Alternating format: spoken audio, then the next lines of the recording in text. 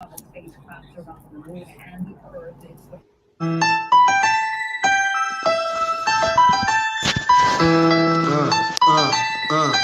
The Democrats don't speak for me. Speak for me. Speak for me. Republicans can't speak for me. Speak for me. Speak for me. A bitch ass nigga can't speak for me. Speak for me. Speak for me. You coon ass niggas can't speak for me. Speak for me. Speak for me. Listen here.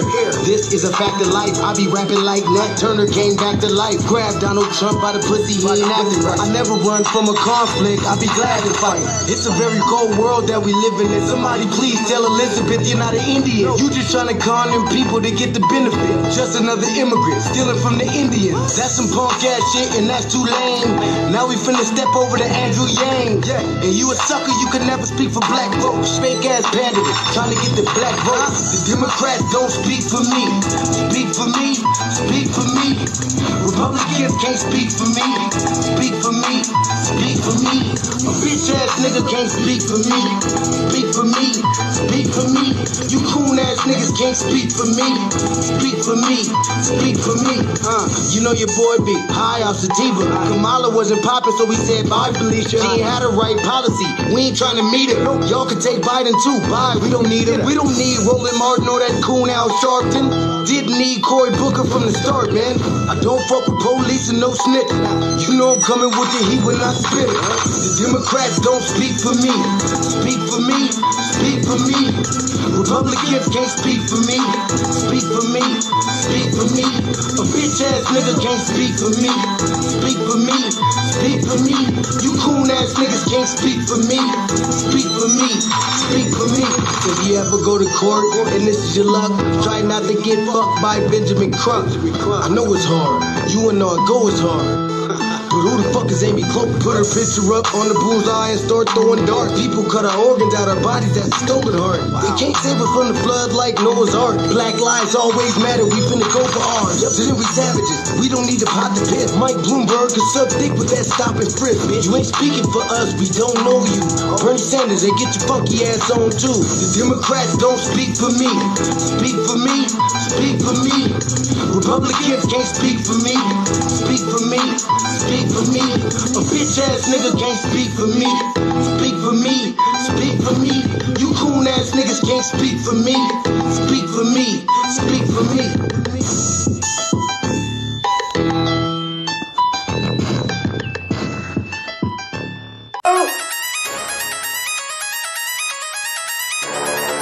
I'm talking about shout it going crazy. People going crazy in them motherfuckers. Run that shit back, man. But it means nothing. Nothing about a woman all day.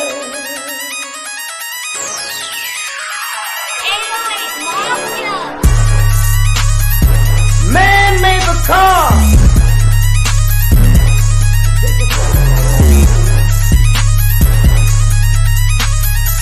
Man made the train to carry the heavy load. Man made the electrolyte to take us out of the dark. Man made the boat for the water like the 7-millimeter. Man thinks about a little bit of baby girl and a baby boy. And man makes them happy because man makes them joy. But after man make everything we can, do you know that man makes money?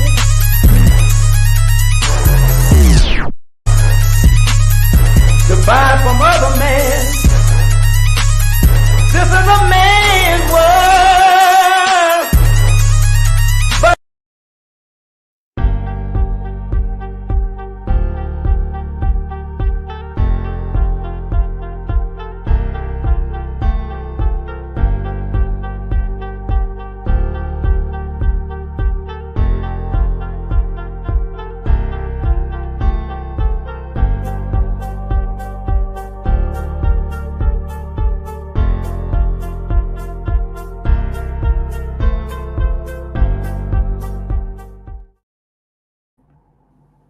Black family greetings. Thank you for another episode of the Front Line Blacc News. I'm your host, Chan Krummer.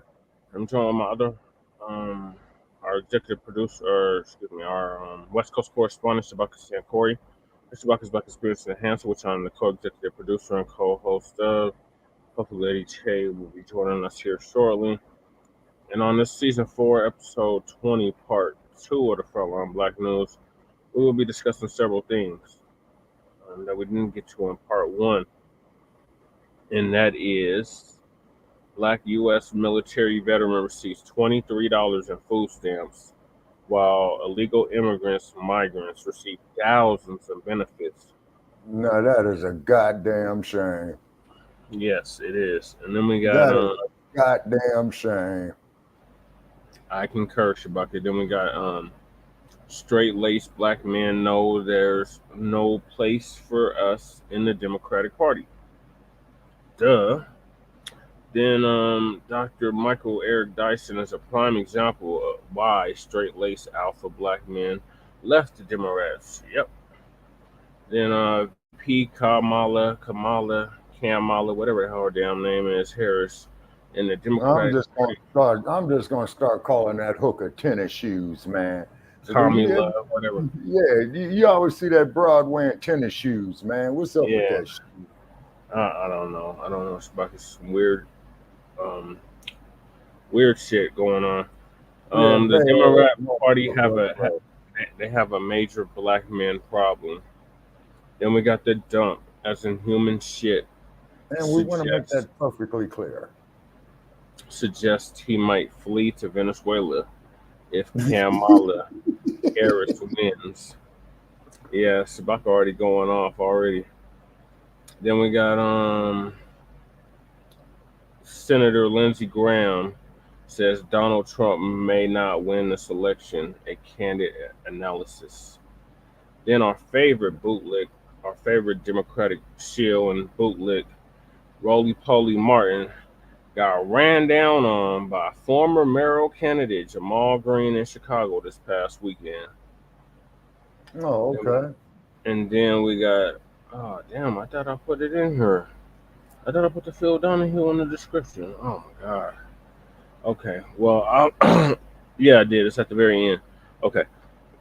So then we got day 1 of the DNC happened tonight in Chicago.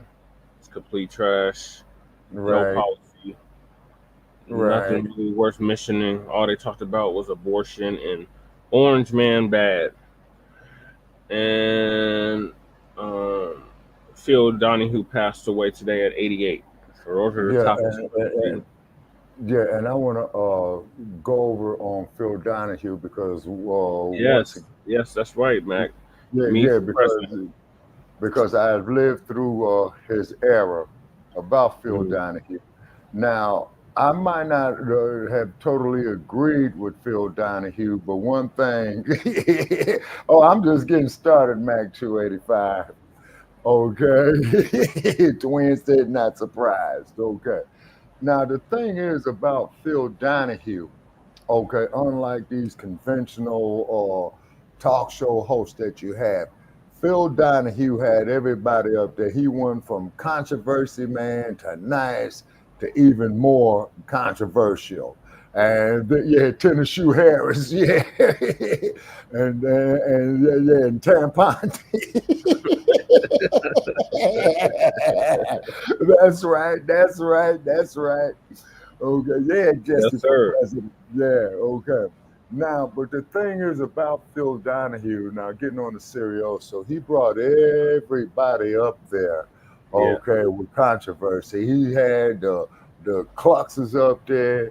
He had the Black Panthers up there. He had the Nation of Islam up there. And one woman called up and said, well, Mr. Donahue, I really do enjoy your show, but these individuals you shouldn't have on it. You know what Phil Donahue said, man, that I had to agree with? He says, ma'am, he says is that he only guarantees provocative conversation. Jesse for president, and then he, like I said, he had Muhammad Ali up there quite a few times, And there was one episode where he had Ali up there where Ali had checked this white woman.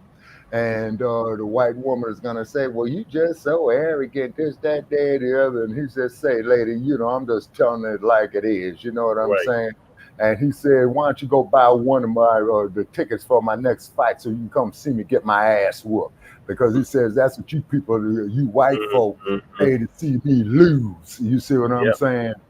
And then when he had Dr. Khalid Abdul Mohammed up there. Yes. Yeah, Khalid. and he's Khalid, and Phil Donahue said, "Okay, Dr. Khalid, you said that Jesse Jackson is the biggest bootlicking Uncle Tom nigga that he's going on." And Khalid said, and Khalid said, to the best of his ability. You see what I'm saying? So Phil Donahue was 88 years old. Oh, go ahead on Phil Donahue. Yeah, okay. He was 88 years old when he passed. Now, what happened with Phil Donahue is that he started in the mid-1960s, okay, at the height of the Black empowerment movement. And what it was initially he was just going to get up there and just talk, right? But then people had started wanting to ask questions from the audience. And so that's what Phil Donahue had did, is that I think he was the first one to have people in the audience ask questions, and it went off the hook. It went off the hook, okay? But he didn't do no Geraldo shit, where Geraldo got his ass whooped on TV, because Geraldo, to me, man, was more of a fucking grandstander as opposed to Donahue. Now, one thing I do respect about Sister Soldier, okay, when she was on Phil Donahue and she gave Cornell West that work. Oh yeah, man, she worked all them motherfuckers, man. You know what I'm saying? And then, and like Sister Soldier said on Phil Donahue, is that, hey, I was never taught that I was an African. I was never taught anything about my culture. We were always taught about, Eurocentrism and all this bullshit. You see what I'm saying? And this is why that I have the attitude that I do. You see what I mean? And then when they say that's hatred, though. They say having that attitude is hatred. No, that's not hatred. I know, but that's what they say. Yeah, right. Loving your own people is not hatred. Look at all these goddamn dump supporters you got out here. Oh, I'm an American and I support Trump, and Uncle Tim Scott and all that, man. Shit is disgusting, man. That's this bullshit, man, that I saw tonight out of Chicago, man. Disgusting.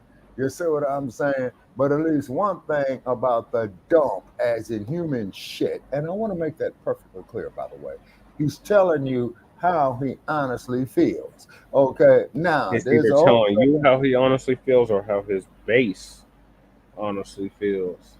A combination of both. Okay, a combination of both.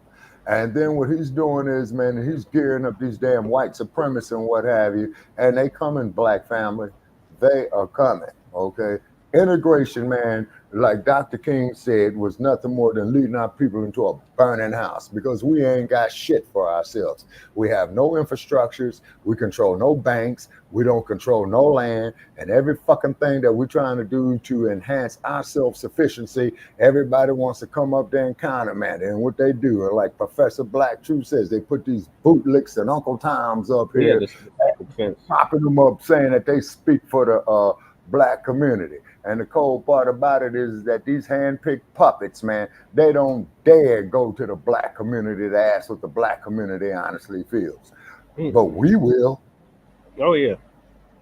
Yeah, we will. You see what I'm saying? So we will debate with individuals such as Sarge. We will debate with ignorant motherfuckers who call up talking about they're the devil and all that old type of shit. You know what I mean? Shit is crazy, man. And then, too, in my notes right here, he's had Bobby Seale up there, and he had members of the Ku Klux Klan up there, talking about that white power shit and all that. And then there have been people in the audience, because Phil was based out of Chicago. You did have Black people in the audience telling them Kluxers, hey, motherfucker, why don't you come meet us out in the parking lot and we'll smash your ass. Yeah. You see what I mean? Okay, see, we lost that. You see what I'm saying? So thank integration for that, number one. Thank these ratchet ass rap records coming out with that shit right there. Look at Nicki Minaj, how she fucked herself a beautiful child. But look what Yeah, she did. look at little Kim. Look what little Kim did to herself. She didn't have to do that. You know what I'm saying? You know, it's because keep in mind, black woman, these Hey, goddamn Uda's in the building, brother. Linda Day Uda. Miller. Okay. Yeah. Okay. Be All right. cool. And then keep in mind is this, okay, is that the white woman is unworthy to carry the used tampons of the black woman when it comes to beauty. I yield. Now let me see some hate mail. All right, Shabaka. Well, I gotta get said it. started. Yeah. And I said it. You're right, Shabaka. You get no argument from me. Okay. So the first topic is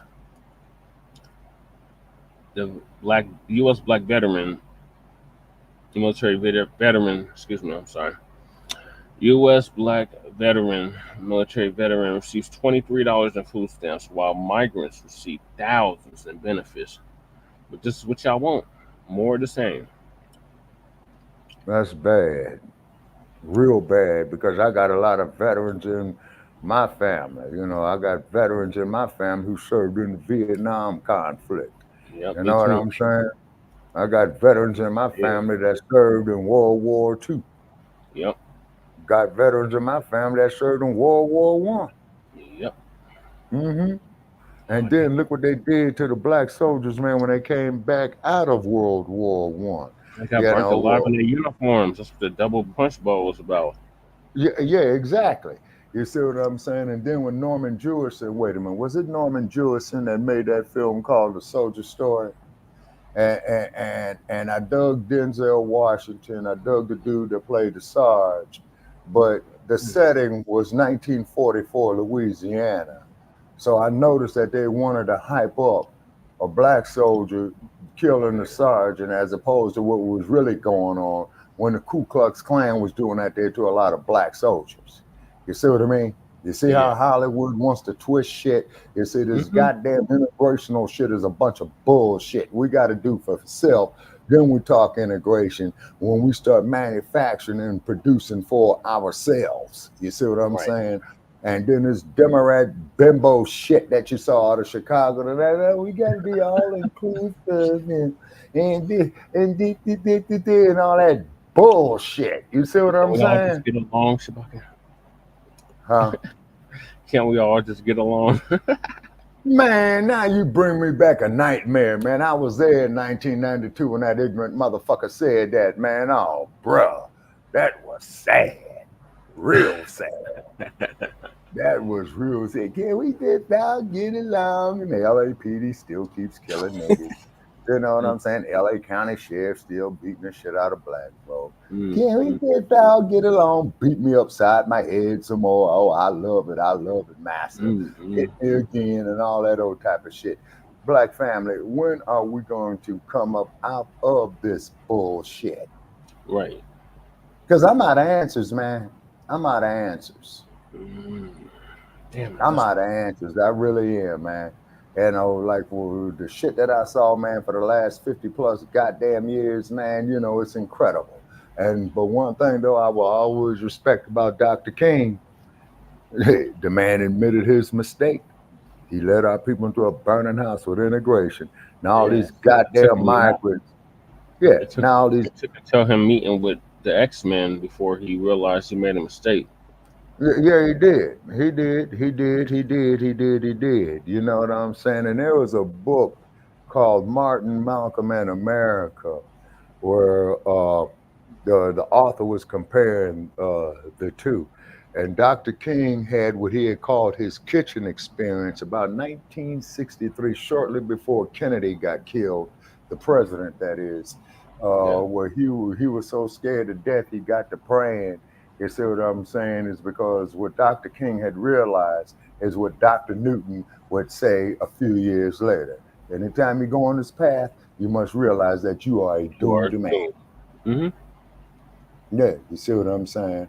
And I cannot go before the ancestors, man, and what little time I got left holding my head held high if I did not pass on down to the generations after me, man, of the truth of what I've lived through. So I would debate with Sarge. I would debate with house niggas. I would debate with raccoons and all that. You see what I'm saying? But one goddamn thing that I'm not gonna do is gonna get up there and say, man, that we are making progress when actuality we are regressing, is because they have split up the black family unit by taking that. Hey, all right, Mac 285, salute. Okay, somebody saluting you there, Mac 285. Okay, but I'd be damned if I'm gonna sit up here and say, you know, that we've made such great progress, which we didn't. Okay, now anytime that I look at a meme on Facebook or whatever what this other bullshit is, Stinky Bird or what have you, is when I see the mother, the teenage daughter, and baby boy sitting at the table where the mama says, I don't need a man. The woman says, the teenager says she doesn't want a man, and baby boy says, I don't want to be a man. You see what I mean? Okay, see, this, ladies and gentlemen, is a human rights violation. Now, who's the motherfuckers do I blame for this human rights violation? White supremacists and these damn integrationalists. Yep. So, Lady Chase in the building. Greetings, Lady Chase. Thank you for joining us. We just finished the first topic. No, we haven't even got to the first topic yet. Shabaka was just talking about Phil Donahue because he just passed today. Oh, no. Yeah. No, not Phil Donahue. Yeah, he's gone. He bought the farm, cashed in his chips. He's through. Damn, man. Love me some Phil Donahue, man. Well, Phil everybody Donahue, like Dr. Khalid Mohammed, Phil Donahue, the racist, Phil Donahue, Phil Donahue, Phil Donahue had the most motherfucking newbiness motherfucker ever with Dr. Khalid Mohammed was on his show. Yeah. And Minister Louis Farrakhan and Muhammad Ali and Bobby Seale. And I don't know if he did a show on Newton. I don't think he did a show with Newton. But I do know that Sally Jesse Raphael did a show with Newton shortly before Dr. Newton was killed. And Dr. Newton had made the statement, which he was right about. He says that any time that you take away the slave image of the black male, you're going to scare white people. Yep, that's what he said. Okay, and regardless of what Dr. Newton's, regardless of Dr. Newton's personal life, you see what I'm saying? I'm just talking about his contribution to our history. Just like how white America talks about this raping, slave trading pedophile by the name of Thomas Jefferson, another raping, slave trading pedophile, George Washington, and all this old type of shit. So, have we got to the DNC yet? Because no, Biden made his appearance. I just finished watching. It's still on. It's still on. Biden made his appearance because the clone was out in full effect. That's no. Biden is fucked up. Hey man, I like watching the DNC. The DNC has done several things that I was like already made excuse me 1 second, Lady Che. I got to make a correction. Okay, in the past few weeks, ladies and gentlemen, I had stated that the DNC is being held in Chicago, and this would be the first time it would be held in Chicago since 1968. I have to correct myself. I did find out that they did have the DNC in Chicago in 1996 as well, too. Oh, yeah, they did. Oh, yeah, that's how I was talking about 96, too. Yeah. Because he was like, yeah, we don't want a repeat of 1968. Right. And we hosted it in 96, and we didn't have these issues like we had in 1968. Yeah, but I hate to say, it's going to be much worse than 1968, is because what's happening is they already got the Palestinian people. They got the Palestinian people showing up. Yeah. Oh, man, that shit, the DNC cracking off right now. And I was in there, I was like, there's no need to do Black Watch now, because the motherfucker is got the DNC is the number one story universally. Let me tell y'all. Lady Che loves watching the DNC versus the RNC. The RNC can kick rocks. The DNC is always good. Oh for some yeah, entertainment. that was fucking hilarious. Oh yeah, that's right. The DNC is cracking up. I watched it. I watched for the most part. I backed up the track a few times. There's some things that we would be like, clutch pearl moments, right? But aside from that, I was kind of like, Leonard. I enjoyed it a little bit. I got a prediction already. You ready for the prediction? Oh my God, what is the prediction, Lady Chan? I'm not. If you're not ready, I'll just keep it to myself.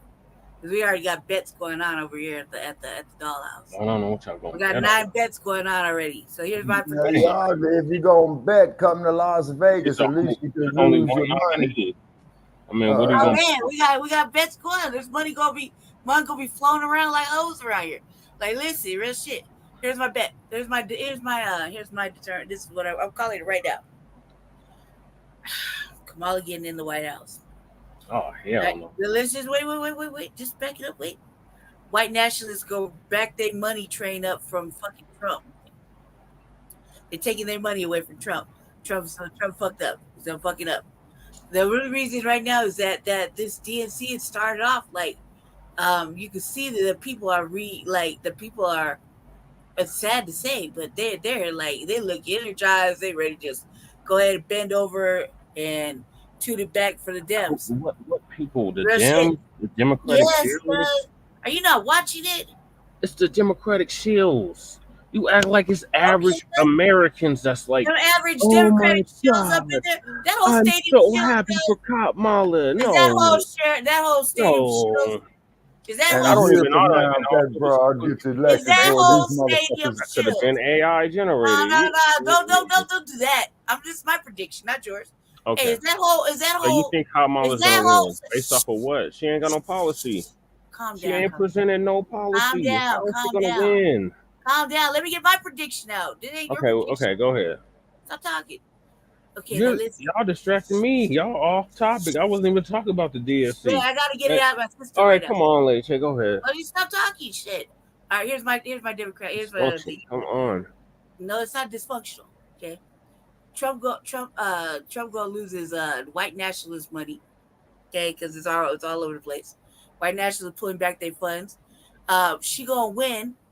Dark Biden was. She gonna take the White House. Because that's just the way it's gonna look. Oh my God. Listen. I don't want it. You act like I like this prediction, and I want it. I'm not voting Democrat, cuz I already picked my dark horse. You're predicting Democrats are gonna win. Because so you might as well vote Democrat. Win. Well, you need to do your job on the dark horse, huh? Do your job. I need to do my job. He's the one that's out there. He's out there protesting with the Palestinians. He's literally out there protesting with the Palestinians. Him and Jill Stein. 2 days. That's what they were doing. My prediction, not yours. Now. Your prediction makes no sense, but go ahead. No, he's like petty, right? This is the whole reason. Yeah, I'm not having it. It's ridiculous. No, he can't. You can't talk to him about anything. So, shh. Okay, back to yeah, not the shush. Like that's just so disrespectful. Cause like you gotta shush. Come on the show. Get my prediction out. You said that Kamala was going to win. That's your prediction. I'm part of the panel. You should let me speak, cuz. Oh my God! I'm part of the panel. Stop talking. Let me finish. Brandy, you stop talking. You're distracting. You stop. You interrupted me. You interrupted me. How am I interrupting you? Because this is dysfunctional. Stop it. You can't handle it. No, because it's dysfunctional. Stop it. Just let me finish. Very bad luck. It would be over with if you shut up. Yeah, lady. Be quiet, please. Please be quiet. Thank you. Now, okay, listen. The only reason I'm saying that is because of the way the energy is looking, right? So I'm saying that because the energy, the whole fucking DNC, I watched it, okay? And I mean, and I didn't like a lot of things. I can say about 7 things, 8 things in the first 30 minutes I didn't like. Okay. However, the energy seems renewed. Then you got Dark Biden out. He's out there with the clone. The clone's out doing the work. The clone's out there making speeches and shit, saying why he voted for whoop-de-whoop-de-whoop. He literally kept repeating himself. Stop talking. He said hyperbole like 5 times. Guys, it's not your turn to speak. Anyway, back to what I was saying. When is my turn to speak? On my own show. I can't even talk. Your show, Justin. Yeah. We're all panelists here. Okay, Me baby. and Shabaka, we do have a right to speak. This is not the topic, though. It doesn't matter. It does matter. It doesn't There's an matter. order and a structure to the show. Well, first of all, there shouldn't be a trilogy of Front Line Blacc. That's all I'm talking. RBA, because this ain't no spur of the moment type shit. Me and Shabaka have a right to speak. Oh my god. We don't need you to fucking discontinue our fucking banter, guys. All right. Y'all just want to ramble on. Okay, come on. This isn't rambling. If you stop interrupting me, I can get over. It is a rambling. This ain't even the topic. Please get it out We're my system. completely off topic. God, man, you know this is a bad look as a man, right? Yeah, it's bad look as a woman. I'm good. Right? I don't have nothing else to say. Right. I'm good. That's why I motherfucking tried that. I'm good. Go ahead. Go ahead, guys. I have nothing to say. Never mind. Prediction watch. Go ahead. Carry on. Your prediction is that Kamala's gonna win. I don't know how she's gonna win. She ain't got no goddamn policy. I don't want to argue. One damn thing that I don't want to argue. We can't get married because I already tried to kill myself. That's supposed to be. So stop. Stop. I did, cuz he drove it to me. He drove me out of it. So go ahead, cuz. Go ahead. I'm done talking. I don't want to talk at this high level of octave anyway. I'm gonna go on mute. Go ahead and speak. This is well, first thing I just want to say I do. I let her talk, and she just rambles and rambles and rambles. Okay, well, tomorrow, is the birthday of my significant other that died 19 years ago. You know what I'm saying? Yeah, rest in power to her. And I really wish that I could have an argument with her because that would tell me that she is still alive. But however, moving forward, okay. All right, we're gonna celebrate. We're gonna celebrate the passing of your missus. We're gonna celebrate it because that's right. It is a celebration of life. So we are. Yeah. Oh yeah. Thank you, Mac 285. Thank you, brother. Thank you. Okay, but however, she had told me one time that if she ever caught me cheating, just be prepared to die. Mm-hmm. You know what I'm saying? You know what I mean? Because she wasn't having it. And then I says, well, okay, when's the wedding date? Yeah. Okay. But moving forward here. Yes. Moving along to the first topic. We're already past 30 minutes in, so we got to get to these topics or we're going to be here all night. That's a lot of topics. Yeah, okay. All right. So therefore, condolences to the Phil Donahue family. Then, of course, he was married to Marlo Thomas, who used to be on a TV show called That Girl in the late 1960s. Okay. And then also too about Phil Donahue. Before Oprah Winfrey came to Chicago, Oprah had ran him out of Chicago, but that's okay because Phil had been up for quite a few years anyway. But Phil made his money. You see what I mean? And then and his brother man was saying Geraldo Rivera. Okay, that son of a bitch, man. You know what I'm saying? He ain't shit. The only thing I give Geraldo Rivera credit for is with him and another guy by the name of Mort Saul in the year 1975-76. He says, well, we're about to show you in regard to the JFK assassination is astonishing, and we proved the world's greatest lie. And what it was they proved that Kennedy was shot in the head from the front, not the back. And then Kevin Costner had made a movie called JFK, made by Oliver Stone. You see what I'm saying? That deal with that. They got conspiracy theory from Shabaka, but we don't have time to go over that history. We got to get to the first topic, which is U.S. veteran gets less than migrants and food stamps. Okay, and of course, military veteran receives $23 in food stamps, while migrants receive thousands in benefits. Say something's wrong with that. Fuck the commercial, fuck the commercial, fuck the commercial. The Ethiopia trip that we have been advertising here is completely sold out. It's sold out, so definitely we're happy about that. But because of the emails I've been receiving as of late about the trip, I have we prodded and say, okay, can we get a few more people in just in case? So 4 spots, even though it's sold out, it's completely sold out. 4 spots have been just opened up. even though it's sold out, go ahead and jump on them because it may not be there long, or they can say, you know what, nah, we good. So jump on the ASAP. These 4 spots I'm talking about, we are sold out, so we could just quit talking about it actually. But for the people that keep sending me emails, want information, things like that, there are 4 spots that we got to twist their arm to let us get 4 more people on, and just depend on the situation, you know. America, this country put them in harm's way. Those soldiers did not just go out there to be doing the things they were doing. Some soldiers lost their lives, and some of them are maimed to, you know, where they permanently disabled. They have honorably served this country, and unfortunately, this country is not honorable to them for fighting for the country. Now, right now, we know under the Biden-Harris administration, they've had a policy, clearly a policy of, you know, open borders, and not just open borders and let them come in and get a job. That would be one thing. But coming into the country and not only coming in, but they're being placed in hotels that me and you could never be placed in for free. I mean, it would be nice if I can go stay in a hotel for free if I go to New York or any other city, right? Or Chicago. It'd be nice if me and you can go get free food, everything free, handed to us. It would be nice if people like me and you could have secret job fairs. That would be nice, right? That we can get a job fair, but you know, we asked to do something specifically for Black Americans, we're told no. You understand? So I want you to listen to this brother that's a military veteran and listen to his reaction about the food stamps and all the money that migrants is receiving versus him being a United States military veteran. And I want you to think about this and pay attention to what the brothers say and pay attention to his reaction to everything.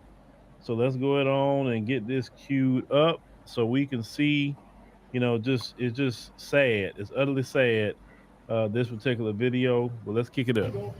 A migrant, okay, an immigrant, left a receipt in the store. And you know how I got the food stamp remaining balance at the bottom of the receipt, right? $13,500 with a $5,000 cash, Larry. Hell no. Okay. Migrant, somebody that's not from this country. Now, you are a veteran and you've also served this country, correct? Correct. Now tell these people, okay, after I just said they left the receipt with a $13,000 food stamp balance. Tell these people, as a veteran that served this country, right? Tell them how much food stamps you get in a month. $23. Oh, hell no. $23 goddamn dollars. That's a goddamn shame. Not $2,300. $23. Not $230. How much you getting in food stamps a month? $23 a month. Oh, hell no. $23 versus a person that's not even from this country versus a person that did not serve this country. $13,000 they said it was on that receipt. $23. And you fighting to get your what? 100. Your 100% from the VA. He can't even get it. Right. America, you should be ashamed of your goddamn self. 100%. You should be ashamed of yourself. See if Kamala gonna fix that. Here, this man is a veteran. Okay, fighting for his 100%. He done fought for this country, and he get $23 worth of food stamps every month. And then they done found a receipt of an immigrant, a migrant, getting $13,000 a month, Larry. Not every 5 months, not every year. A month. Is it not a slap in the face? Slap in the face. But that's sad. Yeah, we really should. Fighting for this country ain't even worth it. Exactly. Nope, it's not. You got it. Roll with it. Wow. Yeah, ladies and gentlemen, that video in itself was very, very sad to see. That was sad. It was sad because that brother served this country. And do you know, like right now, why do you think the military is having a hard time recruiting right now? Why do you think that? There's nobody. Why do you think they was kind of mentioning, you know, the draft? Why do you think that? It's because when people look at veterans like this brother here, and they look at how veterans are being treated in this country, they're like, well, why am I going to be a part of that? I don't want that to be me. I don't want to come back here broken or sick or permanently disabled, and I'm just treated like trash. But then you look across who's coming across the border, and they're literally getting the VIP treatment, literally. So much so, they are committing heinous crimes now. I just seen a story where these Venezuelan migrants, they ended up here in Denver, violated the damn jury a woman that's homeless out there. One of them held the homeless lady boyfriend down. He was homeless too, and while the other one was violating the homeless lady, right? Then come to find out, this same migrant a year prior assaulted someone else, and he was not deported, not anything. He was not. Okay, so our veterans are treated like crap. I mean, we almost went halfway in August. It won't be long for the winter months start coming, especially like, areas like Chicago that gets brutally cold, or like your northern state, New York, brutally cold, and you got homeless people who's out on the street. A lot of them are our veterans, but yet people who did not fight for this country are getting the royal treatment. Now, let's talk about the election here for a minute. At one point in time, that would have been a problem in this country because everybody kind of respected the military a little bit more, but now they really don't have a lot of respect for the soldiers and things like that, because they have been desensitized to. It's like patriotism isn't where it used to be. I will say that it's definitely went down since I was a kid. That's for sure, because it used to be, even when I was a kid, it was honorable to be in the military. So, oh man, in the military, they used to be like, hey, if you get in trouble, go to the military. Military gonna straighten them out or whatever. You can't find no work or nothing. Matter of fact, black parents used to say that, boy, if you can't find no work or nothing, you go into the army. And you gonna learn some skills in the army. They gonna get you straight, and then you better come out. You go to school off the government, the GI Bill and all that, and then you after you do your time, I mean, you may like it, and some people do like it, and then some people, they do their time and they get out. But that used to be the place, like a lot of people would send their kids, especially like 18, 19, like, boy, you're not sitting in my house. Oh no. So let me go ahead on and if you're not gonna do nothing, let me go ahead and take you down there to the recruiter. And you going. And it wouldn't be no mouth about, I ain't going nowhere, and this and that and the third. Say, well, you getting out of here. So you either go to the military, or I don't know what you're going to do. So a lot of them would opt to go to the military. You know what I'm saying? I remember my grandfather, he served in the military. He was World War II. And I just saw read a whole thing about the Harlem Hellfighters and how the Harlem Hellfighters in World War II stopped the Germans from getting to a particular place, that they needed to advance to. And these brothers, when they ran out of ammo, it said they started using their bayonets. And then when that stopped, then they used the rifles like clubs. And after that, they was using their fists. And they pushed back the Germans all by themselves. There's so many different stories that's out there about our great heroic brothers, that fought in World War II, World War I, Vietnam. It's a lot of heroic brothers that fought. Truth be told, the reason why the civil rights movement was so popping is because a lot of them brothers came back from Vietnam and back home, and they had all them fighting skills. And so when it was time to get down, them brothers wasn't taking it. To be honest with you, it wasn't Martin Luther King and them doing that. It was them brothers that was coming back from war back here. They're like, oh hell no, I sit up here going to fight for y'all and all these different conflicts, Korea, Vietnam, all that, and then I got to come back here and deal with this. That's what a lot of them brothers and some sisters too came back from. They came back from fighting. You know what I'm saying? So Desert Storm was the first conflict that they had the women in combat. Sorry, Dr. Of Phil, course, you're I wrong can't on, tell you're you wrong on exactly that who one. to vote for because that's not what I do. Just like I was asked about the South Africa election. I was like, well, who do you think I should vote for? That's not my job to tell you who to vote for. All thing I can do is present information and you can make a decision. Now, I can just say what I Phil, may the not name of the do for whatever country is reason. But at the end of the Tanzania, day, sir. you should make your own decision. But I'm just saying that for me, my opinion,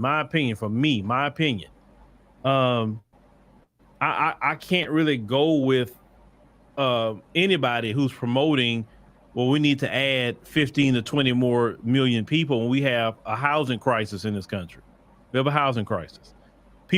American citizens can't even buy a home because rent is too high. Rent is choking them out. Okay. So if rent is choking out the American citizen, what are you doing with all these people that's coming in? Oh, you're putting them in hotels. Then they just did an audit in New York. I don't know if y'all saw this. And man, if y'all want to know about that audit, we can cover it. But they did an audit where New York City was paying a hotel $1.5 million for vacant rooms. Wow.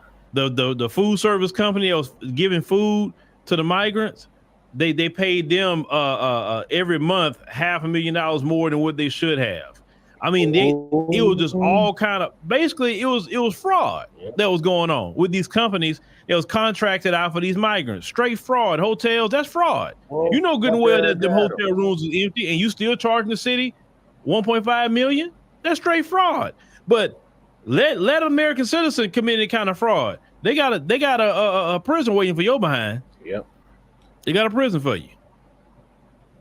You got people going to jail from $30,000 PPP loans. Yep. I would say make them pay it back. That's what I would say, and say, hey, if you don't make these payments, okay, then you gonna go like that. But like, I mean, recovering the money would be the thing to do. That's why I think. But you know, America believes in the prison industrial complex. You know, right? Native American society, African societies, Asian society, Arab societies, they didn't do mass incarceration. They didn't do that. Their thing was capital punishment. Yep. You understand? And I'll never forget a Native American man I talked to a few years ago when I went to the Million Man March. He was straight Native American, red Native American, a real one, not a $5 one. And he told me that the way they handle, like, you know, dudes, if they decide to one of them violate a woman, you say, well, we would do with those kind of guys. You say, we'll put them out in the desert. You say they had them big ants. And he say, we'll put them in the desert and say, we'll, you know, tie them down to the ground, you know, have them, you know, stripped. You say, and pour honey on their area and leave them there. And saying them ants handle it. And I'm like, oh shoot. I'm like, I was floored, right? I was floored. I said, man, I say, that's what they need to do people today. Like, you start hearing about how they used to handle their societies. Right. They didn't have no mass incarceration. That mass incarceration stuff came with that European. That other groups didn't do that. It was just capital punishment. Okay, what's your question, Shabbat? Okay, my question is, now the same damn thing should happen to a woman who lies and knowingly lies and falsely accuses a man of rape, right? Yep. Okay. I agree, Shabbat. That's a hell of a thing to accuse a man of. You know that? Yep. And I've been doing to falsely accuse him is even worse. Right. Oh, you know, still today in some of the Arab world, they gonna chop your hand. They gonna chop a limb or something. They ain't playing with you. That's why you go to places like Dubai, or whatever. People not gonna be committing no crimes. Sharia. Oh, no. Yeah. No. That's what people know it's gonna be hell to pay if you commit some crime over there. But if you notice, they got all these prisons and all this mass incarceration, and they still got crime. Mm-hmm. You understand what I'm saying? I can tell y'all some stories about people the Zulus told me when in South Africa how they used to handle their criminals. Yep. That was the worst one out of all of them. This man 50 goddamn years ago. What the Zulus used to do is somebody, you know, stole or did something bad.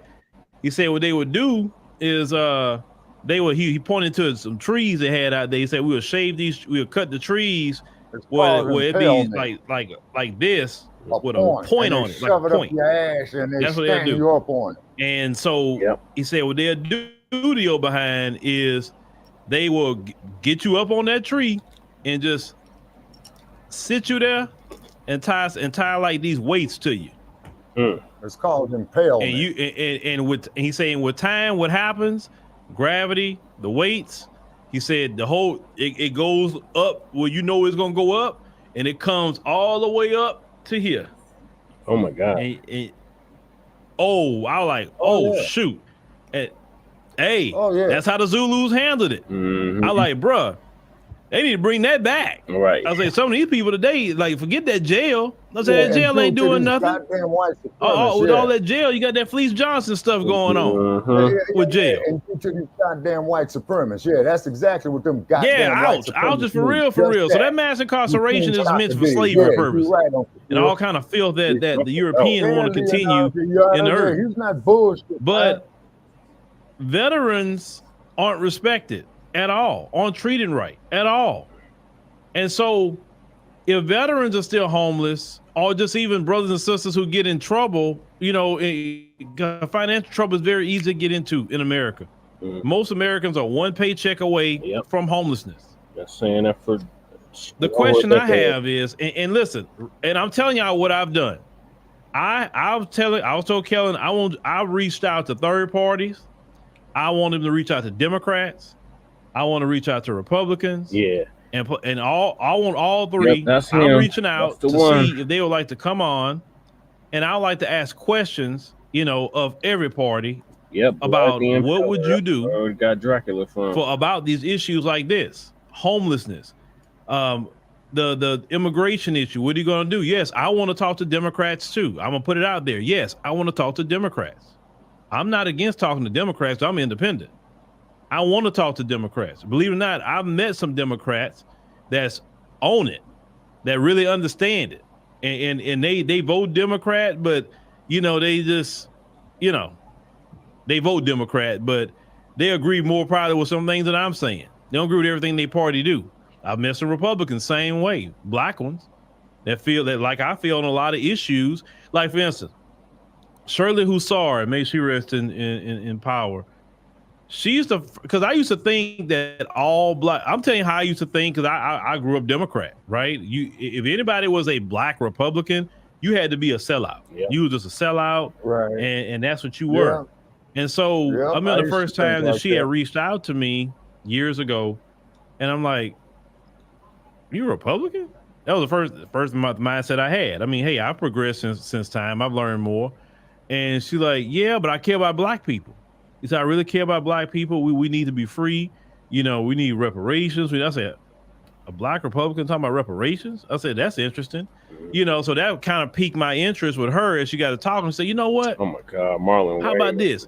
Let's go out, go to Politicon in 2018. Let's go to Politicon and I'll show you some different people, whatever, because I'm a delegate out here for the Republican Party in California. And I'll just kind of show you around and so I said, okay, so I was intrigued by that because I just never heard of a black person being a delegate or in a Republican. I always heard that in Democrat circles. Look at that motherfucker Larry. So we all went, Kellen Sharif, we all went to Politicon. It was a pretty good, event. I think if you saw the video while I interviewed Jesse Lee Peterson. Oh my God! Inside that event, that was actually that year, and so I got to kind of watch it and see what was going on and all of that, and just kind of how everybody, got down. I said, wait a minute! Oh my God! Not everybody around here, who's worse, Michael Tim Scott or selling out? Now I saw a few that was out there on that, but everybody really wasn't. That I thought, I just really thought that everybody who was part of that party, that's what they were.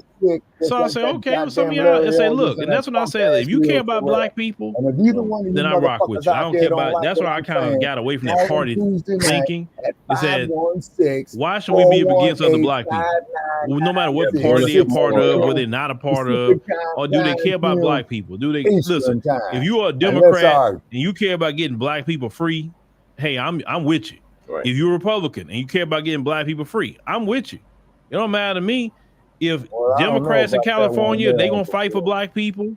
and all of that. Like when Sister Camilla Moore came on here, I know that's her political leanings. Yeah, is Democrat, but hey, she's talking about reparations for black people. I don't care about nobody's party. Vote how you want. I just care about you fighting for black people. Right. That's it. But if you're a Democrat, I'm going to ask questions. Just like I asked them Republican brothers I talked to recently about some of the things they said on the right as well, and why I can't get down with some of it. Prime example. Let's talk about Trump. Yeah. Let's talk about Trump for a minute. Trump said something so stupid the other night. Yeah. He said something stupid. Very, very stupid. Man, every goddamn thing he said. Talking like this, Kamala gonna be the president. So he was on the stream the other night with Elon Musk. Oh yeah, and man, he had said fuck Elon Musk. Into it. Fuck him. And he mentioned one thing that perked my ear was the department. By we're gonna look at getting rid of the Department of Education. I said, huh? I said, first of all, when I heard him say that, there's no mass call in the country to get rid of the Department of Education. That's number one. Number two.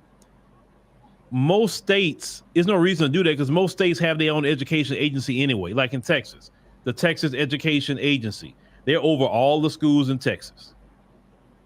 They are.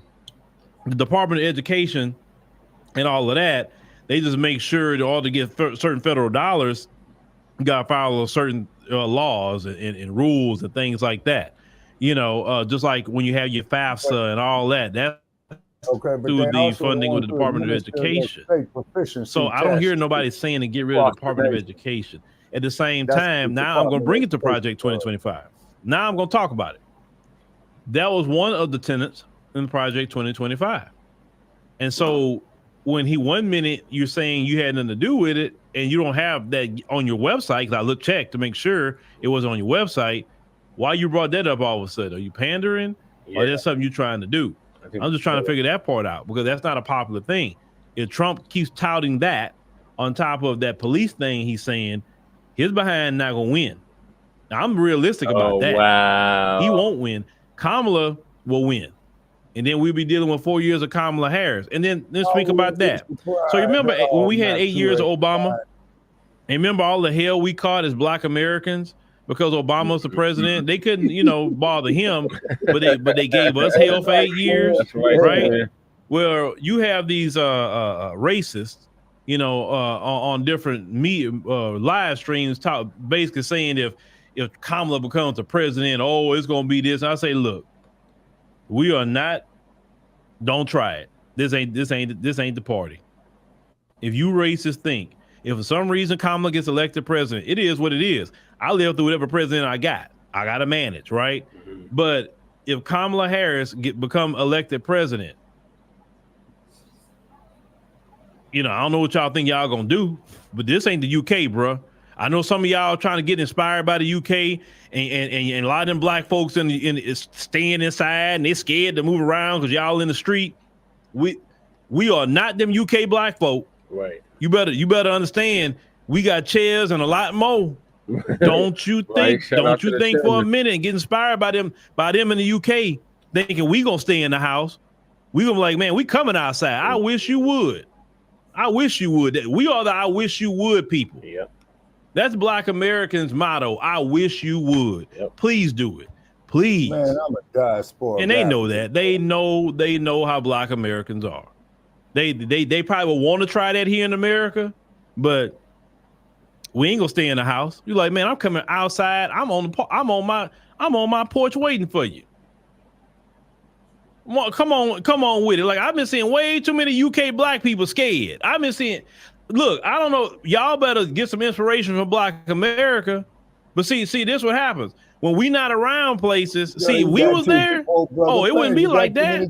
Oh, no. Staying in the house? Yep. No. Yep. You got too many goddamn tether. Well, Maddie, I can only go so far on here what I would like to say. You can say what you want in the chat, but I have to watch what I say. Understand that. That's right, Twin, and I'm making that perfectly clear. Yeah, I get what you're saying. Black Americans would not be staying in the house scared of them. Nope. No. Hey, look at Los Angeles in 1992. I don't know why y'all up there scared of them people. What they gonna do? If y'all actually work together and say, hey, I'm going to defend myself. I'm going to work. I'm coming outside, and I dare you to roll up on me. Right. And y'all know what else is happening? Just like here in America, when they be doing certain things, the police over there in the UK, they're not stopping them dudes what they're doing. Just like here, because they agree with it. They agree with it. Because they don't supposed to be running around doing the things they're doing, terrorizing, bullying people and all of that. I mean, they are really doing some racist stuff out there. But I just want to warn the ones over here, don't get no ideas. Right. Thank you for joining us, Trail Team 6. Because if Vice President Kamala Harris become president of the United States, because like I said, even if you just leave it where it is, it's not going to be a slam dunk for Trump or for her either. It's going to be one of them at the wire type of things, and we don't know, one of them could get it. But if Trump keeps saying stupid stuff like that, or Trump keep crashing out like he's doing about her instead of focusing on the policies that he could win on, he gonna literally give her the election. And then what? You gonna say she stole it? No, I can't. You can't. No, you can't say she stole it. Now that you ran off the mouth. Matter of fact, Republican donors right now are like telling him, hey, bruh, chill out with that. You said enough. Get back to the policies. Let's get this debate going here in a few days, next month. Let's get refocused, man, because you're doing too much. You're going to turn off voters because voters, even if they like you, they don't want to hear all that. They just don't. That's the point, my motherfucking prediction that I didn't even get to say all the way. But that's Trump need to act his age and then not his shoe size right now. It's the bottom line. Man, Trump is fucked up in the head, man. That motherfucker. You say Phil encourage you to talk to those who are black. Okay, well, you know what? It's like this. You said black anarchists. No. I want to make that perfectly clear. Because why? If you believe in that, then you probably just leave America. I'm gonna be honest with you. If you think no country on earth is going to allow anarchy, no matter, choose a country, they're not going to allow that. That is counterproductive to society. And you know good and well, you're not going. Most people that talk like that not going to bust a grape. Right. They really. But all anarchy means is nobody is owned. That's all. That's all anarchy means. So and it's kind of like they be putting on it. That's not even the definition of anarchy. It's basically, it's saying is that you have quote unquote no governmental order. You don't have no social order. But look at it with this bullshit that you got going on right now, man. Where is the goddamn social order, man? I mean, you got these motherfuckers here following dump blindly, you know what I'm saying? Just like rats going off the fucking cliff when the Pied Piper had played to get rid of the rats up out of Europe. Yeah. Okay. Kamala, she got issues, you know what I'm saying? And like I say, Brother Che, unless you run for the president, and unless you running for the president, Brother Che, I'm on the couch. I can't do it no more, man. I cannot do it no more, bro. Because see, you reach a certain age in your life, particularly in your elderly years. Well, I tried this, I tried that, I tried A, B, C, D, all the way A through Z, and none of this shit work. Fuck it. You see what I'm saying? Fuck it. Then you just got to roll with the punches on his head. You see what I'm saying? And this is why we always emphasizing of building up our own black infrastructure is because, see, politicians are prostitutes. Okay, they're for sale. Yep. You see what I'm saying? We get enough economical power, you see what I'm saying, and get rid of motherfuckers like Larry Elders, Jesse Lee Peterson, Uncle Tim Scott, you see what I'm saying, and let it be publicly known that these no good, sellout, brain dead motherfuckers. Oh, don't forget Ricky Smiley.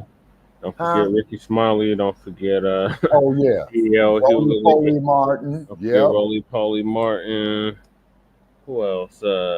Hakeem Jeffries. No, man, he's sick. That nigga is sick, man.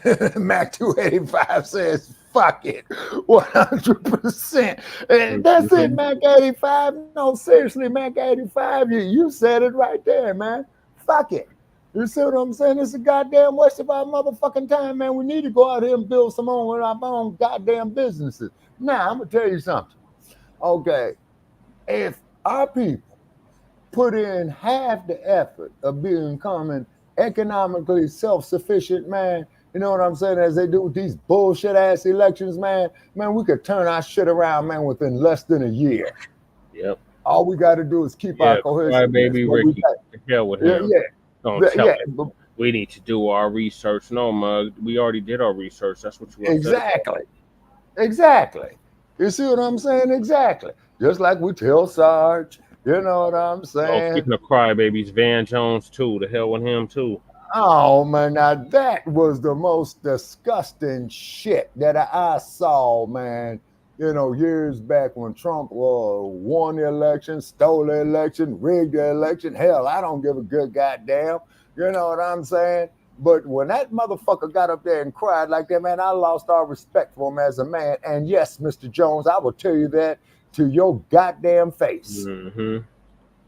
You lost my respect as a man. He got $10 million to cry, or $100 million. Yeah. He got $100 million from that motherfucker. Who is that? Jeff Bezos?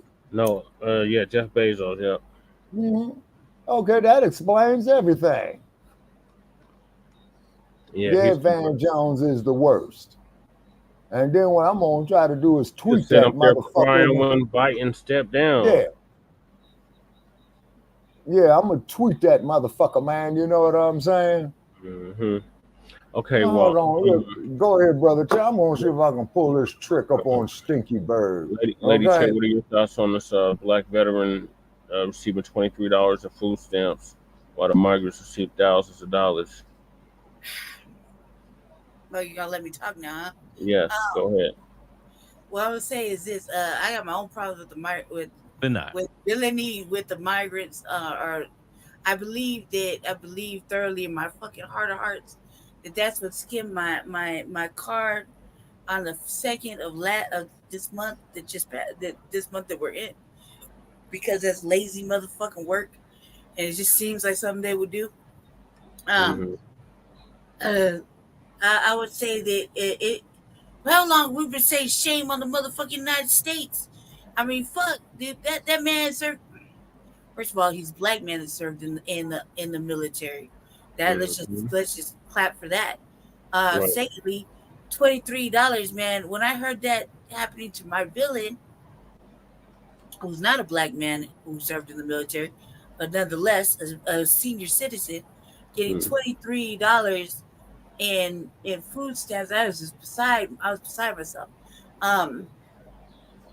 The fact that this is part of the Democratic shit. All these blue states that have sanctuary cities were giving away. It is like I'm gonna say giving away. It is like giving away that kind of money. They didn't want to be bothered, so they felt like, okay, well, they'll give you all this cash. Go get yourself housed and feed yourself. Since our shelter food ain't good enough, the shelters ain't good enough for, our people will have to go up in there, but they suffer in stride. But you motherfuckers that broke the rules, broke the laws, and jumped over our motherfucking borders, and here you are in mass. You just get all the fucking welcoming treatment that we can't give our states. We can't give our people that are here. That's the point. Yesterday, when I was cruising back from your crib, I was on a motherfucking me, I'm patrolling my neighborhood, and I happened to cruise down. I'm on a mission. So I'm cruising down, looking at. I'm on 23rd and Clinton. I started off on 23rd in Clinton, but I ended up on 26th, right? And I'm heading back into the neighborhood. So I'm over here where these new apartments are. I'm looking for a cigarette, right? Because I've had a rough couple of days at the office. So I see somebody smoking. I smell a cigarette. So I roll up on the motherfucker's porch, and I see a sister sitting on the couch inside the apartment. I see a whole bunch of fair-skinned motherfuckers too. But I saw a sister because she had braids and shit. She was like your color, right? Yeah. Melanated. I say that because me and Jesse had a discussion earlier. It's ridiculous. Anyway, so these two fair-skinned, like lighter than me, come out and they're smoking a cigarette on the porch. And I said, hey, can I have one of your cigarettes? Because I was gonna buy one. I just, first of all, that you're living in apartments that we were told were supposed to be for the homeless and unhoused and whatever as affordable. So I'm gonna ask you if I could just have one, right? Mm-hmm.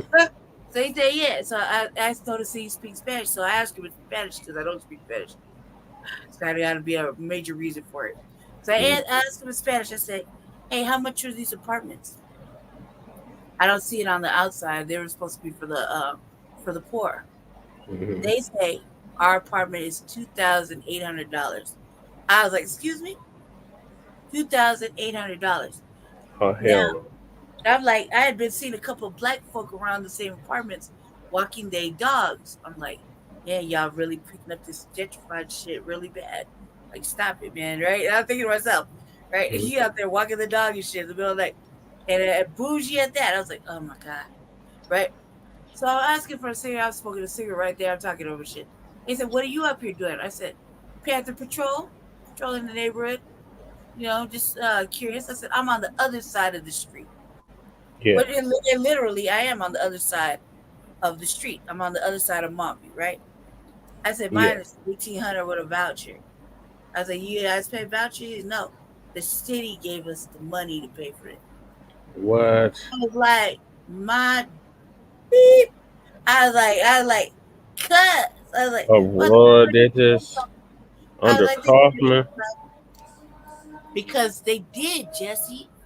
The mayor, remember the mayor? Yeah, my Panther Patrol. The mayor, right? I'm just doing my black job. Oh my God. Who was that said that stupid shit over at the DNC? Oh my God.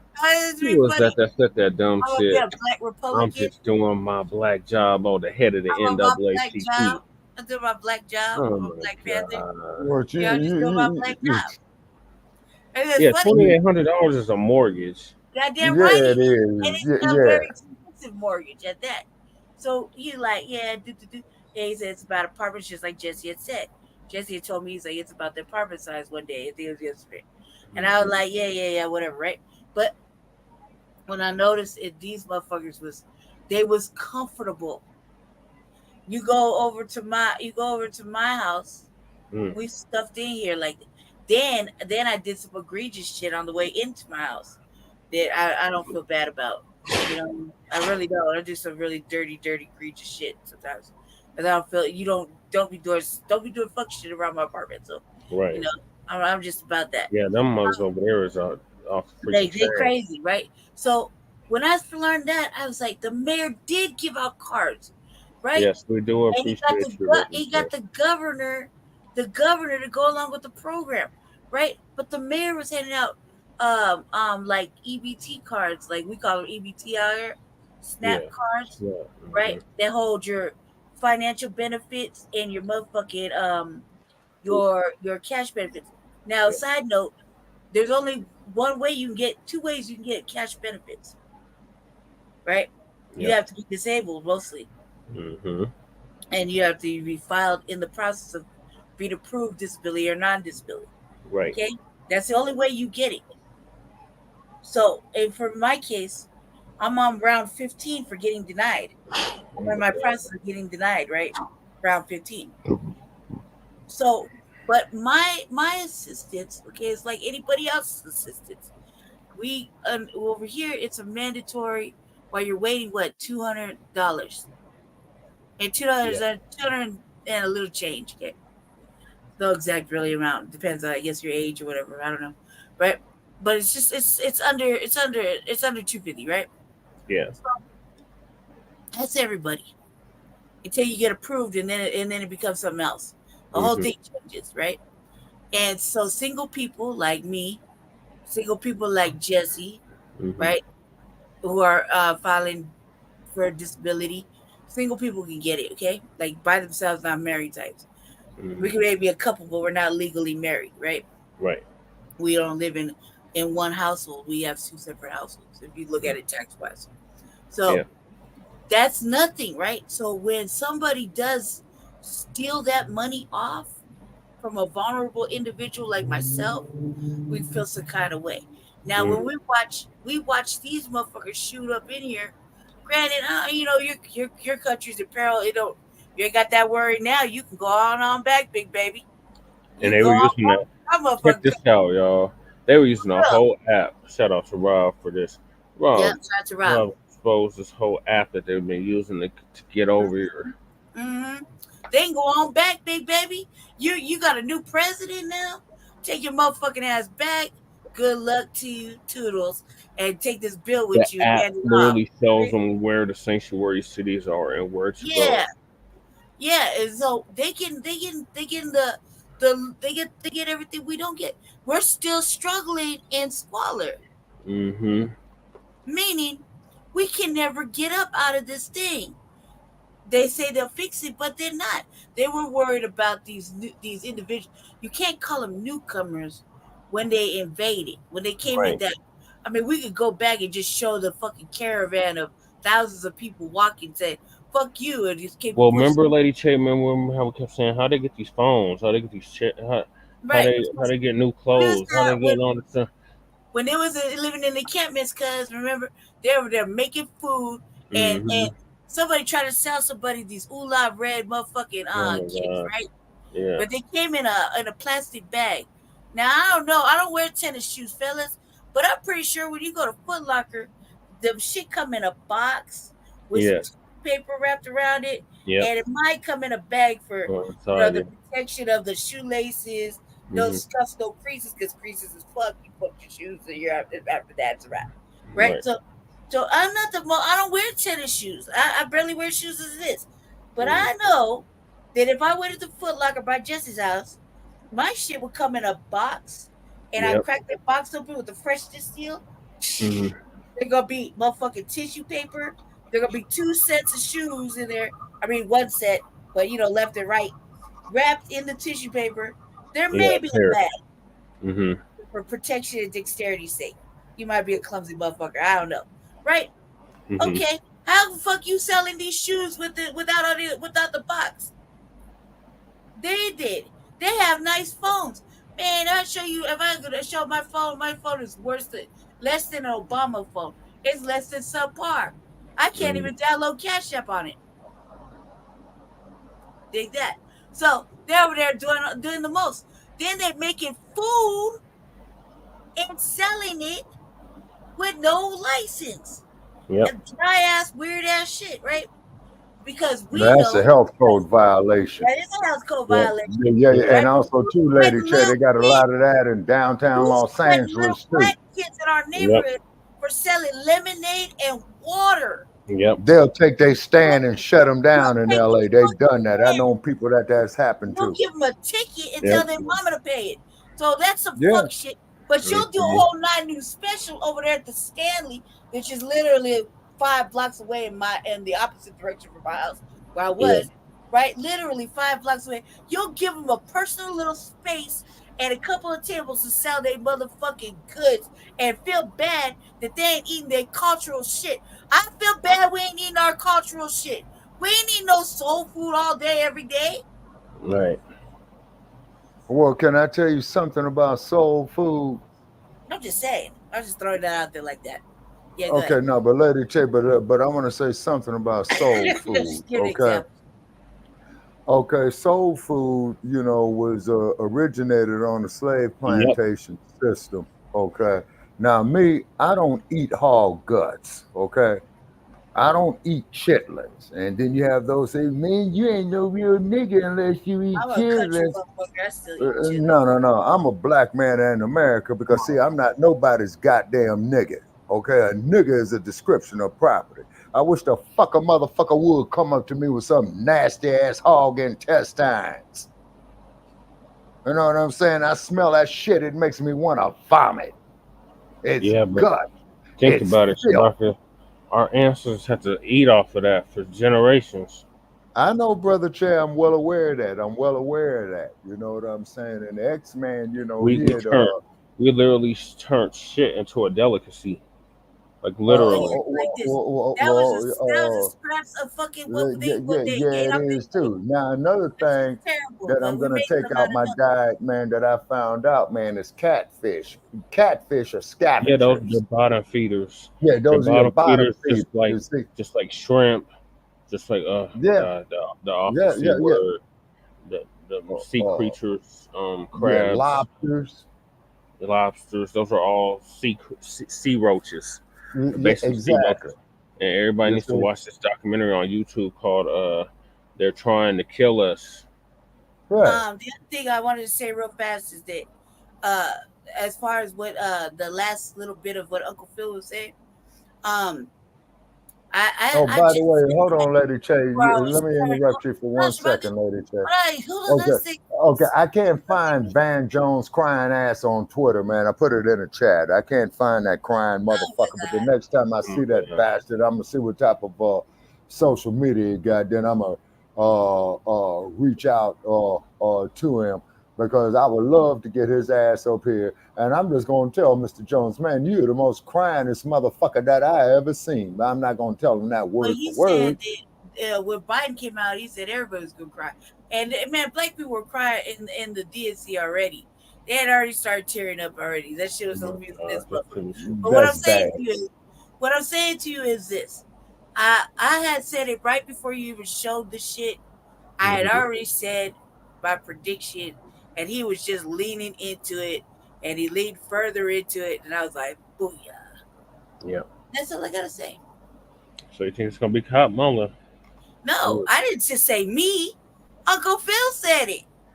The voice of all reason. He said if the dump don't change his tune, and what I say, the white nationalists taking away their money.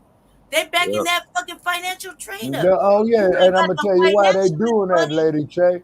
And I'm gonna tell you why those white nationalists are doing that. The reason why they're doing it.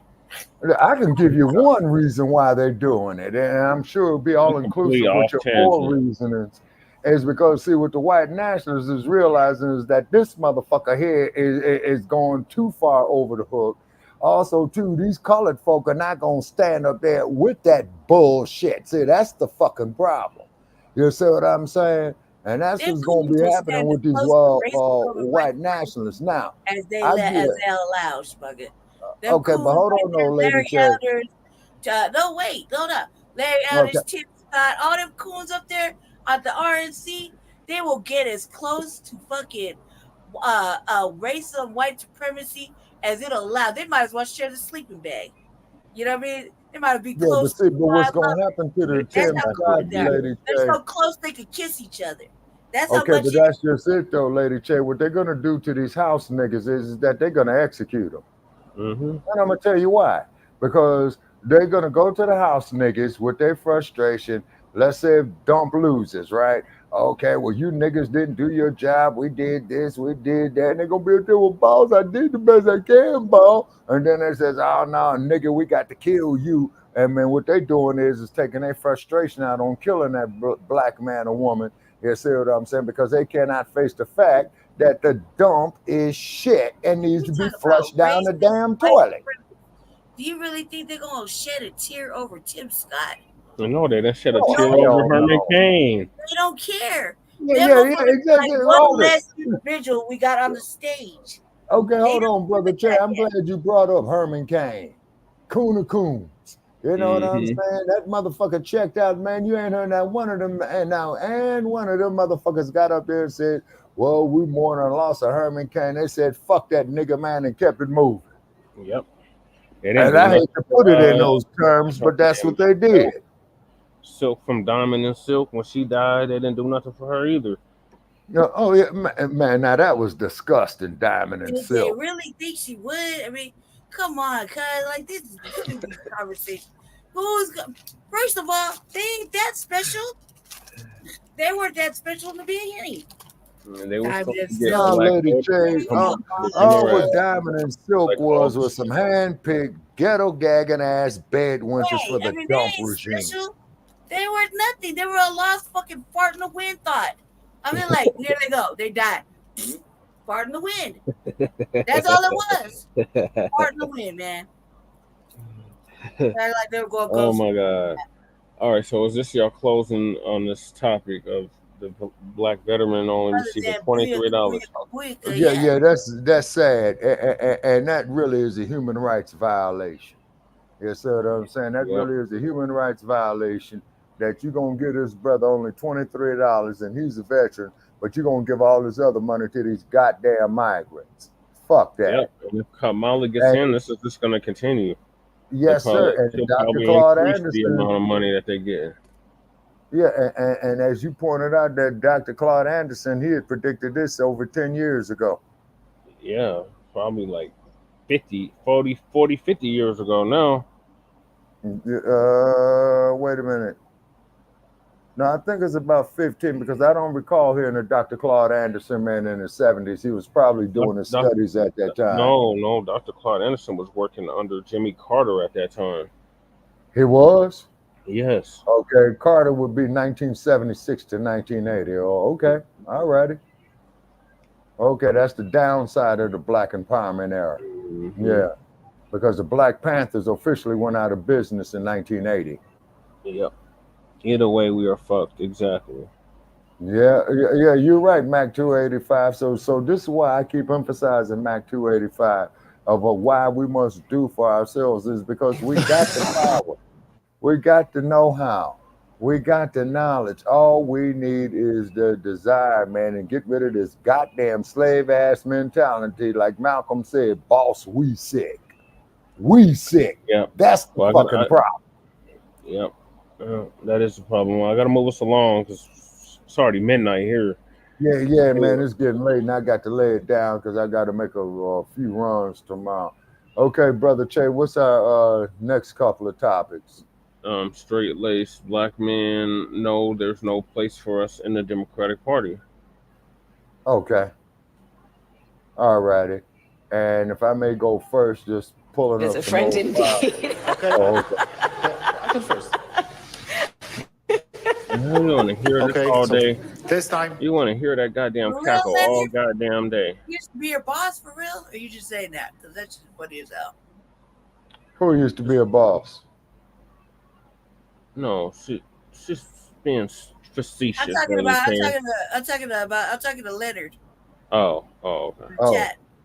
And that is your Vice President of the United States, ladies and gentlemen, that a lot of people that try to shame Black American men in particular to vote for, you know. And today we want to talk about Black American men in particular. The 90s. Wow. What happened with Black American men? Why Black American men just all of a sudden just started to walk away from the Democrat Party? And not to say that Black American men are walking away and just going to the Republican Party, but a lot of these Black American men have gotten away from the Democrat Party and more so came to the middle of the ground, and now they're more so policy voters and not party voters. You understand what I'm saying? And the reason why a lot of them have done that because there's no place for the straight-laced Black man in the Democrat Party. Nope. And I'll get to why I say that because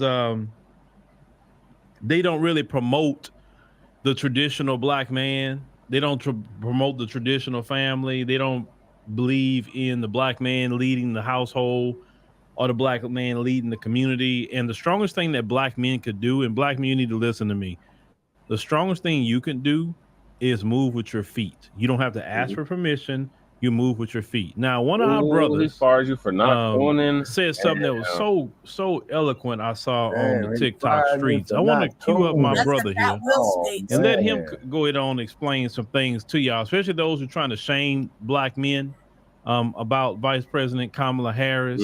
But let's cue up my brother here real quick. Shout out to this, and brother. Then let's build off what our brother got to say. I want to talk to the people that want to get on this app and try to shame us straight Black men for not supporting Kamala Harris.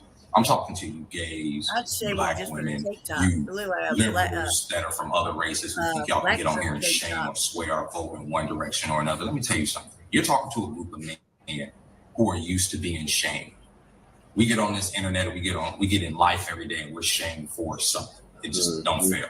mostly by our own women, by telling us that we don't equate to this, white supremacist power standard. We don't make enough money. We don't bring in this. We don't compare to this and that. We hear this every day. We've developed a thick skin around this. So if y'all want to tell us that we're hurting democracy because we don't want to support y'all gal who only claims to be black when election season roll around, y'all can, and I would say this respectfully, go yourself. That's right. We don't absolutely. You can't shame sir, you will get no argument from me. Within this society, who are constantly being told we don't equate to this system, who is constantly being kicked, locked away, murdered by this system. You can't shame a group of men like that. Do y'all not understand that? In fact, when you try, you know what it makes us want to do? It makes us want to go in a whole other direction. Even if we don't support the other guy, at least they're not trying to shame us into voting for him, right? But you get on here and question our blackness. Y'all want to say, oh, these are the closest things to white supremacy, even though we're at the very bottom of the economic totem pole, right? As far as discrimination, as far as being able to get loans, as far as all types, as far as education, all types of black men are at the bottom of the totem pole. But these motherfuckers love punching down. It's love, awesome. They're not support. Punching down. And y'all think that's gonna make us want to support you? I'm gonna tell you something about a lot of us. We would rather see this whole system burn to the ground than watch another puppet rise to the top of this political pyramid on the backs of black people and do nothing for us. Right. And boom, just like that. That brother, when I seen that, I say, man, that brother is representing right there. He's representing 100%. Definitely got to give him a hand clap for that, because and check out that's how a lot of brothers feel, in this country. See, that's the spirit, the shaming, what he talked about in the beginning. Let's start there. Black men are shamed everywhere around. Unhoused. You name it, black men are shamed. That's why shaming doesn't work. It's like water rolling off a duck's back. That's what shaming, it doesn't do anything same way too whatsoever.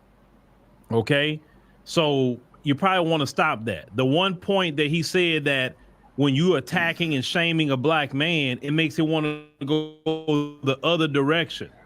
I told many of you, especially a lot of you Democrat shields, I told you that a lot of you is going to get people to go vote for Trump, or at least go to the couch, because you're so nasty. You say nasty things.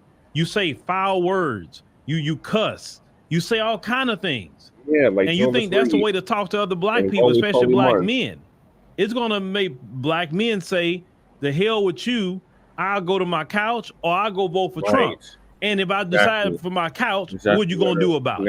If I decide to go vote for Trump, what are you gonna do about it? You're not gonna do anything. Right. That's the thing. Black men understand that. It is no consequence if a black man wants to choose the couch, or he want to choose Trump, or he want to choose a third party. Hell, if he want to write his own name in, there's no consequence from the likes of y'all. Who are y'all? Right. Black men got a lot of things they're thinking about all the time. And the only time a black man is good to this Democrat Party until it's time to vote, or it's time to raise money off of the deceased black man. Let's go back. George Floyd. When George Floyd was alive, the Democrat Party in Minnesota didn't do nothing for George Floyd. But look at when George Floyd lost his life, look all the millions of dollars that these organizations raised underneath the name of George Floyd.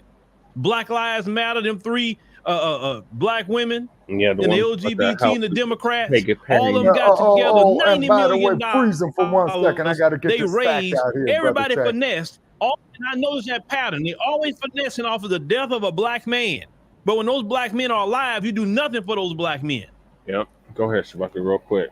Okay, them chicks there with Black Lives Matter, you know they took that goddamn money, man, and went and bought them a mansion out there at Topanga Canyon, right? Now, the only way, man, that I would say that's okay if they're up there housing homeless people on the mansion grounds. If they're up there housing homeless people up there, allowing them to bathe, to wash their clothes, giving them their own rooms, areas where they could focus, to come up with a plan of action to get their lives back up on their feet, I don't have no problem. But if them bitches took that money, which I'm willing to bet my last dollar on in this casino across the street from me right now, They put that shit off in their pocket. And then look who owns the goddamn 501c3 for George Soros, a multi-billionaire, man. Fuck them stinking bitches. And then just like his brother Eileen, man, had pointed out to me, okay, man, where they doing something, man, for straight black men? We don't see nothing in their agenda for straight black men. It's either for some gay motherfuckers, you know what I'm saying, but nothing in there for straight black men. Is because what it is that they want to exterminate straight black men, and they are exterminating straight black men, just like when you and I was with Mile High News, where they took all the melanin, and what is melanin, man? $350 a gram, I think. It was $450 a gram then. That was back in 2019. Yeah, okay. Like $600 a gram now. Yeah, right. Okay, yeah, exactly. And times that there by 16. Yeah, 28. Yeah, which is a pound. You see what I'm saying? And look how much it's worth. So I hate to say, we are worth more dead than alive. Just like how they harvest our organs. Just like Dr. Ken Adams said, man, about the GMOs, man. And Dr. Ken Adams, he's a white guy. He's a doctor. And he's in his area of specialty, and he had put it out there, and he said the reason why I am doing this right here is because they are targeting black women for their reproductive organs. These goddamn GMOs are out here to kill you. By 28, and then times that by 36, and then you'll get a pound. Damn. Oh shit! So that's a whole lot of money right there. You see what I mean? Okay, so yeah, Mac 285, yeah. Okay, yeah, Leonard, yeah, the motherfuckers was, man. Oh yeah, I'm gonna do that, Mac 285, yes, sir. You know what I'm saying? Now the people might not like this truth, but you cannot say what this truth I'm saying is a lie. You see what I'm saying? Fuck if you like it or not, show me where I lied. Right. To quote Minister Louis Farrakhan, Los Angeles, 1986. When he said, show me where I had lied.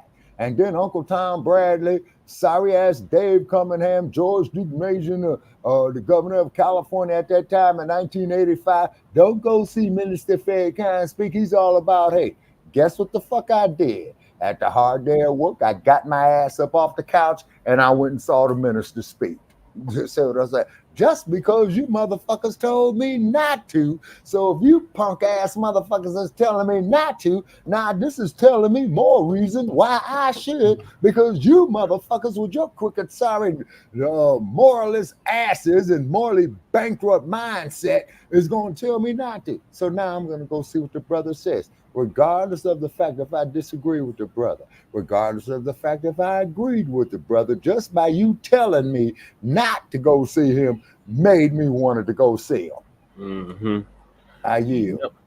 Okay, Shabaka. So, sticking on the same topic, Michael Eric Dyson is a prime example why why straight-laced alpha black men left the Democrats.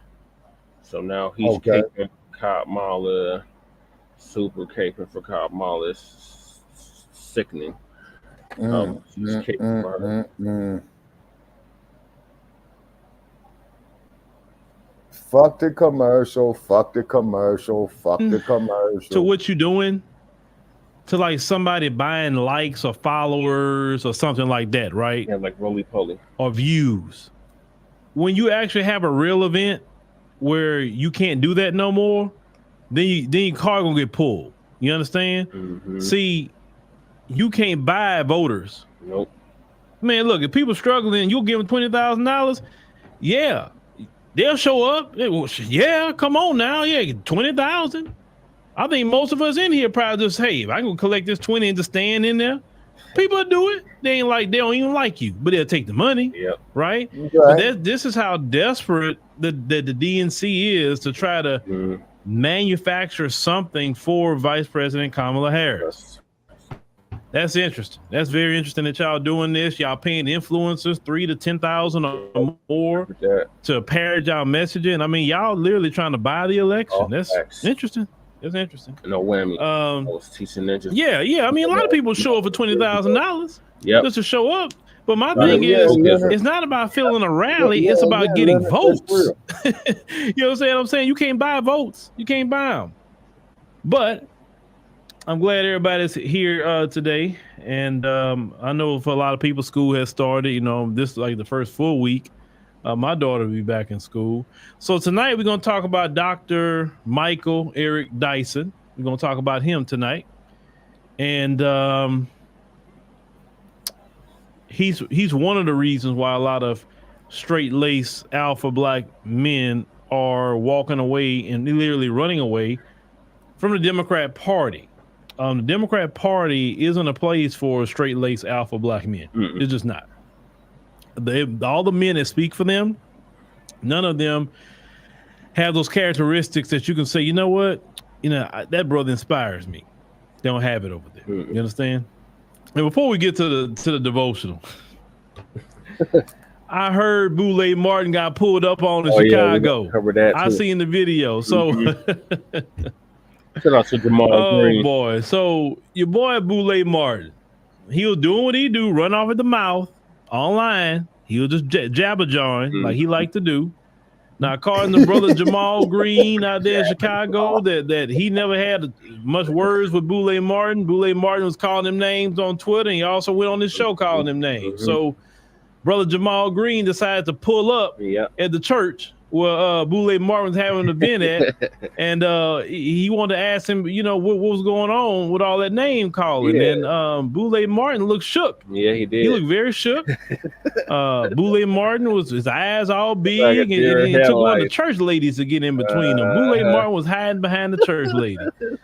Boule Martin, let me tell you something to you, brother. Let me tell you something. Look, stop the name calling, okay? Just stop name calling. Don't name call nobody. Okay. Just if you disagree with somebody, you just disagree. Right, just stop the name calling. Don't get into that, because when people pull up on this is my thing about the internet and how I treat the internet. I've been on the internet for a while. I'm not gonna say something to you that I would not repeat to you if I see you. Right. That's how I take it, because I know the internet is real small. I know that. So why I'm gonna disrespect a man or disrespect a woman just because I'm online and thinking that they won't run into me somewhere. Right. Even if they're not in my state, I still can run into them. Maybe I'm in their state, I'm in the wherever. They could be here. And all of a sudden I'm at the freaking grocery store, and now they pulling up on me. Hey man, what's all that name calling you was doing, man? What's up now? If you're not about that life, Boule, just stop name calling. Right. But you done got comfortable and you're too sassy, and the sassiness caught up with you. Even what's that? The NABJ, the white man, he got you told. You thought you was telling him off, and he say, "Well, if you know so much, why you part of the organization? Why are you screaming from the audience?" Right. I mean, Boule Martin.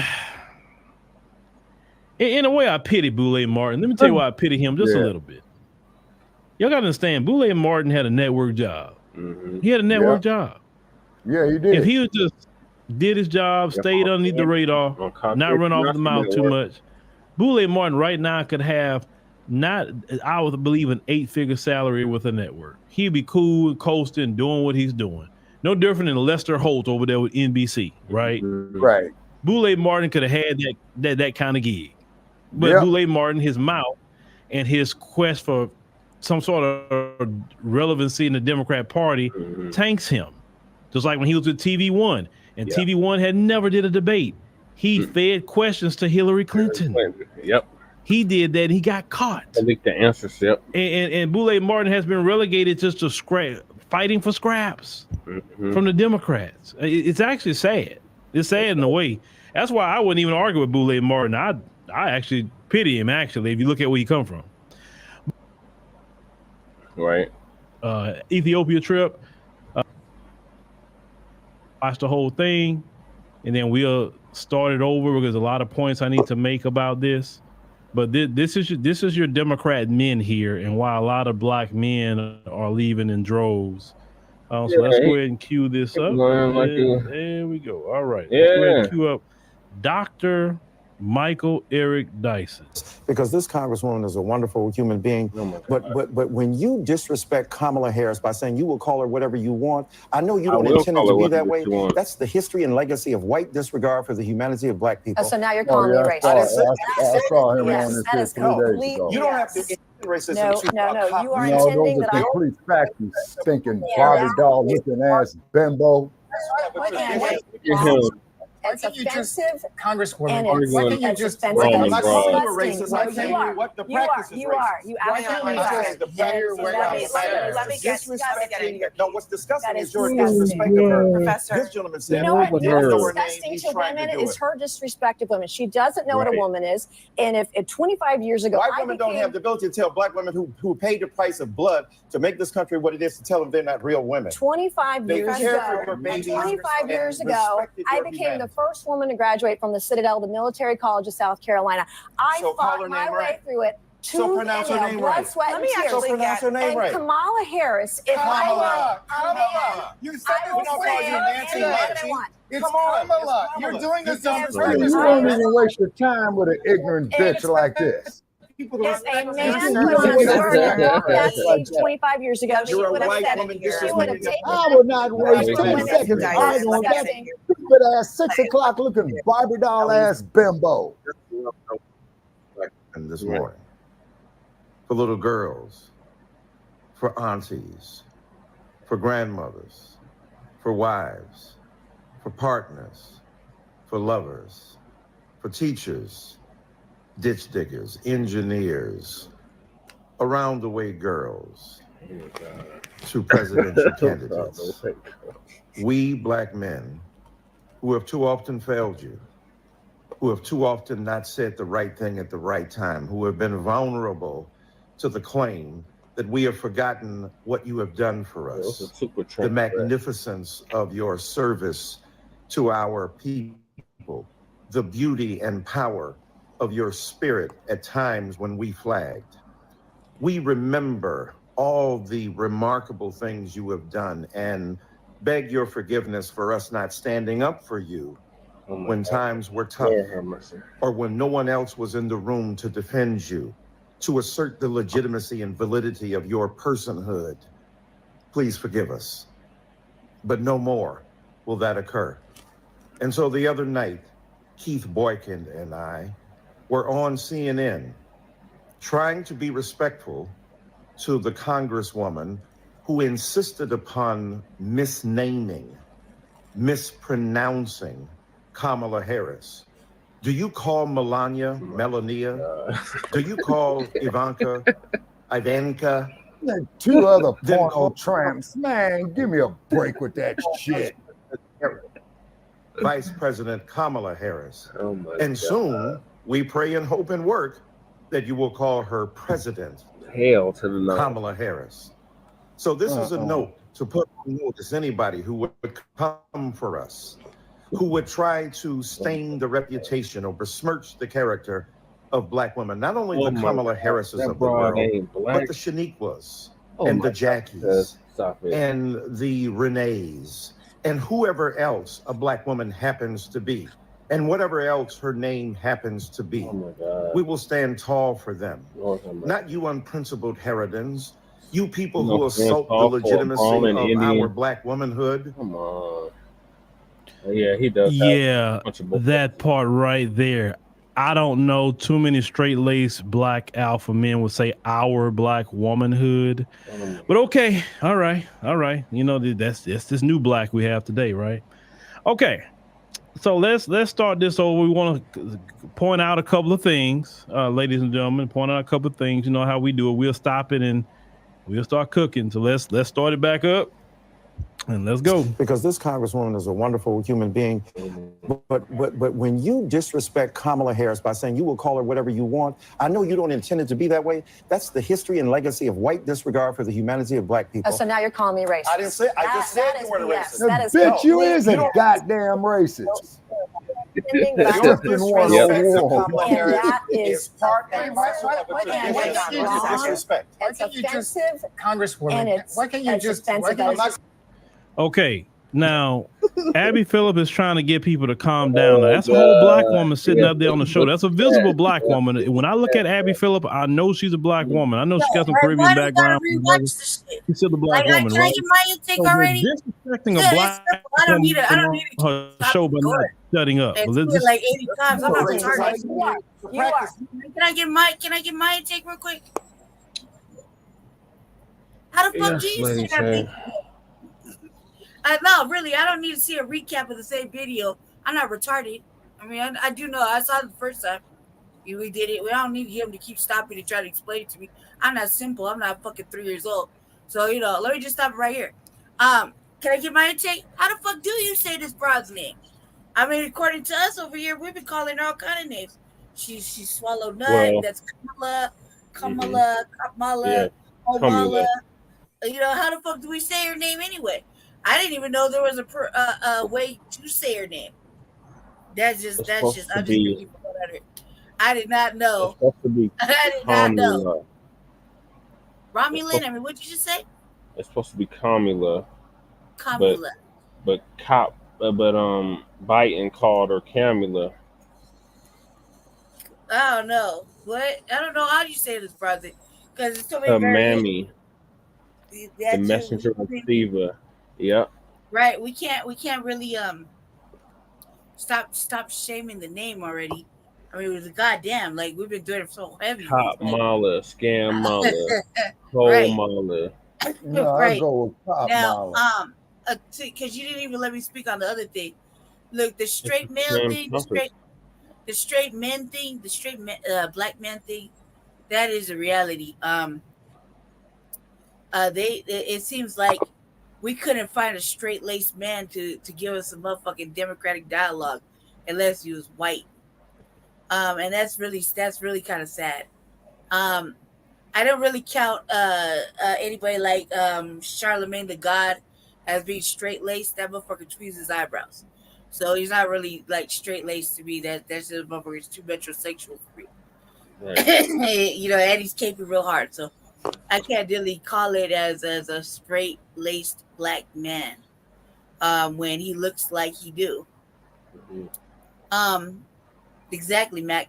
The fact that oh boy right here, big boy right here, Michael Eric Dyson went on this her name ain't black, right? I don't care her right. name. He went on this whole tirade. Is like he went on this whole tirade like, let it go. First of all, that's not a real sister. Yep. That's exactly what it is. That's not a real sister. So it don't even matter what the blackfish and curry destroyer. Y'all don't even let me speak. Y'all just constant. I'm just trying to say that this isn't a real black woman. She just did a role. Now, if you would watch, you pay attention to the motherfucking DNC, they really haven't referred to her as such. This is exactly the same shit I was saying 2.5 weeks ago on Front Line Blacc News when I got told not to talk no more.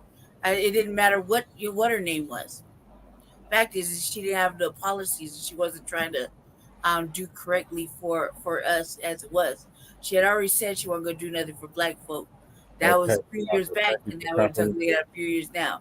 So I'm just saying, I didn't know that there was a proper way to say her name. For real. I didn't need the recap of the video, like, and then the slow down and try to talk to us about it. Like, goddamn, man, like, how long is that shit gonna take? I got the gist 20 minutes ago. Okay. Well, moving along, that's what Lady Che had to say, and we lost Shabaka. Thank you for joining us, Shabaka. Have a good night. He's either left messages in the back chat talking about, I gotta go to sleep. You weren't paying attention. No, I was, Lady Che.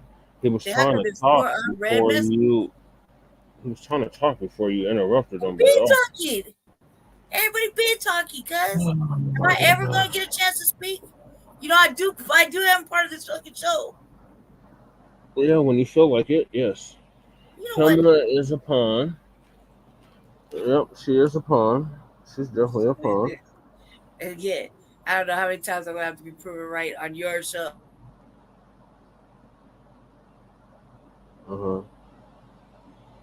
So yeah, they definitely have a black men problem, rather. That's actually the next topic, but I guess we can fast forward to the dump since Lady Trey don't want to keep going over these video clips.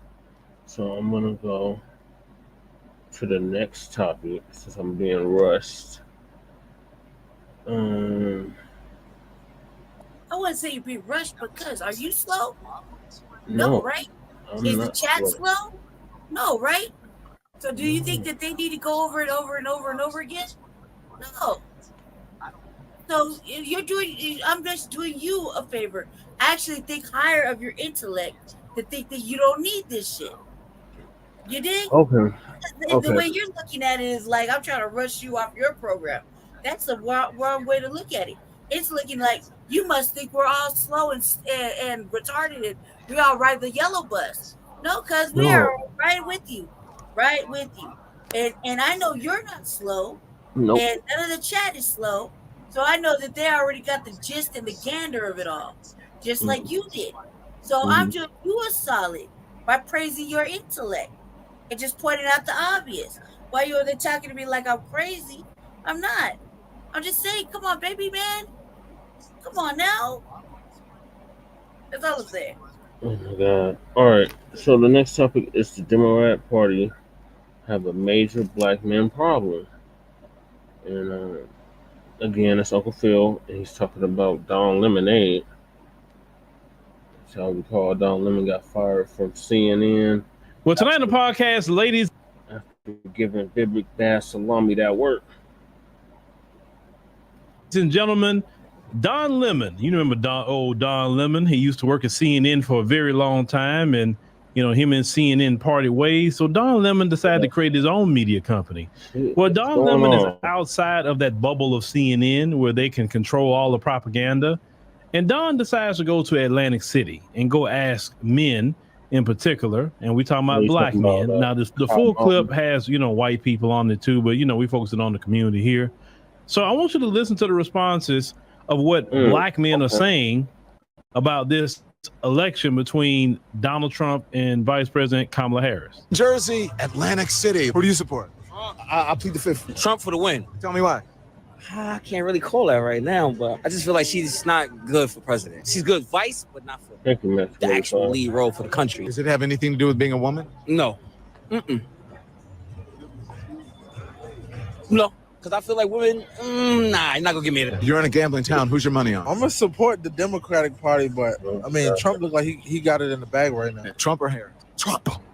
That's who's going to win. That's who's going to win. Who you support? I support Trump. All the people that came to this country legally, it's not fair that they're letting all 10,000 to 15,000 people or 20,000 people here illegally. Have you seen San Diego? They're coming off the boats, off the water right here, off the ocean. Did you know Biden was flying them in? Did you know Biden was flying them in? You didn't know? And to talk about the last brother that got, pretty excited about Biden flying them in. We had started covering that a lot months ago about him flying in 30,000 migrants a month through the CBP One app. Then the Democrat shield's like, oh, no, that's not true. That's fake news. That's misinformation. You guys don't know what you're talking about. Then later they came out and admitted, that's what they've been doing. See, we've been covering this sort of thing for a while, especially with the migrant crisis and how this been a policy with the Biden-Harris administration to flood the country with migrants. And I don't know what kind of millions of dollars they're getting the kickback on, but they're getting it. Now, so Don Lemon is outside that bubble of CNN where they can control the guests and they have all the Boulay members showing up on the program and they have Van Jones crying. See, he's out there in the street with the real people now. And the real people is not part of the Boulay. That's not the average.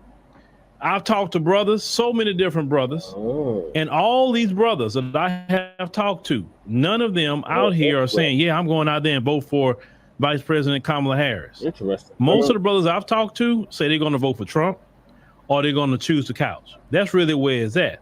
And I firmly believe, and I said this before, I believe the couch would be the winner of the 2024 election with the black community. I don't believe Trump going to get all the black votes. That's not going to happen. I think Kamala may get a little bit more black votes. than Biden would have at this stage in the game, because you just got some people, as I explained, on another video that I created today, you have people with infantile thinking. Now you may say, what is infantile thinking? Well, if you say I'm only going to vote for someone because of the color of their skin or their gender, that's infantile. Yep. That's not being an adult. You're supposed to be grown. Mm-hmm. Care about nobody's color. I care about your policies, what you're going to do, etc. Right. That's all I really care about. I care about nothing else. Right. And when people say they're going to just, it don't matter about anything, just shut up and vote. No, we're not shutting up and vote. We're going to keep talking, asking questions to make sure that when we go out and choose to vote or not, we are very informed on our decision. Right. Whatever we're choosing to do. Now, ladies and gentlemen, black men is a major problem for the Democrat Party. Major problem. They cannot depend on black men. They tried to shame black men. They tried to talk down to black men. The last thing I think they're gonna try, just be honest with you, they tried the brute force approach. They tried the shaming approach. So I think the last way they're gonna try to get black men, they're gonna do something Jezebelish. You know what I mean by Jezebelish? You remember the get your booty to the polls advertisement? I wouldn't be surprised if you see another one, a part 2 or something Jezebel. Because look at what they already done with Megan Thee Stallion. So just imagine what they're gonna do when they desperate, because the Democrats are sitting on hundreds of millions of dollars right now. They got the Hollywood money, they got the movie, the music money, they got all this money in the Democrat Party. So they're gonna try everything they can to try to get black men, but it's not going to work. Nope. If you try to do another get your booty to the poll deal, you're actually going to make things worse. The brothers don't care about that. When brothers thinking about something like that, they're not thinking about politics. That's first and foremost. Second of all, when brothers are talking about Trump, I'm telling you, Democrats, they're talking about money. Yeah. Money, their businesses, their taxes. This is what these brothers are talking about. Period. Even when she talked about this down payment assistance, she's talking about immigrants with that. Black American men aren't immigrants. Right. We aren't. We come from the foundation of this country. Right. We're not immigrants.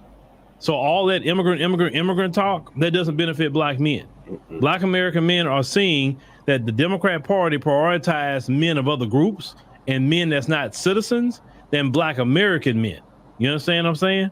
So why in the world we as black American men will go out and vote for a party that prioritizes the men of other groups who aren't even citizens of this country?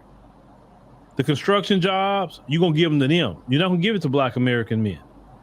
You understand what I'm saying? It's not just, they only coming here to pick fruit. No, not by a long shot. These immigrants are building houses. They're doing road construction. They're doing landscaping. They're not out here that lie that they all just come here to pick fruit. That's a bold-faced lie. They out here welding. They out here doing all kind of things in the construction industry for sure. They needed a whole. And they getting paid cheaper. When there used to be jobs that black American men could get. It would be against black Americans' best interest, black American men in particular, still ain't got no to be voting for a party that's going to prioritize other men and not prioritize black men. At least if they decide to vote for Trump, at least you know that, hey, Trump did say black jobs, and black men, they want some black jobs, and for sure black men want to grow their black businesses, right? The Democrats will never say a black job. They try to ridicule that saying black job. The Democrats. That's what they got going on. They're not prioritizing black men. They have no plan for black men. And as I said before, and I'm gonna keep preaching this, the Democrat Party isn't even inviting the black American men, because look at the men that they raise up. It's not no men that we can look at and respect. It's a bunch of men who's sassy, buck broken, elitist, emotional. What man wants to be a part of that group? What man? A bunch of degenerates. You know what I'm saying? What men want to be a part of that? Straight-laced alpha males don't want nothing to do with that. Right. But the Democrat Party think that we're going to just go for that. You keep saying Project 2025. Ain't no black man. Man, every day in America is been a problem for black men. Right. No piece of paper from the Heritage Foundation. It's 900 pages. Man, black people been in this country for 400 plus years, and all the hell we went through in this country, no Project 2025 was around then, so what's your explanation? Right. What's your explanation? And then when the Democrats in office, what have you done for black men? To protect black men from the race soldiers, to make sure black men are good in the area of their businesses, or if they're working jobs. What have you done to get? Where's those secret job fairs for black men? No like way. you were having for immigrant men, like y'all had in Chicago. These secret job fairs. Yeah. There's no secret job fairs for black men. We covered that. Why would black men go vote for you? That would be silly to go vote for you at this point, when you are very pro other men who are not even citizens of this country versus being pro American men and black American men in particular. Why would that would be silly? It'd be against our best interest. You too pro immigration. You too far to the left. Way too far to the left. If you would bring it to the center, you could actually prioritize black American men, but in order to come back to the center, you got to get off of that far left policies. And Vice President Kamala Harris is actually a radical. Biden was more of a he went left, but he's not as left as Vice President Kamala Harris is. And for black American men, that won't end well, because she's going to flood the zone with more and more men. And on top of that, they have flooded the zone with criminals. Yep. With criminals who are out here violating women, violating children. They doing heinous crimes. Yep. They brought their criminal gangs here. Yep. And they just been flooding them in. And the American people gonna have to deal with that problem with these males in here forming gangs. And if y'all have been hearing, these gangs have a green light on police. Yeah. They have a green light. So I want to see them treat them migrants like they treated black people. Right. Like all the black gangs, I want y'all to run down on their gangs like that. Yeah. I want you to mass incarcerate them like that. Right. Or is it only gonna be for black people? Let's call it what it is. Most black gangs aren't targeting police like that. They're not. But these new ones that just got in here, they're targeting police. They have actually shot some police in this country. If a black man did that boy, it would have been everywhere on the news. But these migrants are shooting police. Where's all the headlines? See, the Democrats in America, you in particular too, you gonna be looking at black people and black men like, you know what? We complained on them all these years and they wasn't the problem. Now we really got a problem. So for me personally, I'm not going to vote for somebody that's going to prioritize men of other groups. Right. That's not even citizens. No. I'll be hurting black American men by doing that. You understand? And black American men see that. We see it.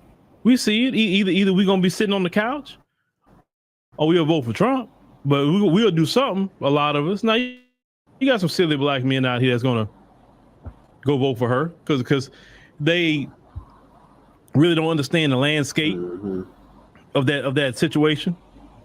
And some of them are infantile, thinking only about color and thinking about a gender, or allow the propaganda of the DNC to confuse, to make them scared about Project 2025. Yeah. But you know what?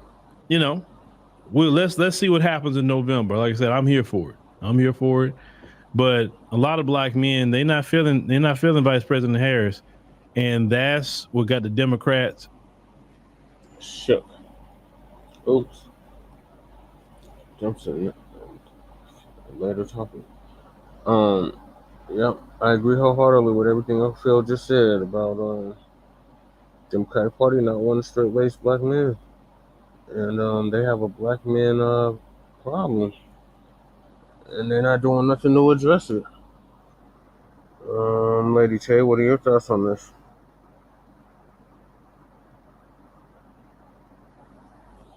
Lady Tay, you're muted. I was on mute. I know Jesse Jesus. the mouse was charging. What I think about the straight laced black men and the motherfucking immigrants and all that shit. In the Democratic Party, yeah. Well, there's a whole bunch of things that's gonna happen. Black women will soon divest from the black man period. Because they want husbands. Black men will start taking up Latin wives because they want fucking wives. So there's gonna be a whole divestment issue going on because they can't black people can't commingle together without fussing and fighting over the stupidest, weirdest shit ever. So yeah, that's gonna happen too. As far as the party's concerned, yeah, they don't want to hear they created a whole mess. Then they don't want to hear black people get upset about the mess they created, and they want black people to sit down and be quiet. As this is happening, they continuously ignoring the fucking major problems and fucking plight of the black man personally, and just the fucking black situation altogether. So yeah, they're gonna have a whole bunch of problems. And again, another leapfrog situation is gonna happen because it's meant to happen that way because that's what they're creating. Another fucking problem. So I think that the only thing like it's like a damned if you do, damned if you don't. If men, we're gonna follow you. So if the men decide they don't want to vote for Democrats, then they better stand up and make it very motherfucking clear, or else the women are gonna fucking vote Democrat. I think that if they decide to go and vote for a third party candidate for the couch, they make that very fucking clear, like that whole week up, so that we all know what we're doing. I think that this right here can show they ain't having it. If nothing's answered in the DNC, everybody watches the RNC and the DNC for motherfucking promises, policy, what you gonna do for me, type shit. So if nothing gets answered in the benefit and direction specifically for fucking foundational Black Americans, then they should get the fucking couch. This should be a major sign. This should be, but the only way it's gonna work is if people actually stand up and say, "Fuck no, I'm not happy. I didn't hear what I wanted to hear. I looked forward. I watched all 4 days back and forth, and I was ignored. My needs were ignored. Everything was. They don't even take this shit seriously. They didn't talk about reparations, whatever it is. And then not only that, but we have unnecessary guests here. So that there needs to be some funding going back to Black people, because Black people got again leapfrogged over and pushed out pushed out of the community of whatever community they had, and then over gentrified, right? I guess gentrified, yeah. So it's not a good look, period. And they're not really trying to talk about it. All you see is just like in our city, more spending than actually taking care of the need. You know what I'm saying? That's how I feel about it. Okay, thank you for that, Lady Che. Moving along, we got that junk as in human shit, and we want to make that perfectly clear. He says that he may flee to Venezuela if Kamala, whatever her goddamn name is, Harris wins. Kamala. So he said if Kamala wins, he is going to Venezuela. So where is this? It's not in that queue. Sorry, y'all gotta find the queue where this is.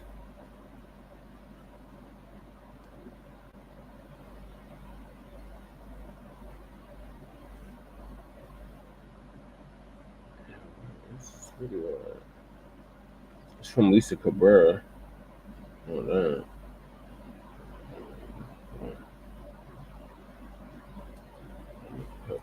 Pull it back up. Let me see. Lisa Cabrera. Shout out to Lisa Cabrera.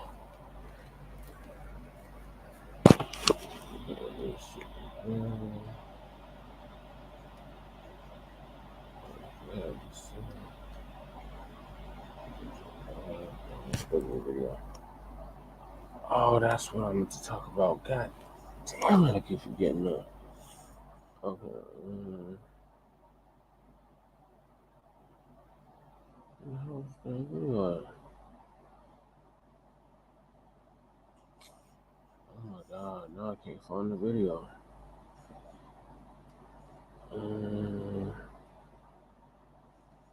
Okay, here it is.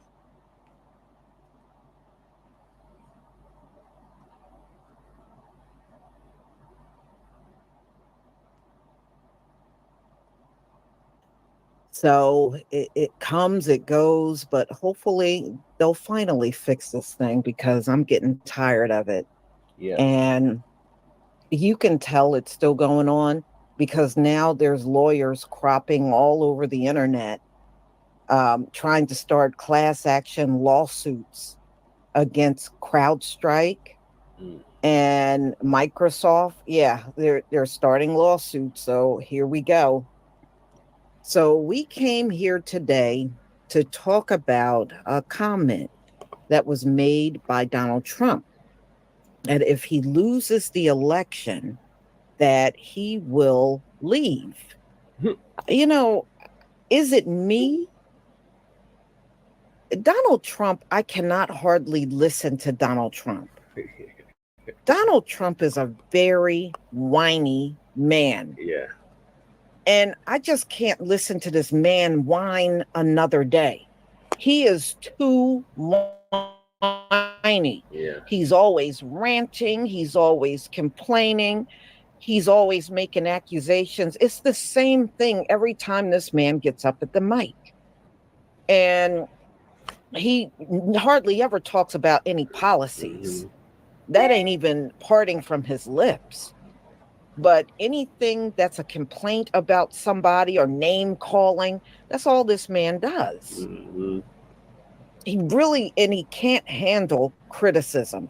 If anything gets said about him, he goes into meltdown mode. Now, I don't know how true it is, but they're saying behind the scenes, he does not like JD Vance. I guess some of the things that he has come out here and said, he's upset with him. But hey, you picked him. Right. That's the person you picked. You went with him. So I don't know what he's all upset about now. You know? But yeah, I can no longer listen to Donald Trump. He just rants and rants. It is just terrible to listen to him.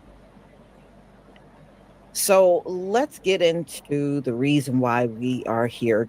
Now, Trump has said many things if he's going to lose the election.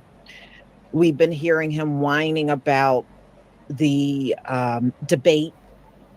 First, when Kamala took the spot of Joe Biden, he said anytime, any place. And then anytime, any place turned into he didn't want to debate at all. Then that turned into he'll debate, but on Fox News. You know, and that in itself is a mess. Then prior to that, Donald Trump was talking about bloodshed if he doesn't win. Bloodshed, a civil war. You've heard from some of his MAGA fools. So he's already, you know, it's amazing how certain people in this society can invoke violence. And nothing ever gets said or done about it in the media. They don't even talk about it. They don't even talk about it. Donald Trump said there'll be bloodshed if he doesn't win. That's invoking violence. That's exactly what it is. So here's the latest thing that he has said. And he also made a statement about in another 4 years, you won't even have to vote. You know, I guess trying to say he'll be a dictatorship. I guess that's what he's implying. Who the hell wants Donald Trump to be their indefinite president? I would never want that. I would never want it. Number one, his age alone. And he flakes out every now and then. I've caught a glimpse of Donald Trump flaking out and going out in left field just like Joe Biden. Yeah. So Donald Trump apparently considered the possibility that he might lose the 2024 election. And if he does, he plans for the future involved a one-way ticket to Venezuela. Now, we have seen what comes out of Venezuela. I don't know if that's a good move. I mean, I know he ain't going to be over there where the criminal element is, but still, we see the kind of folks that come to America and they're from Venezuela. Yeah. At least we know the criminal side of Venezuela. Speaking to Elon Musk on Monday, the former president told the ex-owner, if something happens with this election, which would be a horror show, we'll meet the next time in Venezuela because it'll be far safer. So he's claiming Venezuela would be far safer than being here in America. So you and I will have to go. We'll have a meeting and dinner in Venezuela. This is what he said during that interview. And it was a terrible interview, by the way. You know, I know people are complaining about Kamala not doing interviews, and she really should do interviews. You're a candidate running for president. Right. She should do interviews. But in the same token, Donald Trump seems to be awful in every interview he does. I haven't seen a good interview out of Donald Trump yet. I'm waiting to see it. He interviews terribly. And it's because he's so rude and just obnoxious about anything that he says. So he goes on to say their crime rates are coming down and our crime rates are going through the roof. Trump continued. And it's so simple. And you haven't seen anything yet because these people have come into our country and they're just getting acclimated. He added that Venezuela has cleared out about 70% of their bad people, suggesting that the really bad people are now in the U.S. and their jails are about 50% put into the United States. Damn. Same with other countries, over 30%. Some are at 50%. They are all different. But the bottom line is that they're going to be 100%. Why wouldn't you put 100% of it? So then he said, not surprisingly, Trump argued that Venezuela, which the State Department warns Americans do not travel to, will be safer than the U.S. under Kamala Harris. Of course, not actually based on facts. For one thing, the FBI data shows that the violent crime is down significantly. Yes, you know, it is. This is what they do in the United States. Crime has been down now for a few decades. Yeah. It has been steadily coming down. But politicians in this country keep getting, you know, on the media and stuff, and they got to keep perpetrating that crime is so bad, and it's all coming from them black people over there, and it's just terrible, and it's just not true. Even in the black community, crime is significantly down. But politicians, they have played on this for so long. What else are they going to run on if they don't run on crime? Right. And we need more police, and we need to do this, and we need to jail all these people up. That's all America is about, slavery, because that's what they have replaced slavery with. They replaced slavery with the prison system. Yep. So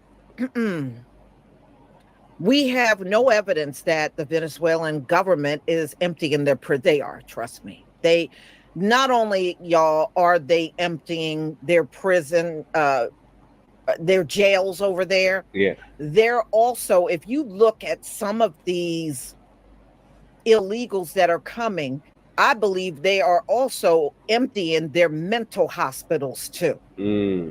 I don't think it's just jail, because a couple of them I have seen, or, you know, just observing on videos when they would be committing crimes in New York.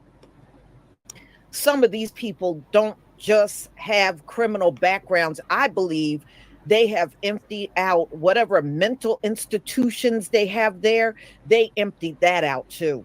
And those people are right here in America along with their criminal element. That's what I think they did, because some of them look like they're not all there. And that's just my observation. And I'm sure I'm not the only one that have had that observation when you look at some of them. You know, I'm just saying. All right, so let's go on. So they don't care what they dump here in America. They never have. Nope.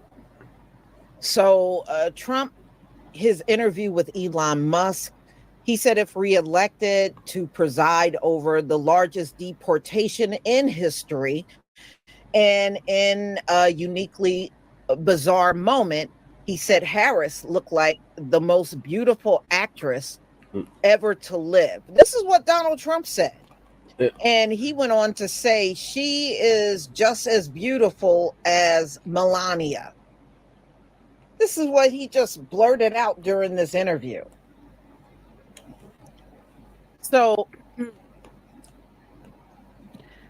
ladies and gentlemen, right now, Donald Trump is doing another rally. I just saw the live stream that's going on. He's out there doing his rally, but, you know, he's kind of backed off on the campaign trail. He's not out there like he was before. Yeah. And some people are wondering if he's slowing down because of his age. So who knows? But yeah, because he's 70. Yeah, that was quite a bizarre interview he had with Elon Musk. But then again, it's Elon Musk. What do you expect? But to me, as a presidential candidate, for you to say you would ditch your birth country and go run somewhere else because you didn't win the election, that just sounds like some sore loser mess. Yeah. That's what it sounds like to me. Some sore loser garbage that has, to me, which just makes you look bad. So you would prefer a country where you see all of this criminal element sitting in your country, you would prefer to go to their country? Make it make sense. And last time I looked, Maduro is not opening the door to flights from the United States into Venezuela. You know, and no defense, but it didn't a couple of those passport bros go to South America and were killed? Yeah. No thank you to South America. Yeah. No defense, but no thank you to. Okay, so she's answering questions in the chat. Oh man, what are your thoughts on this, Lady Trey? Well, first of all, if I'm not mistaken, I think that they just had an election and they got a new president. So Maduro isn't the president. No, I'm pretty Maduro got tied. Like they're still disputing it. It hasn't been. So it's a Trump thing, but look, he's not the president. Okay, well, it's whatever. Well, he said that he won, but they actually tied, so they're probably doing a recount or something. Anywho, so that's like whatever. Secondly, Trump could go wherever the fuck he wants to. He's an American citizen. Let him stay there, whatever. Doesn't matter. He's always had poor sport, sad state of affairs type shit. As far as them letting out their fucking jails and just offloading their motherfuckers here, their motherfuckers ran away. But what should happen is that our country send them motherfuckers a bill. Yeah. That's what I think our country should do. We should send them a bill. Well, remember when Maduro, when we played that clip, Maduro said he didn't want them back. It doesn't fucking matter. So in that case, still, they should get a motherfucking bill. We take care of them. We feed them, house them. They pay them motherfucking monies so that they can stay over here, or else they coming right back over. They should get a bill. Let's watch and that's what I said too. I said that earlier in the show. They use fucking up. So I did too. What? Yes, I did. I said. Stop it. Anyway, stop it. Anyway, back to what I say. I just think that they should take about. They're not going to come back, and we're going to continue to supply them and sort them out. But it's backfiring in everybody's face. If you just look at the shit that's happening even in our own state, we just shut down a whole apartment complex of 99 apartments, and almost all of them were filled to the brim with Venezuelans. Okay, so that right there, and that was just right down the street, like literally 4 or 5 motherfucking blocks away. You know what I mean? A little bit, maybe a little further. I live in D. It's N. We go by alphabet over here. So yeah, just a little bit down the street. However, it's gonna backfire. We're only gonna be able to support them as long as the money's there. But I don't know. Times might change. I don't think this is a bad thing. I think him talking to Trump or him talking to Elon, that's like 2 slow motherfuckers having a conversation. Yeah. You know what I mean? It was stupid. It was gonna be stupid. That's all I think about that. Okay. So the jump is going to flee to Venezuela if he loses. Remember how he traded out when he lost in 2020? That shit was classy. Jesse, you know goddamn well we laughed that whole time. It was the fastest trade up ever in history. I don't even know why you're acting like that. We sat there and laughed. He didn't even shake hands. He just turned around, walked to the plane, closed the motherfucking doors, and trade the fuck up. I mean, it was quick. It was very quick. Yep. He doesn't try to, say, he wasn't trying to let go of the reins of power. That shit was hilarious as fuck to us. Why he acted like this, like we didn't have great moments. This one was like, y'all can go home now. I turned around with like hands up in there, like, I thought we was gonna at least give a speech. No. That was the Kamala no. No. He wasn't gonna give nothing. There was no speech. Yeah, he wasn't gonna give no speech. He was like, straight up. Or he got in this private jet and trade up. Right. They're gonna go over there and try to get some money out of there. Everybody should just tell him they're not fucking with him for a little bit and see how he feels. Right. They're gonna start calling it the new Venezuela. Yep. Yeah, Jesse, how you gonna act like we didn't have some fun moments? But that was in the prime when we used to like each other. Yeah, that shit was hilarious. That shit was hilarious. I was laughing. I was the one who told you to laugh about it. Yeah, you did. He said he's just gonna do it like that. I said, yep. I told you that he was gonna do it like that. Jesse don't know how to tell the truth at all. No, I do. Always me telling him that it was gonna happen like that. No. And me that does the funny shit. Come on, does he look like he have a fun bone in his body? Yes, I do. You don't have a fun bone in your body, cuz. There's nothing fun about you. I'm an April Fool's baby. You play too much. Everything is fun about me. Everything to the point of death. Okay, so moving along. That was low. That was low intelligence right there. You could gotta come better than that, cuz he's like real imagination when you're trying to cut down a motherfucker. We got Lindsey Graham says the dump Manette win the selection. Let's see. Where is it? Where is it? Is it in here? Yep. He said him. They probably call it now that, Leonard. Considering they're everywhere and they live better than us. ladies and gentlemen, Lindsey Graham Your dad was is taking it on, away from him now. and he said Donald Trump may not win this election at all. This is what he's saying. Wow. And I mean, is he off the mark on this one? Probably not. I think he is, y'all. Isn't Lindsey Graham a And Republican? it's not because Donald Trump can't win the race. He most certainly can.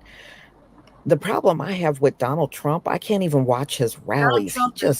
He rants and raves too much on the stage. And he talks very little about any policies at all. The RNC, he It's rambled always like this person is stupid. This person is dumb. Yeah. I look better than Kamala. It's a bunch of superficial things and not enough politics, not enough policy. You know, And I saw how empty his last rally was. It was a lot of empty seats. Now people want to hear lot. factual shit. And they don't want to hear cut down So factual shit. They Lindsey wanna hear, Graham was like, on serious NBC Meet the Press on Sunday, all this you other know, shit and they like, were, of course, look at that, he's discussing being messy like a motherfucker. Donald Trump. And he said he may not win this election. So we know Lindsey Graham is from South Carolina. He's a Republican.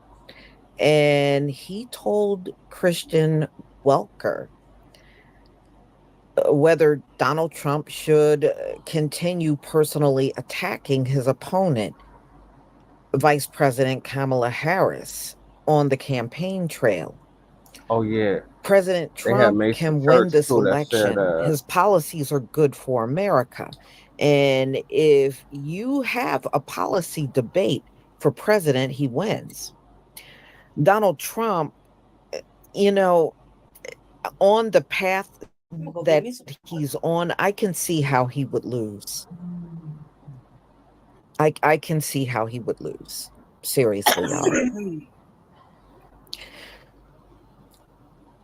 Well, he goes on to say, I'm looking for President Trump to show up in at least 80 days to define what he will do for the country, to fix broken borders, to lower inflation, Graham said. Yeah, but that's not what he's talking about. Yeah, that's not what he's talking about. That's not what he's talking about. Like I said, everything that he's ranting about are a bunch of superficial things. And it's not the policies. It's almost like this man will rant for a whole hour and not mention a single policy. Yeah. As a typical deflector. He referred to fellow Republicans like former UN Ambassador Nikki Haley and Florida Governor Ron DeSantis and Virginia Governor Glenn Youngkin. Me and Nikki need to go to Georgia, Graham said, adding, we're giving advice on TV to President Trump. He's got a lot of critics. He's got a lot of advisors. But to Nikki Haley and DeSantis and Youngkin and all of these great people we have, let's get together and actually campaign for the guy. Earlier this week, Haley blasted Trump's personal attacks on Harris, telling Fox News the campaign is not going to win talking about crowd sizes. It's not going to win talking about what race Kamala is. Look, this is a winnable election, but you need to focus. So she's pretty much saying the same thing that I'm saying. So that was from Nikki Haley. And in this instance, I happen to agree with her. Still on Thursday, Trump doubled down, telling reporters at the press conference, which was billed to focus on inflation and the economy, that I think I'm entitled to personal attacks. This is what Donald Trump said. And then he goes on. Now, remember, this is supposed to be about inflation and the economy at this press conference. So he goes on to say, I don't have a lot of respect for Harris' intelligence. I think she'll be a terrible president. And I think it's very important that we win. And whether the personal attacks are good, bad, I mean, she certainly attacks me personally, the former president added. Graham on Sunday pointed out that he believes Harris' policy positions are liable for her and a nightmare for her vice president to defend. Right. Now, it'd be nice if Donald Trump spoke on that, on why he think her policies would fail. But all of these personal attacks, and the last one I saw in the media, Donald Trump claimed he looks better. He's better looking than Kamala Harris. I just think, you know, Donald Trump needs to go in a different lane. He's definitely in the wrong one. Right. So every day we're not talking about her policy choices as vice president, and what she would do as president is a good day for her and a bad day for us. This is what Lindsey Graham said. So they're pretty much saying a lot of the things that I'm saying. You know, Trump is just doubling down on all these personal attacks, and he's not talking about a single policy. I would rather for him just to be on the campaign trail repeating what he's going to do with immigration. He's not even doing that. Well, I mean, at the end of the day, neither one of them are going to do anything for us. We already know that. Right. And Trump sure don't have no agenda for the Black community, but he wants that Black vote. And same thing with Kamala. You know, she doesn't have no agenda for the Black community, but she wants that Black vote. So y'all, you're going to have to tell me what you think about this one. But in this instance, I do agree with Lindsey Graham and Nikki Haley on this one. Trump needs to focus. I mean, if you listen to his rallies, I doubt if many people can get through it. It's that bad. His rallies are really terrible. They're terrible. They're terrible. Please leave your comment and subscribe. Don't forget to hit on the notification bell, and I'll see you on the next video. Peace, family. And don't forget to do the same for Front Line Blacc News. All right, Lady Che, what are your thoughts on this?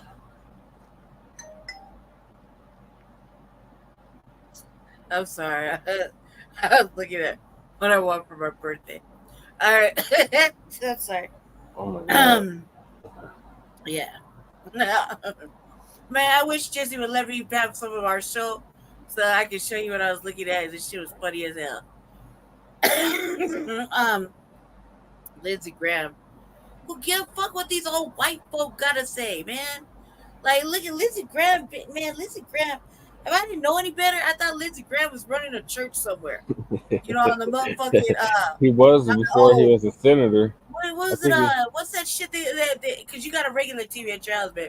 What's that channel that I be perusing that has the motherfucking the prayer network? I know Lindsey Graham over there playing over there. He come on right between Joel Osteen, the dude with the brunette dude with the fancy beard that always got a story to tell, talking about Seeds of Hope. And he's playing on the piano. And then there's Lindsey fucking stupid ass Graham. Yeah. He come in right in between those three at like 2:30, 2:45 in the AMs on Wednesdays. You know what I mean? That's what I'm talking about. You know, get up and praise. You know what I mean? Yeah. I thought he was gonna be when I look at Lindsey Graham, I think Lindsey Graham gonna be on this prayer shit that's about to come to the city here in like 2 weeks. Where my brother keeps telling me I shit because I keep clowning on the one dude's called let me tell you what's it called, brother? What's that thing called when the dude my wife's clowning? It's limbs with no limits or limitless limbs or what? Oh my God. Yeah, limbs and lemons or some shit like that, right? But I'm clowning on this one cat because this one cat wearing a button-up fucking shirt and he ain't got no shoulders. Right? And he got an earpiece. Like, who dressed cuz? I'm like, he's one bad wind away from his shirt blowing back like Michael Jackson, and he having to go chase it down the street. Like, I mean, seriously, like, how is his shirt held up? Who buttons his pants? How he go to the restroom? Oh, usually someone is swinging and shit, swinging it around. You know what I mean? Come on, man. Who dressed cuz? He ain't got no shoulders, no shoulder blades. He's wearing a shirt. You know what I mean? It's like I got so many questions. And he running a whole fucking Bible thumping thing. You know what I mean? He's just like lives and let. Tim Tebow gonna be there. That's all I know about it. Tim Tebow gonna be there. Oh shit, my brother's like, you ain't shit, cuz. You ain't shit. He just keeps walking around like, but who wear these shoes? Wear this shirt? Who ironed this shirt? I'm like, why you got it's a button-up shirt. You ain't got no shoulder blades. Yeah, I got to meet T-Ball like 10 years ago. So what, man? You're an old Bronco fanatic. Who gives a fuck? Yes, sir. I'm just saying that. Yes, fuck ma'am, I am. Fuck him. He over there holding it down. He got us I bet he to the buttoned up playoffs. old boy's shirt too on the way in. Old boy was wearing a shirt. Like I'm telling you, you come to Colorado on a windy month. Man, that shirt blowing down the block. That shirt go blow down the block. I'm like, who put his pants? Like, this is a motherfucker. I'm like, how the fuck is his pants even up? He ain't got no biscuits. I got questions, cuz. I got questions. What dude? Oh my God. My brother's like, you ain't shit, cuz. He's like, you ain't shit. I was like, how's his pants staying up? A. Who put the ear thing in his ear? B. How did his shirt stay buttoned up this whole time? These are proper. One thing about Lady Chase, she never has a lack of questions. I was like, I thought Lindsey Graham was gonna be on the speaker list. Lindsey Graham looked like he come on in the 2 a.m. and the 2 a.m. to 4 a.m. fucking Jesus praise hour. He does look like one of them televangelists. Yeah. If you donate 100, you get a seat. Mustard seed of faith. Oh, we got. You know they can explain mustard seed of hope, cuz, but we can't explain what hope is. Make it make sense. Hope is you believing in something that ain't there. Or Yeah, but has that happened yet? Check it out. Oh, motherfucking Petri dish, motherfucking whatever the fucking motherfucking what's his name right here? Lindsey Graham, right? Can't explain what hope is. Yeah. White folk always got to answer for something. Hope and change. Hope and change. You can believe it. What the fuck? I don't believe in this little jangles that I don't have in my pockets no more. Change jangles. Yeah. I mean, I can't believe in it. I can't do it, man. I'm like, what the fuck is hope? Right. There you go. Faith in the unknown, the unseen, something that hasn't happened yet. They won't tell you what that is, but I want to hear evangelistic motherfucking church. Lindsey Graham say, "We are now adopting what Putin has said," and there's such my God, Black Jesus, Black Jesus, throwing a whatever name you want to call it. it. We worship Black Jesus. Yeah, we all worship Black Jesus now. You know what I mean? Yeah, I don't think they're gonna do that. Yeah, Lindsey Graham might be on to something. If the dump keep putting a foot in his mouth, he might very well end the selection. He do look like he be whipping. He be on that old cosplay shit. Maybe he's like dominant. He don't look like dominant. Like he getting whipped. Oh my God, he one of those. He a dominator. He getting whipped in a diaper. That's what he looked like. S&M. She said, I said, bow down and kiss my booty, bitch. And he did. And he did. She said, your name is bitch. Yes, ma'am. Yes, ma'am. Well, on to a real funny topic. Nothing you got is funny, Jesse. No, this next topic is fucking hilarious. No, it's not, Jesse. Yes, it is. I can tell by looking at it, it's not. No, it's very much hilarious. No, it's not. I can tell by looking at you, you're not funny. Lady Chase is hating. No, I'm not. No, I'm not. Okay, all right, let's take a bet. If the next topic ain't funny, it doesn't make me laugh. I'm gonna throw on. I get to throw on one funny for every non-funny. Say yes. Trust me, this is very funny. Say yes. Agree to it, Jesse. God damn it. Yes. All right, man. Yeah. But this I'm is ready. actually funny though, so you're not gonna get the chance to do that. All right, Let's so put the chat to debate. We'll let Leonard, Mac, anybody who's up in the chat tell us if it was funny or not, and if I get to throw one funny up. all right, we'll let the chat decide. Okay, Let the so chat decide. Let the people decide, Jesse. that's how a democracy works, right? Right. Okay, so Roly Poly Martin, our favorite person in the whole wide world, Rotisserie Martin, who got so much stuff to say online and on his raggedy ass show about how stupid y'all just stupid. Yeah, but baby, y'all just stupid. Yeah, I just go shut up and vote. Yeah, I just vote.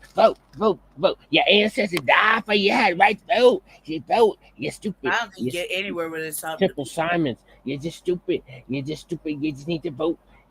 Why y'all questioning Kamala? She went to HBCU. That mofo got ran up on, y'all, by Jamal Green, former mayoral candidate in Chicago. Yeah. I told you it was funny. So, yep, run, Roly Poly, run. So, he thought he was going to do all that rah online, and Jamal Bowman pulled up on him at an event he was having. And is it really that funny when one coup rolls up on another? Yes, in this case, yes, because this bastard had it coming. So Roly Poly was doing all that rah online, and Tariq's gonna go over it real quick. So shout out to Tariq for exposing this. Shout out to Tariq too. I'm sad to hear what's happening with him. Because we know that he worked hard on that the documentary and the second part of the documentary. I think that people get a wrong idea because he's over there. I used to say that Tariq was the plug man. Mm-hmm.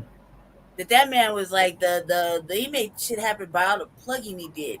Yeah. For everything. And I think when people are constantly talking shit about him about what he got, it's like, hey, pocket watching is not sexy. Right. Pocket watching and shaming is not sexy. Mm-mm. We should really not do that shit as black people to each other. Second thing, the other thing I was really thinking is not sexy. The hating, we probably wouldn't have made the choice to go on Vlad TV. Yeah. Because Vlad is like the operative, motherfucking. You're gonna go to jail. It's like bad juju over there. It's like talking to the police. Right. So probably wouldn't have made that choice. But I would say that the fact that he's been moving around so much got Ed Coulter to say foundational Black Americans. Yeah. So we gotta really give a shout out to that, even though it's not directly in correspondence with it. Mm-hmm. But with all the media press, all the white media press that he was doing to defend his motherfucking documentary. I say that because people was coming at him real ugly about it. Mm-hmm. I don't even have to watch Tariq to know what's happening. That Ed Coulter said foundational Black American, and they Kamala, whatever the fuck her name is, Big K. I can't say Big C. Yeah, I was throwing in my mouth when I said that right there. Curry Mala. Yeah, I didn't say C, I said K. Yeah. Right? Because if I had said Big C, I'd have thrown up in my mouth. Kamala over there, I feel like she said in reference to Kamala as not being foundational Black American, you gotta really hands down give it up to Tariq Nasheed. Even though even though he is not the leader of a movement, he made it possible by doing all this press. So if you nobody's really said that. So you're welcome. And she just, hand claps, gal raps, and motherfucking everything for that, because he worked hard to plug that movie. Mm-hmm. And the museum. It's not sexy to pocket watch, man. It is not sexy to pocket watch. It's not sexy to tell a motherfucker what he shouldn't do when you're not doing that work. It's not sexy at all. Like, the people are so quick to talk shit about others without looking at themselves and realize that they ain't doing the mere thing they're shit talking about. Mm-hmm. Carry on, Jess.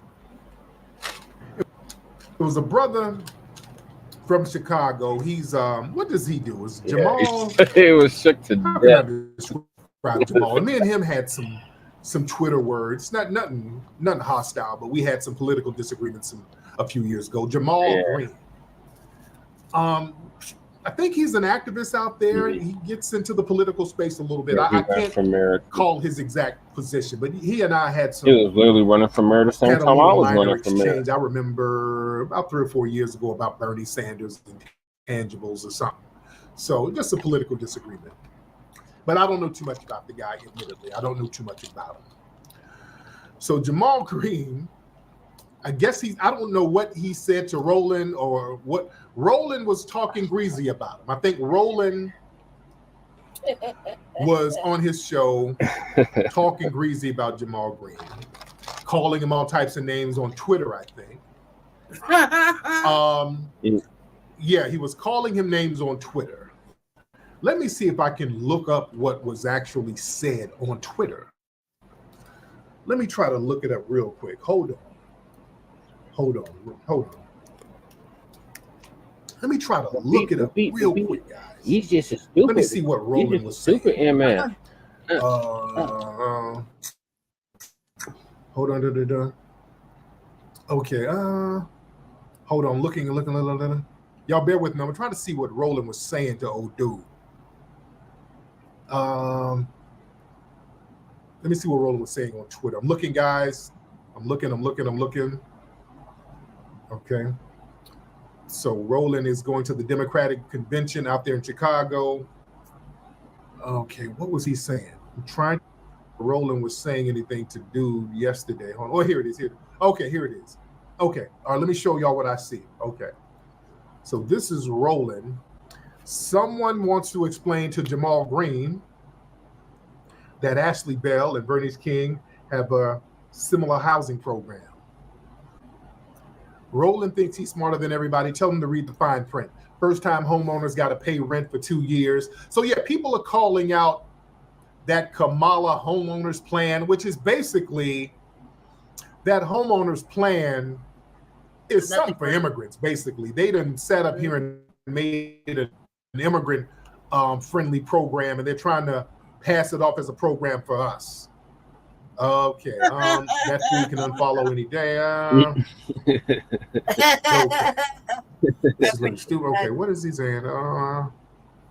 Okay, I'm trying to see what Roland was saying. So I guess Roland got on his show and was probably talking greasy about Jamal Green. Okay, I'm trying to see. Roland got so many damn tweets. The DNC has this dude just tweeting all day and all damn night. So he's really earning them butter biscuits. Mm-hmm. Okay. So anyway. Really? So Jamal Green. Hold on one second. Y'all bear with me for 1 second. Hold on. What did I do? So Jamal Green, who's an activist in Chicago. I guess Jamal Green didn't appreciate Roland's talking greasy about him. Roland doing the whole shut up fool, shut up fool routine. I guess he didn't appreciate that. Shut up, you stupid fool. And Jamal Green pulled up on Roland and ran down on him. Roland got ran down on him. Let me play the clip of Roland getting ran down on. Yeah. Hold on 1 second. Let me play that clip of Jamal running down on Roland. Y'all bear with me. Let me find that clip. Hold on. And Roland was kind of bucking them eyes. Yeah. He called Jamal a lot of names. Here's the okay. Let me play the rundown. I wish I could have found out the name calling. So Jamal pulled up on him in Chicago. See, this is why you better watch what you say on this internet. Right. Sometimes people come see you in person. So this is Jamal running down on Roland live in Chicago. Yes, Roland wasn't expecting that, and Roland, them little eyes was bucking a little bit. Hold on.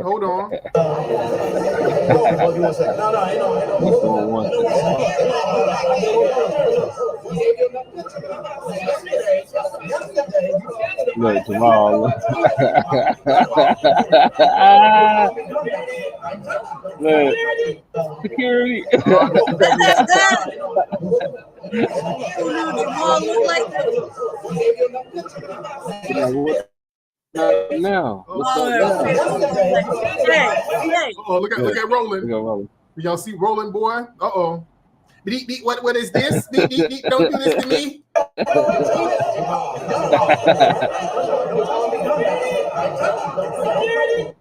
Now, Roland is always getting ran down on. Family, y'all know Roland has been ran down on before. Yep.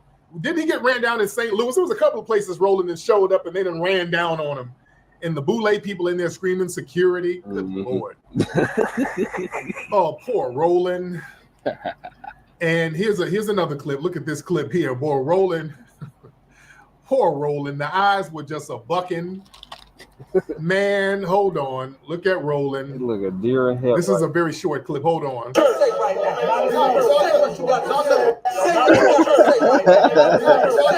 Look at Let's all just get along. What is this? All lives matter. We shouldn't be doing this. Oh, not even like trying to hold it back. It's all light detail. All that talking greasy on the internet. Will y'all stop that? Because listen, people think that the internet is a safe place. Right. That the internet is some kind of force field that will stop you from getting ran down on. You better understand. The internet is somewhat of an illusion. Right. It does it. You just can't be out here talking greasy for the political party or for whoever. And you get out here in the real world and think that can't nobody run up on you and touch you. It's real out here. You never know what can go down out here in these streets. Yep. Yeah, he had the old civil rights crowd with him. Roland, you better be careful about talking greasy to people online, brother. Right. I know you a weenie. I don't want nothing to happen to you. I know you can't fight your way out of a paper bag. I know this. I don't want to see nothing happen to you, but just stop running your mouth. Stop letting the DNC put a battery in your back and you talking crazy while the white people at the DNC are safe and sound in their homes. You got to go out here in these streets after you done ran your mouth for massa. The streets ain't playing with you, man. The streets ain't playing with you, brother. Right. Especially if you know you ain't got hands like that. Roland gonna get out here in the streets. Somebody gonna run down on him. Roland gonna be throwing food at niggas. Roland gonna throw a loaf of bread at niggas. Roland gonna be throwing hot dogs and sandwiches. Get away from me. Give me that honey bun. Give me that bucket of KFC. You throwing food at niggas ain't gonna save you, brother. Roland, come on, brother. Stop talking greasy. All y'all people who be on this internet, stop talking greasy and crazy knowing you can't back it up. Right. The streets is real. You know you can't back it up. Notice people who sit on the internet talking about folks, talking crap all the time. That's a telltale sign that you ain't really about the business and you're a weenie. Because if you're on the internet talking crap and talking greasy all the time about somebody, you always get smacked up in the real world. You always get ran down in the real world and you're sitting there bucking your eyes when it happens. Real ones don't sit on the internet talking greasy. Right. Yeah. Real ones don't do that. If a real one got a problem with you, a real one will see you. Yep. You dig? A real one would see you. Somebody who's really with the business, you ain't about to be on the internet talking all spicy and all of that stuff. No. I don't do that. I don't be sitting here. I roast cats, but just talking rah-rah talk on the internet, that's so damn corny. That's corny as hell. I ain't gonna sit on the internet whining and talking about no damn dudes or anybody. Because if I got a problem with somebody, you can see me or I can see you. I'll go to where you are, you go to where I am. Yeah. I see you. I'm gonna see you. And then we're gonna chop this thing up. If you got something to say that to me when I'm right there with you. Right.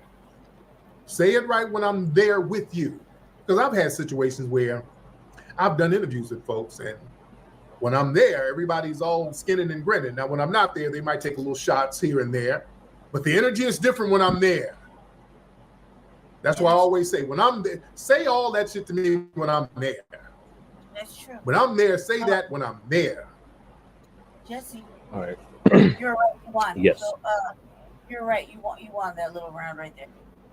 Okay. I gotta go because I have to be somewhere early at 8:30. Oh shit. Okay. Sorry. I was gonna get to the DNC. The next topic is the DNC. Well, how long till you get there? Like, That's literally the next topic. let's get there real quick. Then Okay. Are you closing it out after that? Yeah, I gotta it's get that there. and Phil Donahue. Yeah. Oh my God. It's like 10 more hours.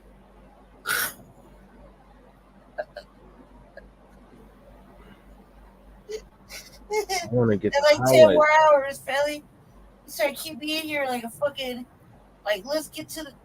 Probably like an hour, I don't have an hour of time. 30 minutes.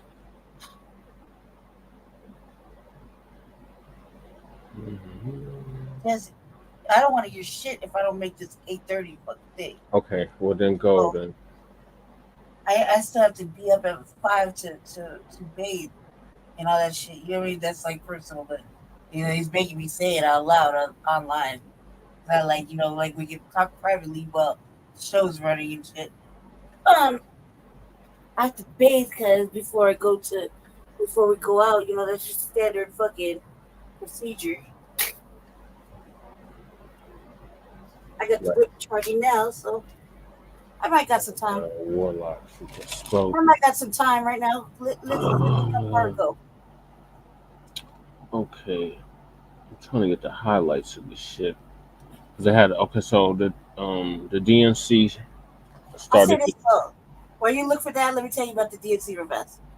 I would say now that my eyes are wide open to the black, right? That's gonna ride my black wave with me. Mm-hmm. I feel like the beginning I saw the children didn't want to put their hands on their heart for the Pledge of Allegiance. They shouldn't have had to. Why the fuck did you have all black children singing the white version of the national anthem? That's two. The first things that had to do with the national anthem, the motherfucking Pledge of Allegiance, the stating of. I felt with the children, they should never did that. Because the children, you see it in the signs like the children didn't even want to put their hand on their heart. Old boy with the choir singing the white America's national anthem, right? Is it national anthem? Yes. Or yeah, the national anthem. I know all the white songs sound the same. Anyway, they you could tell that motherfucker was extra the chorus thing, and all these white people were like looking at the children like, yes. I didn't like that. At all. It was the NAACP guy that said black jobs, and that's why I thought it was funny. That's why I said it. Yeah. The way you said it was the NAACP. Yeah, that was the head of the NAACP. Yeah, that's what said it. I watched it, and then I watched we call the clones out. When Biden came to speak, we call the clone's been referred to as Dark Biden. Clone is looking taut. He was out there. He was in full shenanigan view. He was just ready to give up the business. And he spoke like, and it caused a little friction on the internet. My brother was giving me the highlights of it all. Caused a little friction on the internet with, like that. And then Trump and his bullshit. So that's why I said earlier in our prediction, this right here, the DNC, is what made that prediction so heavy right now. And I didn't even get to finish it, y'all. So if I would have got a chance to finish it, then you watch and see it come into flourishing. Because have I led us down a path yet of wrongness? No. I call shit all the time in the city, and it passes. And it happens. You know what I mean? So it's not like I'm going to be wrong. We seen 2 weeks ago something that happened today. So, yep. And I even said it before I got on a half hour late, so I didn't even watch the beginning of the show. So I don't even know what happened at the beginning of Front Line Blacc News today. I jumped on an hour later because I'm working with my support team on some shit. So that's what I was doing. You know what I mean? I was running a little late. I lost track of time actually. As I was working on it, so vital. However, I watched most of the DNC. I skimmed it, and there was a couple of highlights that I thought was pretty fucking funny, like the Law and Order thing. I was like, oh shit, the DNC get drunk. Because as it's happening, I'm messaging Jesse. On Messenger. I don't message. I do these talk voice memos. You know what I mean? So I don't like typing. I think that's stupid. Right? Well, it's too tedious for me right now because I'm in the dark. I'm in a depressed mode. So I'm in the dark right now. I don't feel like typing. So it's easy for me to go hit a voicemail like, oh shit, the DNC get drunk. You know what I mean? Funny.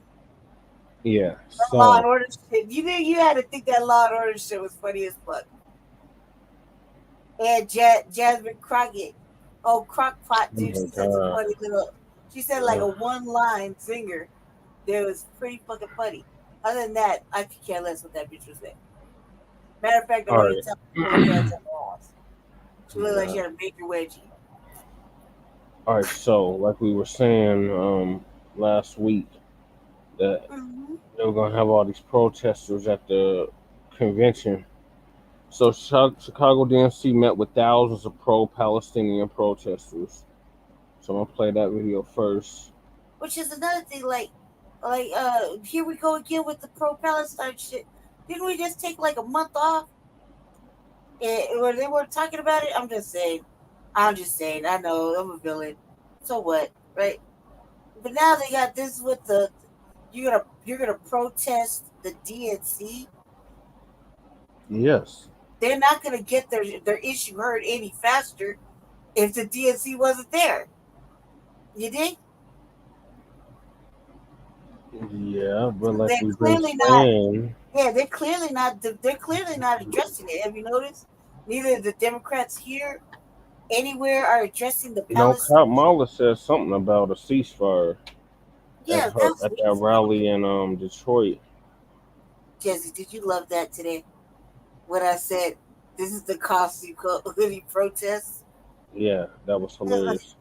The lady was bad as fuck. That stupid Bob was not happy about that. That broad that spoke after me, she was not happy about that at all. So, like we've been saying, this is going to be a repeat of 1968.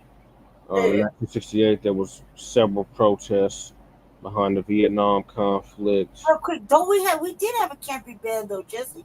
We do have a camping band. We do have a camping band, so them putting them tents up violated the camping ban, right? Yes, in Denver, yes. And then schools were? In Denver. In Denver, right? So I was right. And that lady tried to say I was wrong. Yeah, she's stupid. You can't tell the homeless advocates when they're that we were wrong. I'm sorry, Jesse. Go ahead. But you're right. Carry on with this pro-Palestine boogie nonsense. I want to From Unicorn Riot, shout out to Unicorn Riot for this. The Democratic National Convention back quickly now because there are. It's not on my. Quickly now because there are. The police are moving in fast.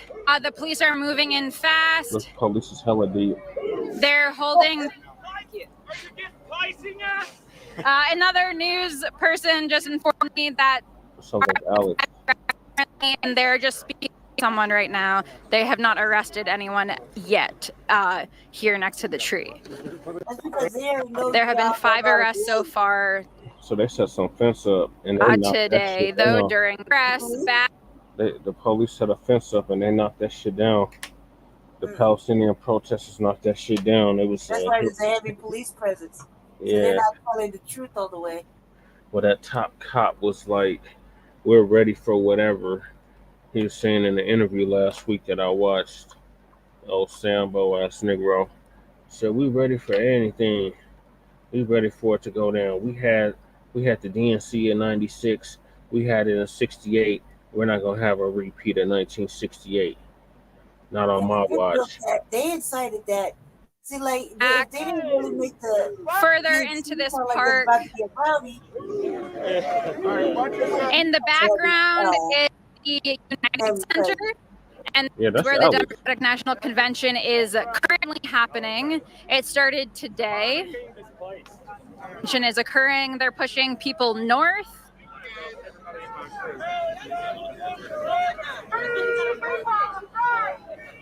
They're moving everybody.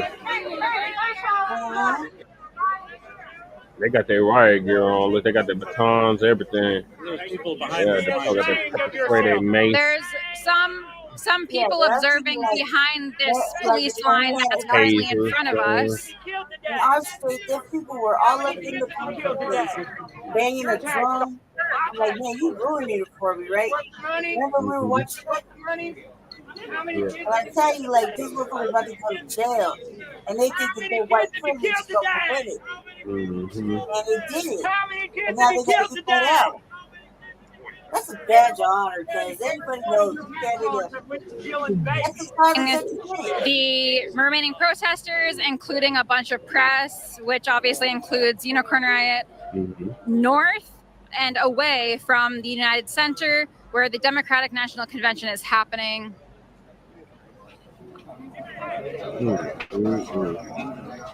Like, can you describe what happened earlier? Stream is pretty much effed, but may come back.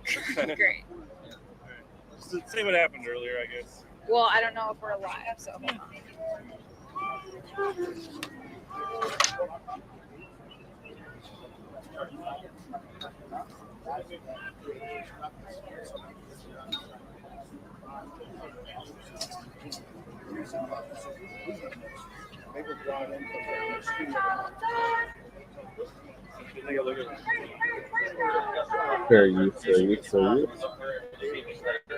So the police continue pushing the remaining protesters north and away from the United Center here in Chicago, Illinois. The United Center is where the Democratic National Convention is taking place, which started today and goes through the end of Thursday. Each and every single day of the Democratic National Convention, there are protests planned.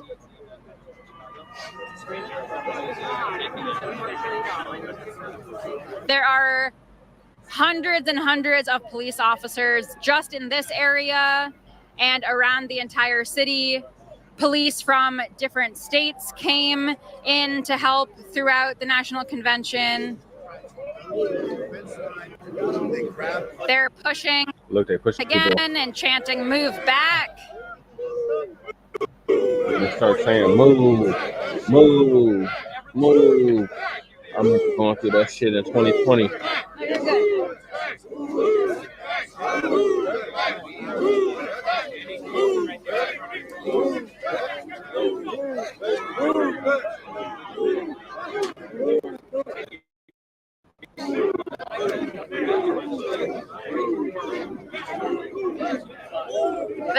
are still pushing everyone who remains in this park north.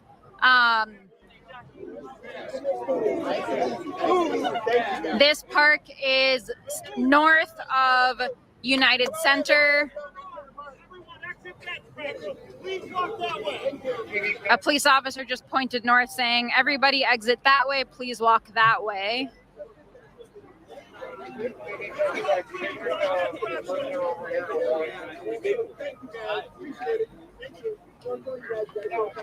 If you just like directly in my face.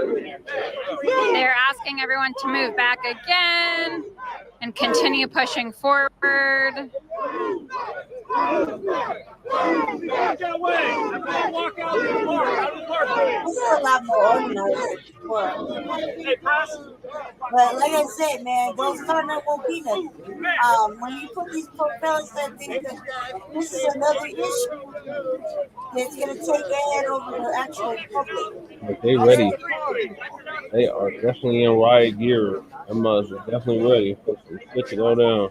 See, this is good. They have to be in riot gear.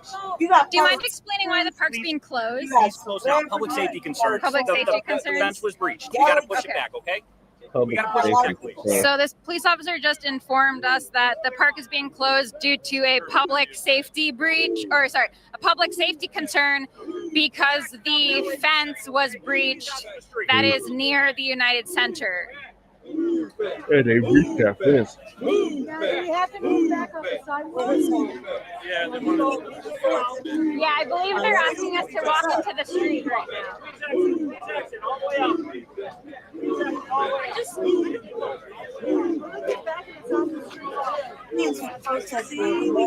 Don't move, they're gonna start arresting you. French kids would all be gone to the park. The same thing. now. Do you want to talk about why you're here? If you want me to. Yeah, why not? Well, I see dead Palestinian kids. You know, I see a nation that wants to keep out migrant workers. Yeah, that's that Alex. Made this country strong. I see the police aren't being supported by what they need, like education and social services. And I can't vote for Kamala Harris. She sold down the sex workers down the street and down the tubes when she was in San Francisco. And that I know because my daughter's a sex therapist. But I mean, which doesn't mean you do sex, you just help people with it. Yeah. Well, some people don't. Just help people. I mean, sex workers work also, even if that was a thing. But. Yeah, but I have, I came here because I was here in 68 and I want to make sure I see what happened. And honestly, the police are a lot nicer than they were. It doesn't help to jeer, though. And I know they wanted to jeer, and I was trying to say, no, it's not their fault. They're not educated. I guess that's kind of true. What? Brown hoodies, white gym shoes. Who has rocks in them? Their officers. No, there was some rocks. Okay. Right. Anyway. Just out. They didn't have a general meeting so that people couldn't vote for it. What would make you not feel like you need to be here to protest the Democratic Party? Going on with a new modern economist or a new modern philosophy. This is ridiculous. We should be looking at this. The kids were right in Vietnam. The kids are always right. We should listen to our children. They're the ones that know what's going on. My generation just wants. I'm sorry to say that, but they are. And, but no, I had to come. And I will say they are nice. They wouldn't have said this to us. They would have just pulled out their in 68. Yeah, in 68 they just pulled out there. She's definitely Well, I came as a representative because I have my medical kit still behind me in case they hurt somebody. And I'd even help them if they got hurt. I mean, So you were there in 68? Oh yeah, of course. Oh honey, I've been, yeah. So does this echo with you, like the feeling of the parallels? I feel like this generation is far superior to mine. I think you all are gentler, more accepting, more kind, smarter. There's a few extremists, but all of us were extreme then. You know, a lot of us were following the Weathermen and Sanctuary and, and it lasted a lifetime. I'm sure that there's somewhere a record on me. I know.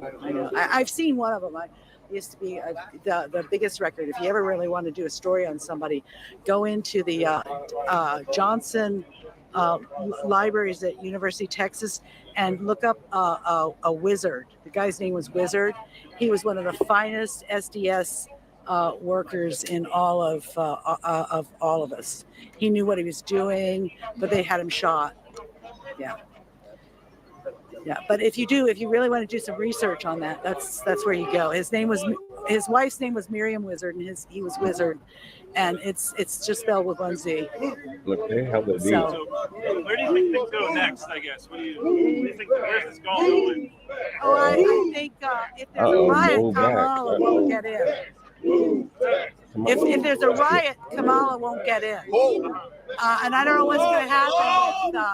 I don't know what's going to happen with Trump. I mean, that's ridiculous. There's another one that's, I mean, it'd be nice. I can give you a Cornel West button if you want. Yeah. I'm going that Cornel direction. Just to go back to 68 for a second, what do you most remember from that experience? Well, that my father refused to pay for my college after he saw me in the Post putting daisies in the National Guards. He said he was through with paying for my education. Mm-hmm. So you put daisies in the National Guard, the guns? At the Washington D.C. on that protest, yeah. Okay. I was that girl, barefoot and yeah, that was me. Yeah, a different time, right? No. The establishment thanks you for your dedicated, loyal service. You've done a great service to them today. See, he's smart. He's smart. That's how you do it. That's how you do it, darling. That's how you do it. Can I talk about? Okay. Thank you, Bob. Yeah, some of these guys can't. And I understand that. What are they going to do? They're going to arrest me? Oh, good. My medication is going to run them $50,000 probably every 6 months. Yeah, go ahead and put me in jail, honey. No, I'll get lawyers. You just wait. Maybe I'll convert to Muslimism like Malcolm X did. Who knows? I'm joking. I don't know. I should probably be serious, shouldn't I? Well, it's a serious vibe here in the corner right now. Yeah. Well, that's when I get my funniest because Right. But yeah, they didn't. It's funny. I was surprised at how many people. That's when I get my down, and I wasn't going to get up until I got my walking stick. And finally, one guy handed it to me. It's like one of those. And I hope he. It's one of them Chinese flicks where the video's not keeping up with the voices. So you can hear the people talking, but the video's not keeping up with their movements. So it looks like they're just like randomly talking, but you can't see it. It's about 6 more minutes of this. Doesn't get in trouble for it though. It's Thank you for your service. There's no reason to do this, but there was no reason to block that off either. What's wrong with the Democratic Party that they're doing that? They're supposed to be the party of the people. Thanks you. Do we want to try to get to that side? What's that? Do you want to try to move to that side now? Hey, thank you so much, man. No, I don't know if I did anything for you, but No, It's yeah. all good. Thank you, man. Thank you. Thank you. Bye. All right, we're gonna show this other side of the street where there's where the line just continues of police. Yeah. So this is the intersection of North Walcott Ave and West Maypole Ave.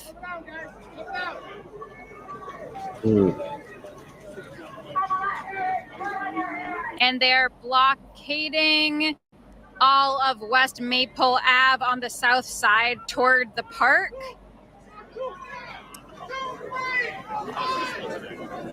And again, one of the police officers told us that the park is being closed due to safety concerns because the metal fence was breached to the street to the south of the park toward United Center. Again, and the United Center is where the Democratic National Convention is taking place, which started today. Yep.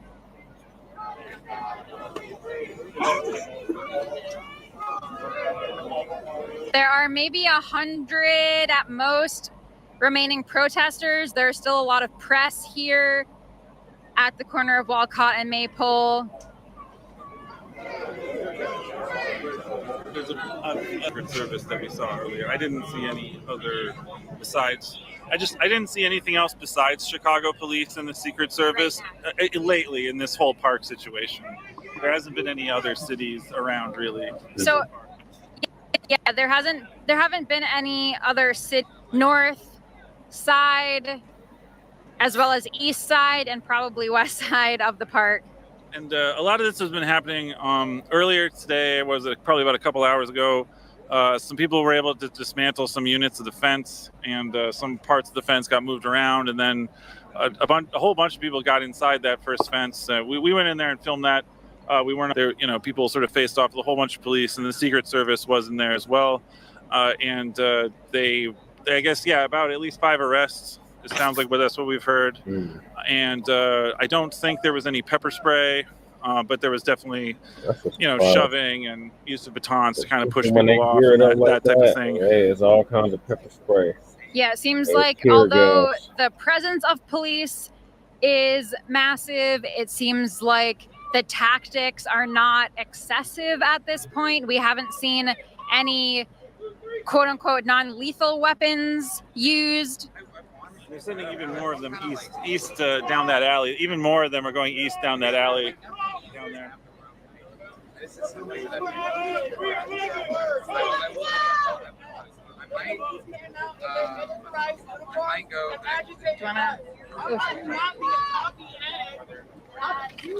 Can we talk to that guy?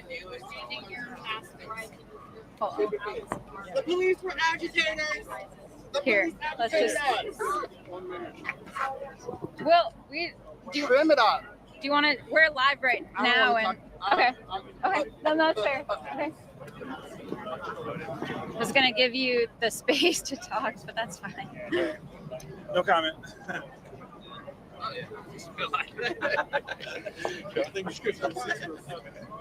Even more of them, like dozens of them. Yeah, there are a lot of police walking down the alley east of the park.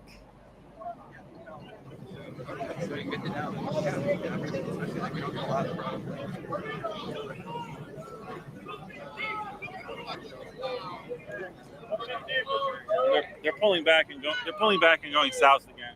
Or some of them are.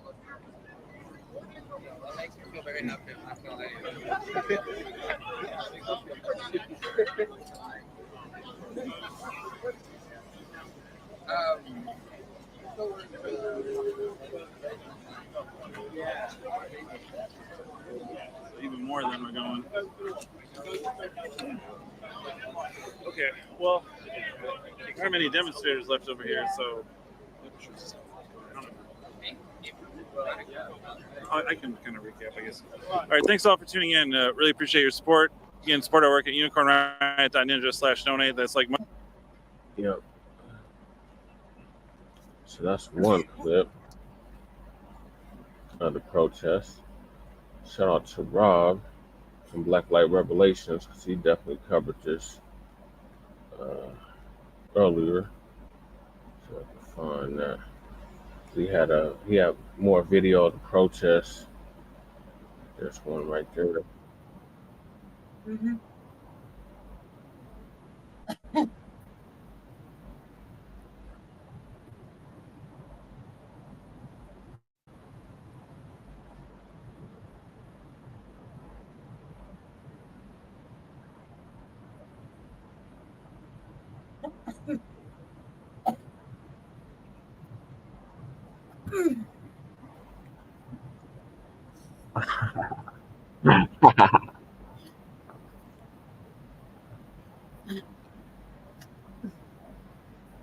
Because I'm having trouble breathing. Okay.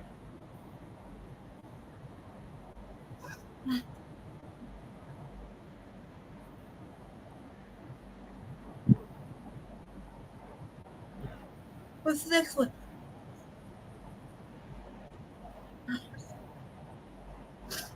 It's the same protest. Oh my God. Why are we even watching this shit? Because. Why does it matter? AMC. No, but why do we care about this? Because. It's another leapfrog over black. Because lady said, what did he say? Why?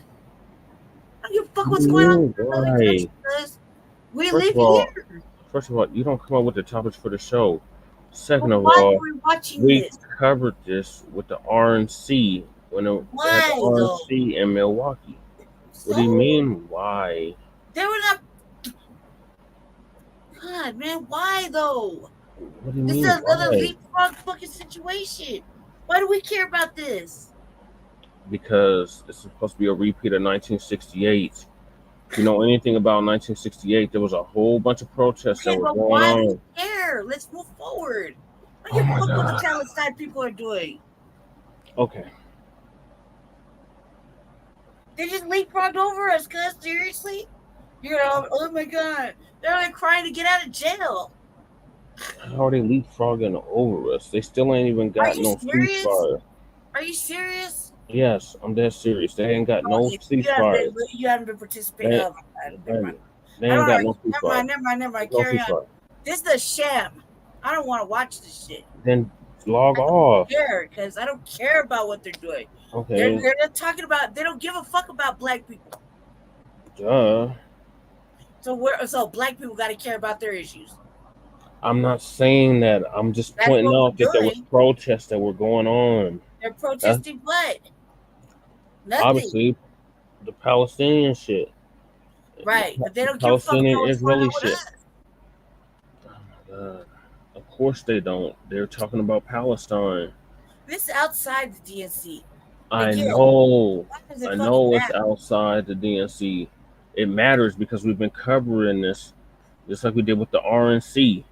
I didn't cover no Oh my protests God. outside this shit.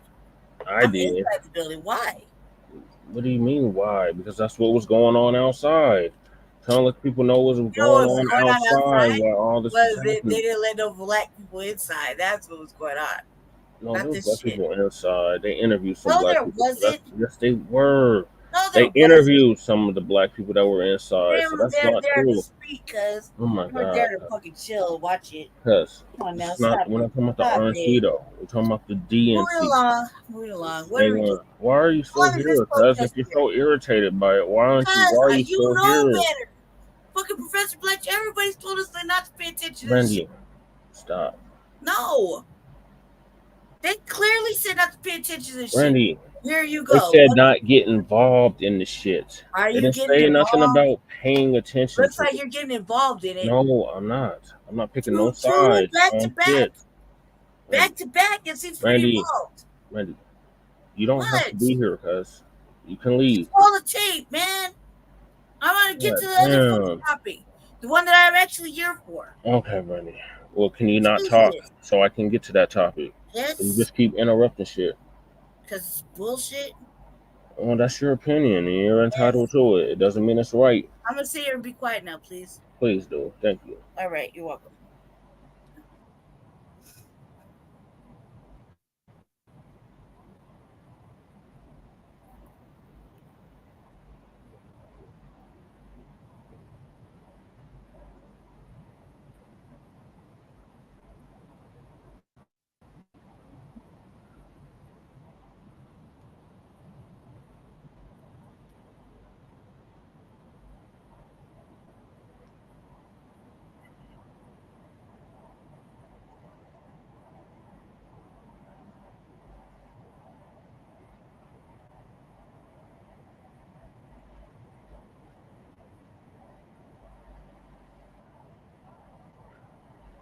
Ooh, salacious. Is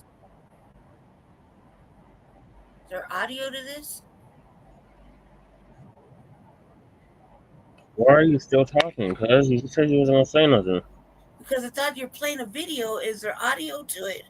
Randy, this is What? Rob's video. He's Clearly. giving his narration while he's playing the video. So there's no audio to it?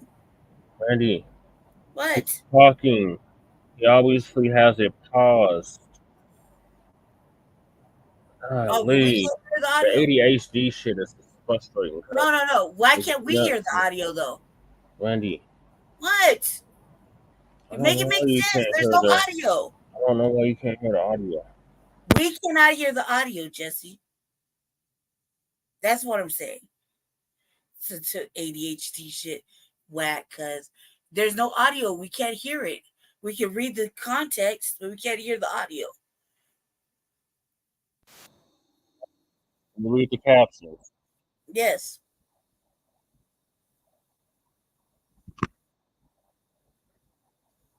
But is there a particular reason there's no audio? Like, are you muting it on purpose? Because that would make sense too. That's probably what you're doing. Okay, I got it. Great. No, it's cool. Let it play. No, I can't just play it because you keep interrupting. Well, there's no audio, Jesse. Where's the audio to the video? Right here, if you will listen. Jesse, it wasn't playing. Additional fencing. Is it playing now? But that really is what's happening right now. Let me give you. Can you hear it now? Okay, so Chicago police right now are running toward this area. We're going to get out of the way, Hello? but they're running toward this area. Appears with helmets. I can hear it now. I believe they are apologize to us for the crowd. They're about to move everyone out the way. You see it, they are probably 300 feet from us. They're running with helmets on. Early in the morning. I'm sure to move us out of this perimeter. So we're going to keep the camera on this, but we're going to just move out of the way.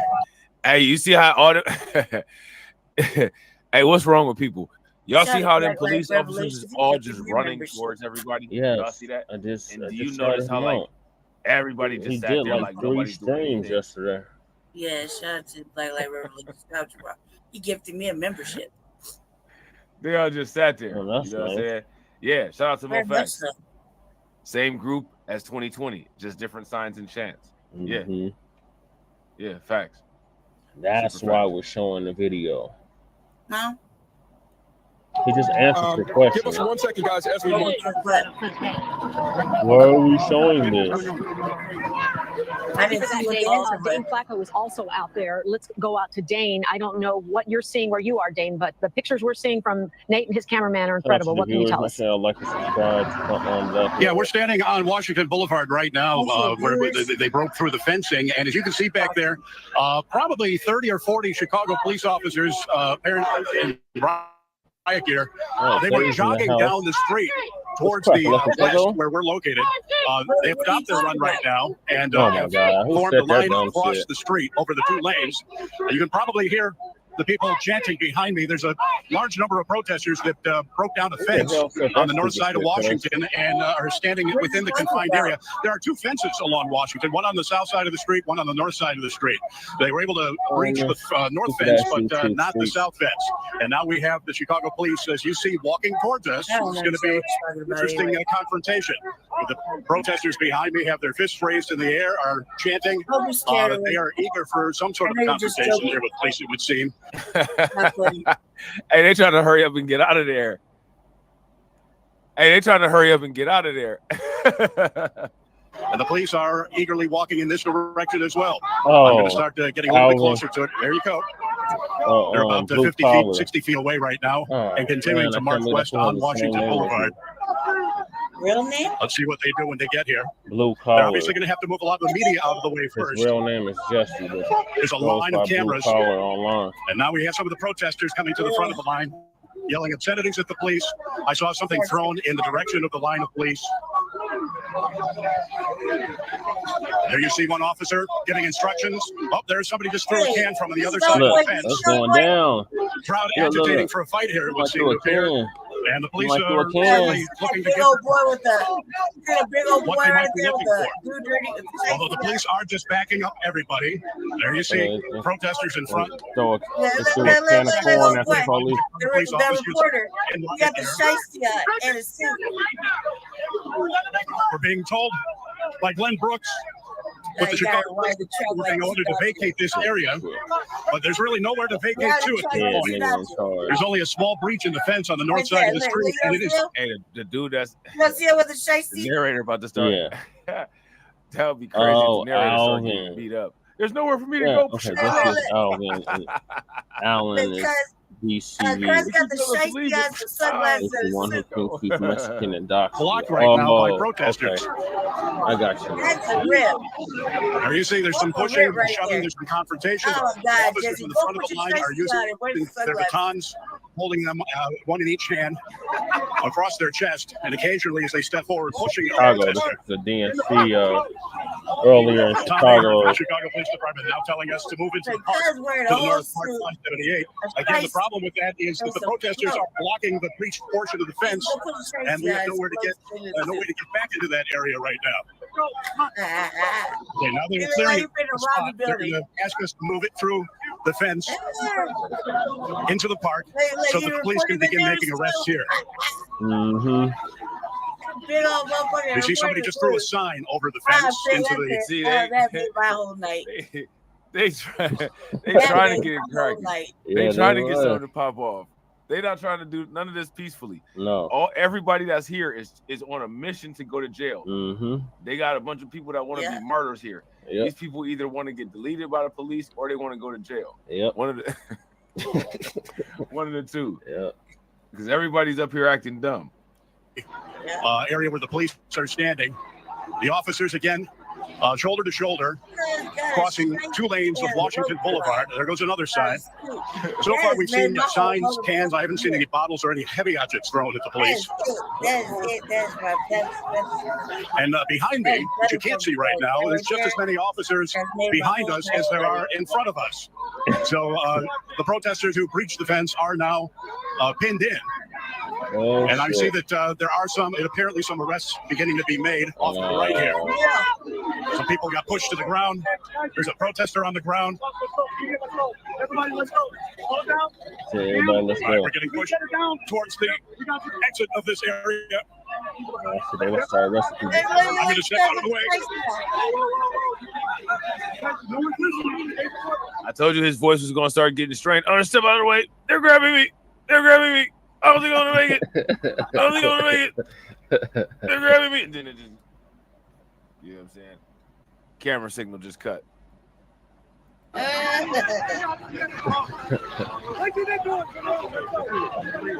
you see the police officers trying to move people towards that small exit point. We gotta go. Yeah, so that's it. Damn. Because we're in a whole shiesty. Yeah, so it was going down. This is day That one. shit made my They got a motherfucking protest night better. set up for every day of the I'm gonna go to DNC. sleep smiling in my heart that there's a motherfucking reporter out there. Right, take that shit to their country. Exactly. With a motherfucking poo shiesty mask on, with glasses, reporting the news, trying to squeeze in between as motherfucking race soldiers on their batting their batons on their heads. This motherfucker creeping in and out of fucking people. I'm gonna sleep with a smile on my heart. My heart is warm and cozy now. That made my whole fucking night. That's like, oh, look, it's someone representing us for real, for real. Mm-hmm. If only we could get away with wearing shiesties and lokes outside during the summertime in 100 degrees weather. You know, I'm fucking reporting. Yeah, this is Lady Che with the Revolutionary Agenda. Bitch, take off your mask. I can't. You can't see me. Matter of fact, while we're sitting here getting this interview, go ahead and run them pockets. Empty out your purse right here, bitch. I know I need a Whopper Jr. on the way back home. And a double deuce, fucking 2 double shooters of motherfucking Southern Comfort Black. Now let's get into these politics. Right. So that's what was going on outside the DNC in Chicago. Now this is what was happening inside. Inside is getting crunk. President Biden just passed the torch to his vice president on the first night of the Democratic National Convention. But thousands of people are protesting outside the arena tonight, with a small number of them breaking through the barricade. Senior political reporter Jason Whiteley has been speaking with some Texans and joins us live right outside the United Center. Yeah, Chris, right now, Democrats are trailing out of the United Center here after a long night. It was a powerful speech that we all watched by Joe Biden this evening. Angry Joe is one of the trending terms right now on social media. Democrats saying they certainly like this Joe Biden, the angry Joe Biden. But still, this is likely Joe Biden's last major political speech in his 50-year career. It's doubtful over the next 5 months of his presidency he is going to have an audience like he had tonight here in Chicago. We did see a few surprises inside the United Center here tonight, and a handful of Texans had some primetime speaking spots as well. Jasmine Crockett. Oh my God. The Democrats' biggest party of the year got underway Monday night with Texans taking the stage. Kamala Harris has a resume. What? Donald Trump has a rap sheet. Dallas Congresswoman Jasmine Crockett. We deserve tough leaders who have our backs. Harris County Judge Lena Hidalgo. I'm here tonight because the fight for reproductive rights isn't just a woman's fight. This is about fighting. This is about fighting for our families. And Josh and Amanda Zarowski, the Austin couple, denied an abortion after a difficult pregnancy. But it was Kamala Harris, the nominee herself, who surprised Democrats with an unexpected appearance Monday night. This is going to be a great week. Oh my God. And I want to kick us off by celebrating our incredible president, Joe Biden. The biggest scheduled name, President Biden. This was supposed to be his convention, where he would ask for 4 more years. His speech Monday night, not a farewell address, more of a look to the future. Are you ready to vote for freedom?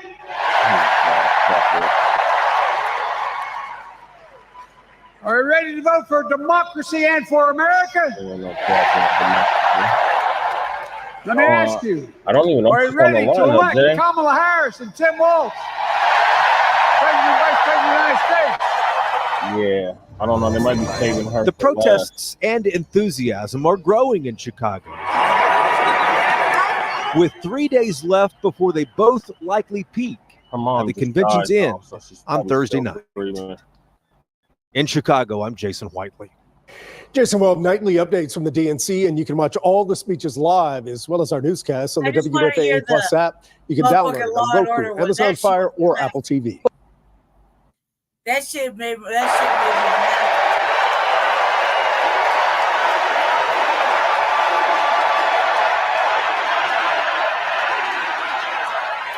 Who did the Law and Order one? That was like, let me find my mouse. That shit was hilarious. That shit had me weak. Hold on, let me see my money real quick. I was like, I couldn't stop laughing. That's when I called you and told you that the motherfucking shit was getting crunk. I was like, God damn, like they didn't pull out all the stops. Oh, look, y'all, there was a reparations rally too.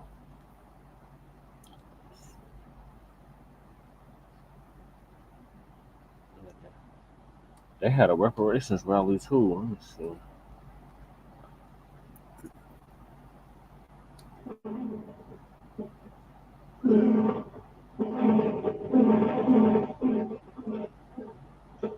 That sounds horrible.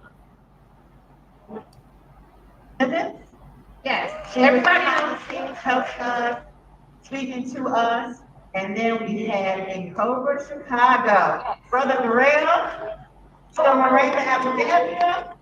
So we got excited. Y'all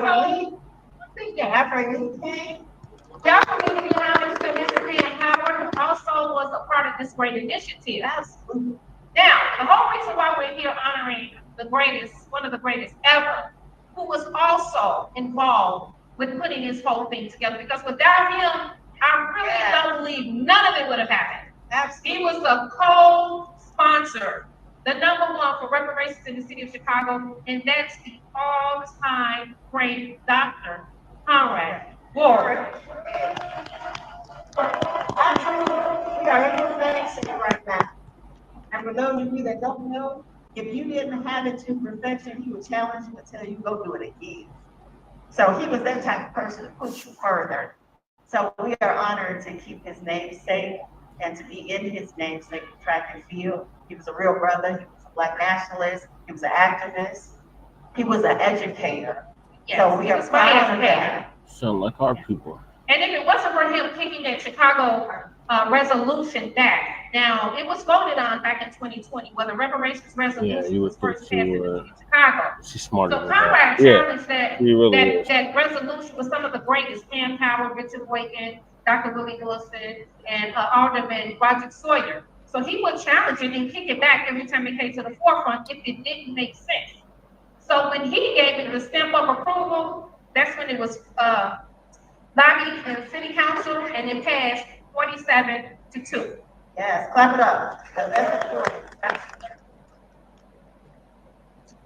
And so we're here today to honor him. We thank you all for coming out. Yes. And we have one more great accomplishment that just happened this year in June of 2024. Would you like to make that announcement? Okay, so our wonderful mayor of Chicago, Mayor Brandon Johnson, actually on June 17th, signed an executive order where we were all here, the community partner on stage. He signed executive order 2024-1, establishing the reparations force. Yeah, that's the one that what's his face was talking about. TD Hip Hop. He was talking about that Johnson had passed like $500,000 for a reparations commission. But yeah, he done gave these goddamn illegal immigrants what, over $100 million. Trying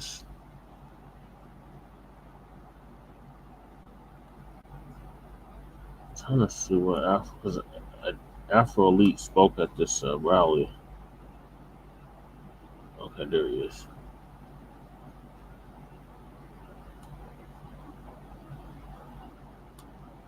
We need to speak properly. Don't speak in this ghetto slang. Stop complaining. I mean, we built everything they have. They wouldn't have anything. Chicago wouldn't exist had it not been for us. New York wouldn't exist had it not been for us.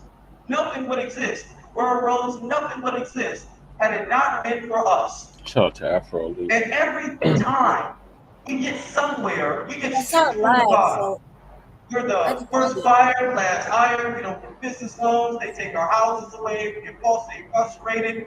The government of the United States of America plants drugs and guns in our community. It tells us so. And tells us, well, we didn't take the drugs, we didn't make you sell it, here we put it there, but that's your fault. So you just gotta live with the consequences of what you do. The worst part about it is you had black people saying that same. It's about time that enough of us, and I'm so very glad to see that enough of us are saying, you know what, all of the damage that you guys have done to us, you guys need to pay us. All of the wealth that you guys are living off of, you guys need to pay us. Because that really doesn't belong to Goddamn check. us. It really doesn't belong to you.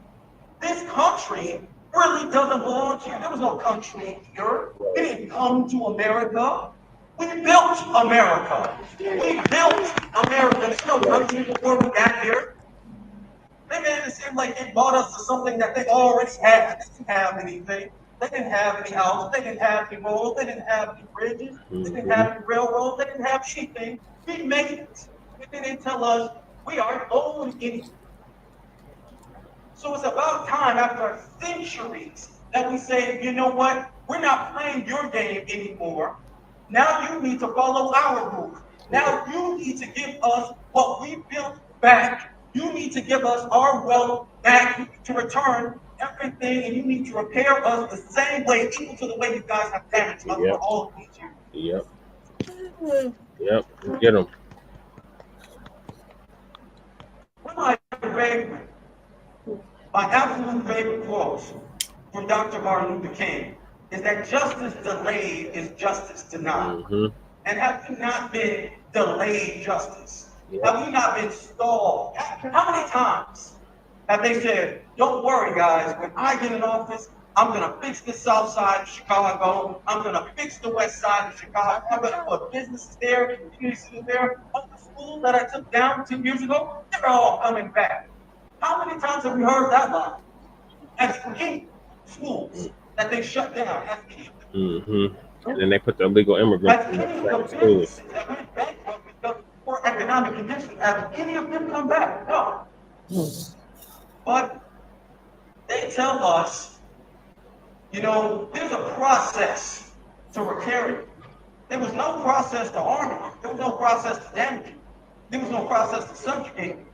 But there's a process to repair it. You got to be patient because we need to pass the bills and have conversations so we can discuss the options about if we're going to do anything. And that's the process of doing things. And it doesn't just wait. Things can't happen overnight. You have to understand things can't happen overnight. And I say, okay, that's fair. That's fair. Things can't happen overnight. But then, I'm sorry, but then it kind of confuses me because you have thousands, tens of thousands, hundreds of thousands, millions of illegal immigrants. Yeah. You have millions of illegal immigrants coming in right here, and they're getting reparations. They're getting reparations. Let's call it what it is. Reparations and resources. You got homeless black folks, veterans sleeping outside, sleeping all cozy in hotels, nice hotels, some of them are in the police stations. Now they're probably not there anymore because they beat all the police up after they get checked. Okay. They tell us, oh, there's a process over here. I've got to wait. Okay, we got to have enough votes, we got to have the city, we got to have the house. But and we can't do anything that's only going to benefit you. Something we're asking. That's all we get. They ain't got no problem doing nothing for all these other groups, including illegal immigrants, when they even citizens. They didn't vote now one of these politicians in office nor pay a lick tax. We gotta wait and share. We gotta wait and share. Why do they not have to wait and share? About time we start asking that question. Why do they not have to wait and share? I know there's criminals. Let's be honest. There's criminals coming over here committing crimes all over in the city. Then they get locked up. The judge says, let them go. They didn't know what they were doing. They change their name. They commit another crime. They get locked up. Do the same thing over and over. They lock you up through speed. Your license is suspended. Oh, you're going to jail. Oh, you need bail. They don't need bail. They don't need anything. So let me ask you.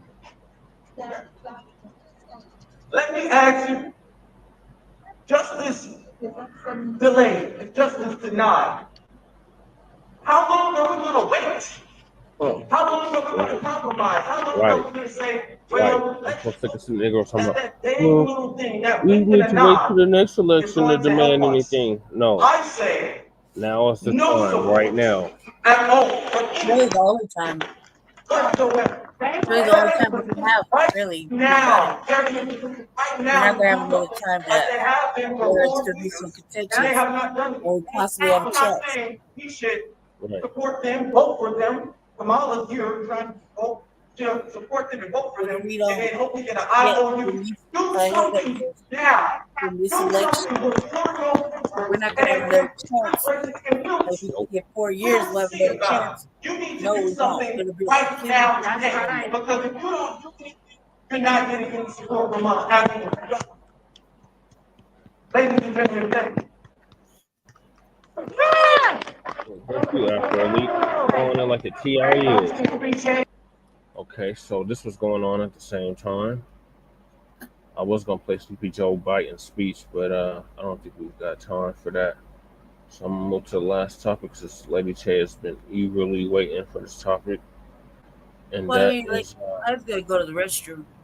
So you got like that speech is 50 I don't minutes think I'm long. ever going to go to sleep at this point. What are you gonna do? Because President Joe Biden's campaign, he is set to be the keynote speaker tonight. Eyewitness is live here in studio with what we can expect as the convention nominates Kamala Harris as their candidate. Day one, Democrats, they are going to give some credit to President Biden for his accomplishments and for, in their words, putting country first and giving up power to pave the way for Kamala Harris to accept the nomination. President Joe Biden touching down in Chicago to address the Democratic National Convention Monday night, but not as the nominee, which was the plan up until 1 month ago when Biden exited the race and endorsed his Vice President Kamala Harris. Also speaking Monday, First Lady Jill Biden, Hillary Clinton, AOC, and Los Angeles Mayor Karen Bass, among others. He has no idea how to run against her. He doesn't know what to do. And when he doesn't know what to do, then he goes to the lowest common denominator, which is to attack her on race, on gender, and it just shows who he is. Since Biden exited the race, money has poured in. Enthusiasm is up, evidenced by the large crowds Harris and her running mate Tim Walz have seen, and the DNC is expected to be a very different convention than it would have been if Biden had stayed in the race. We get an opportunity tonight to say a thank you to the best president of my lifetime. This is a campaign where you're seeing an energy really emerge amongst voters across the country. Outside of Chicago, the Trump and Vance campaign plan to crisscross the country, holding events in key battleground states. Over the past few weeks, the former president has struggled to stick to the issues, often resorting to personal insults. This week, Trump vows to focus on safety, immigration, and the economy during the tour. Everyone was better off when you had a gentleman named President Donald J. Trump at the helm. Does anybody know him? We spoke with LA County Supervisor Holly Mitchell, who was at the DNC and shared what it means to be supporting a fellow Californian in Kamala Harris and see her friend receive the Democratic nomination. I'm excited, I'm pumped up, and I'm ready to go to work, to continue the work, to organize voters across LA County. Now here's a live look inside the United Center. As I said, you'll hear from AOC tonight, Hillary Rodham Clinton, of course, that keynote speech from President Biden. We are also keeping a close eye on protests that have been happening outside of the United Center. As many as 100,000 protesters are expected in Chicago this week. Hello, I'm Mark Brown. Get more great ABC7 content by clicking the subscribe button for our YouTube channel and download the ABC7 Los Angeles streaming app on Fire TV, Android TV, Apple TV, and Roku to watch on your TV.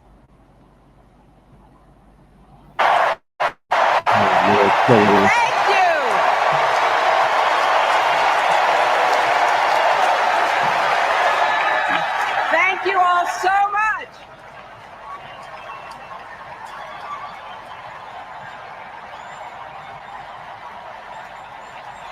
Thank you.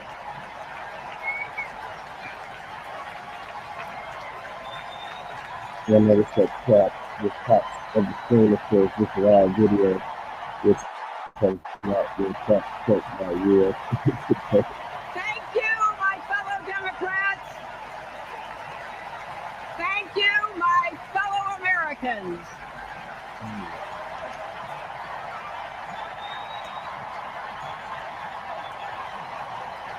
Thank you so much.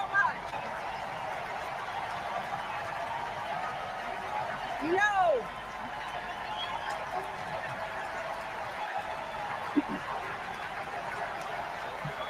thank you all.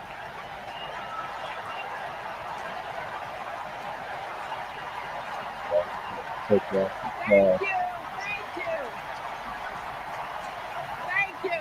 Thank you. Thank you so much. Wow. There's a lot of energy in this room, just like there is across the country. Oh my God, tight man.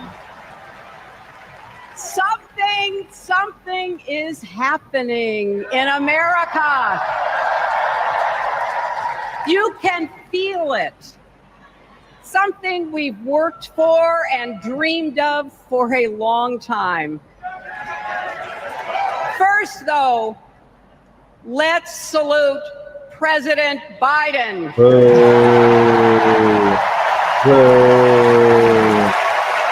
Tomato. He has been democracy's champion at home and abroad. Lord have mercy.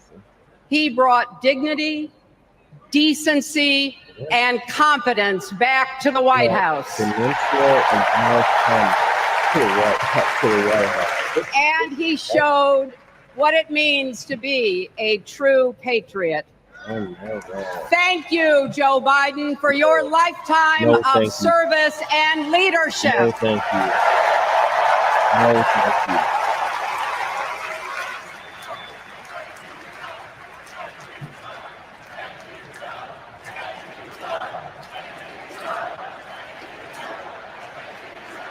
No, thank you, Joe. No, thank you, Joe. And now we are writing a new chapter in America's story. You know, my mother Dorothy was born right here in Chicago before women had the right to vote. Oh, Lord, here we go. That changed 104 years ago yesterday. Think about it. Tennessee became the final state.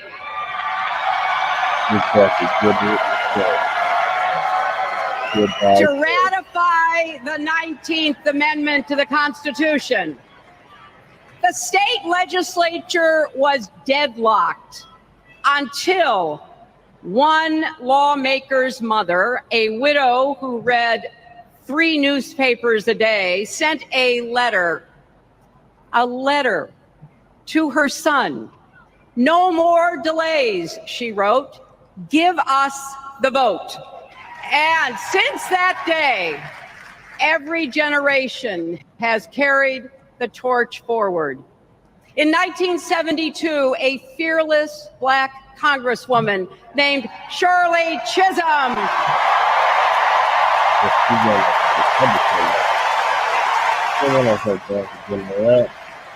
she ran for president. And her determination let me and millions of others dream bigger, not just because of who she was, but because of who she fought for. Working parents, poor children, the last, the least, and the lost. In 1984, I brought my daughter to see Geraldine Ferraro, the first woman nominated for vice president. If we can do this, Jerry said, we can do anything. And then there was 2016, when it was the honor of my life to accept our party's nomination for president.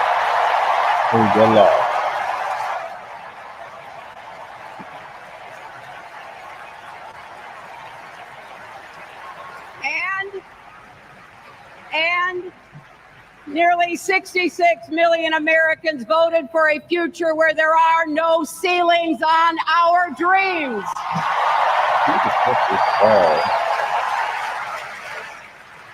And afterwards, we refused to give up on America.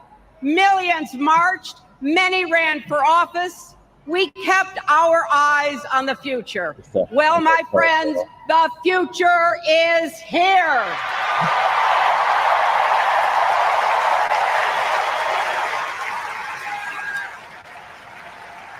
I wish my mother and Kamala's mother could see us.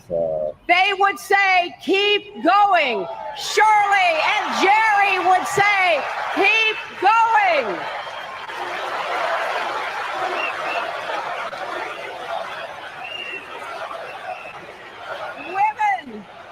Women fighting for reproductive health care are saying, keep going. Families building better lives, parents stretching to afford child care, young people struggling to pay the rent. They're all asking us to keep going. So, with faith in each other and joy in our hearts, let's send Kamala Harris and Tim Walz to the White House. Let's not do that. No, Harris, no. You know, the story of my life and the history reality of our country is that progress is possible, but not guaranteed.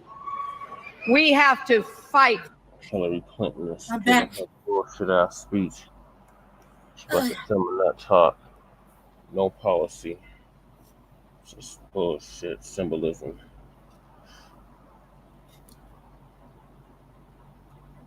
For it. Never, ever give up.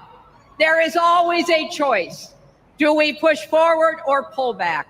Come together as we the people, or split into us versus them? That's the choice we face in this election. Kamala has the character, experience, and vision to lead us forward. Huh? I said, these little pantsuits they be putting these bitches in are real masculine and are really gross looking. I agree. Forward.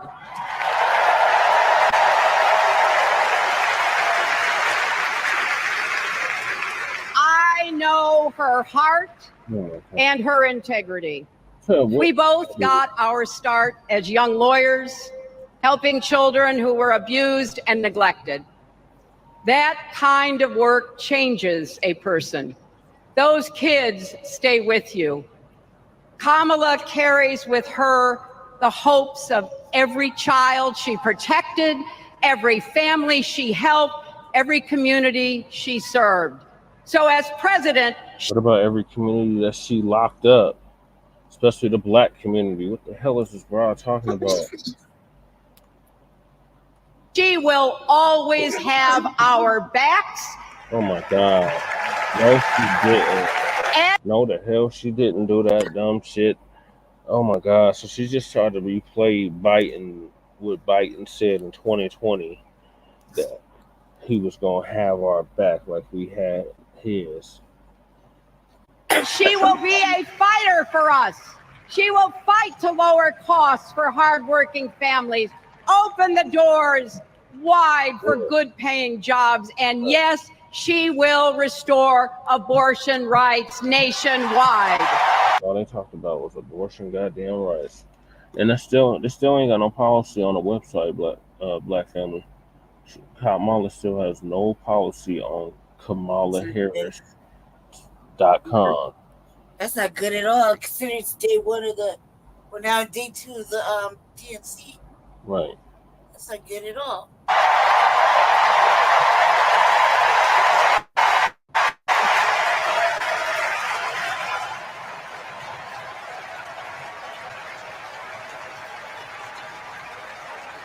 As a prosecutor, Kamala locked up murderers and drug traffickers.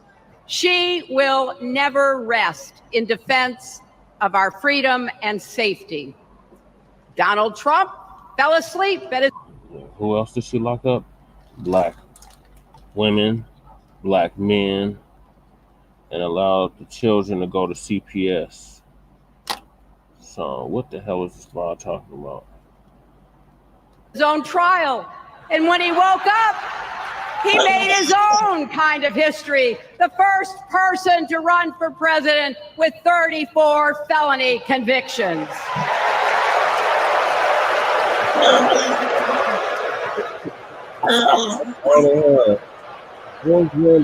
As vice president, no policy there. As vice president, Kamala sat in the Situation Room.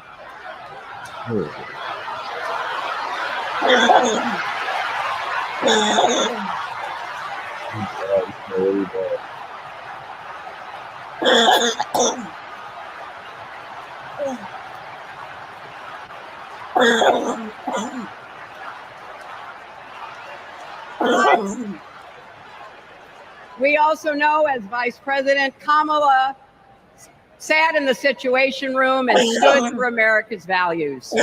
I know what it takes, and I can tell you, as commander-in-chief, Kamala won't disrespect our military and our veterans.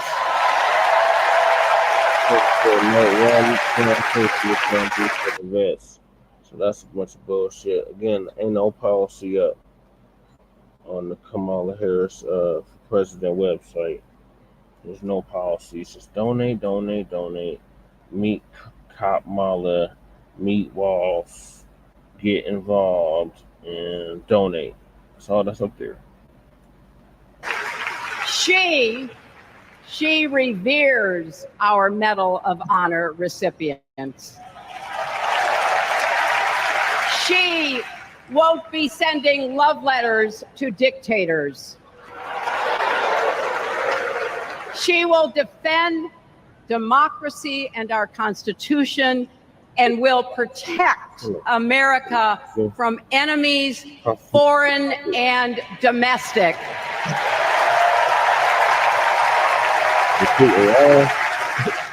Think about it. The Constitution says the president's job is to take care that the laws be faithfully executed. Those are the words of our founders. Take care. Just look at the candidates. Kamala cares about kids and families, cares about America. Donald only cares about himself. On her first day in court, Kamala said 5 words that still guide her. Kamala Harris, for the people. That is something that Donald Trump will never understand. So it is no surprise, is it, that he is lying about Kamala's record. He's mocking her name and her laugh. Sounds familiar. But we have him on the run now.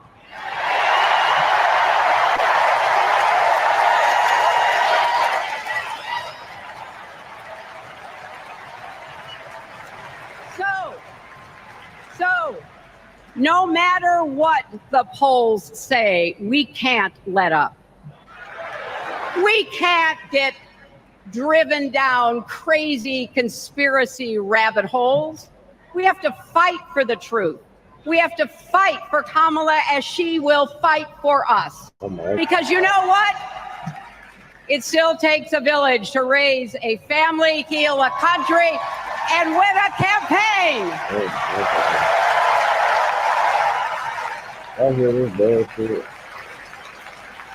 And America needs every one of us, our energy, our talents, our dreams. We're not just electing a president, we're uplifting our nation. We're opening the promise of America wide enough for everyone. Together, we put a lot of cracks in the highest, hardest glass ceiling. And tonight, so close to breaking through once and for all, I want to tell you what I see through all those cracks and why it matters for each and every one of us. What do I see? I see freedom. I see the freedom to make our own decisions about our health, our lives, our loves, our families.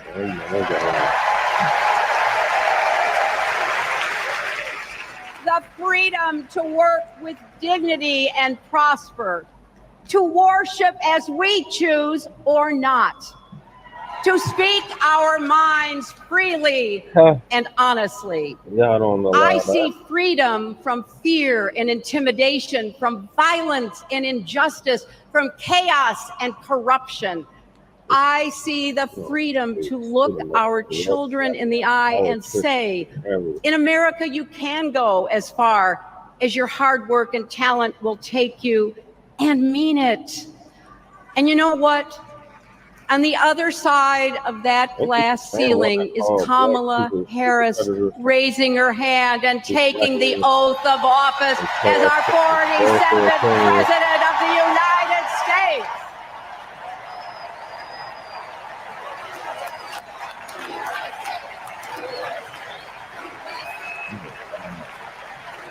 Because, my friends, When a barrier falls for one of us, it falls. It falls and clears the way for all of us. So for the next 78 days, we need to work harder than we ever have. We need to beat back the dangers that Trump and his allies pose to the rule of law and our way of life. Don't get distracted or complacent. Talk to your friends and neighbors. Volunteer.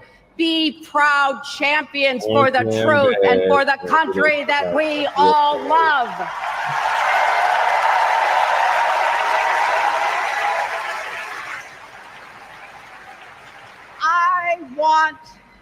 I want my grandchildren and their grandchildren to know I was here at this moment, that we were here, and that we were with Kamala Harris every step of the way.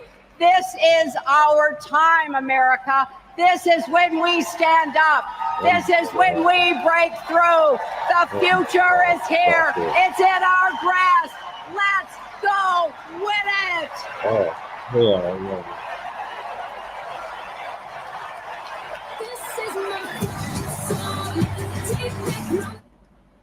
Oh my God.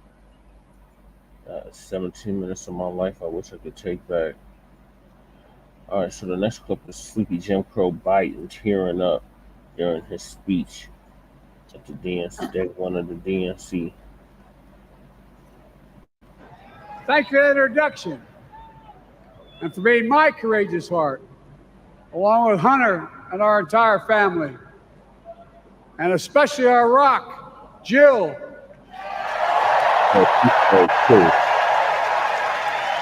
For as those of you who know us, up with a lot, man. she still leaves me both breathless and speechless. Everybody knows her. I love her more than she loves me. She walks down the stairs and I still get that going boom, boom, boom. Y'all will know me. No, I'm not kidding. Let's give a special round of applause to our First Lady, Jill Biden.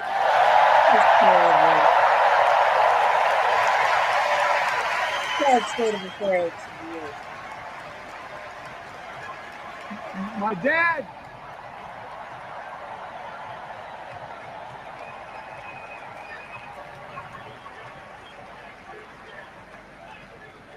My dad used to have an expression, for real. He'd say, Joey, family is the beginning, the middle, and the end. And I love you all. Folks. Dementia. And America, I love you.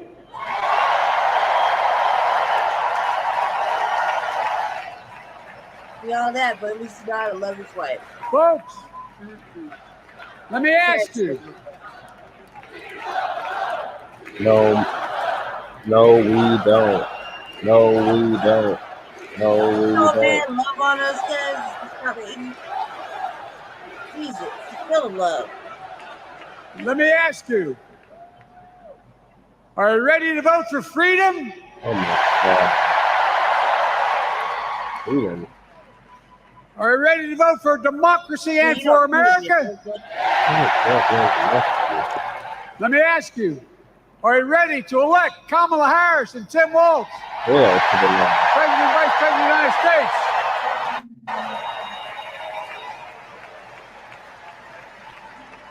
My fellow Democrats, my fellow Americans, nearly 4 years ago, in winter, on the steps of the Capitol, on a cold January day, I raised my right hand and I swore an oath to you and to God to preserve, protect, and defend the Constitution and to faithfully execute the office of the President of the United States.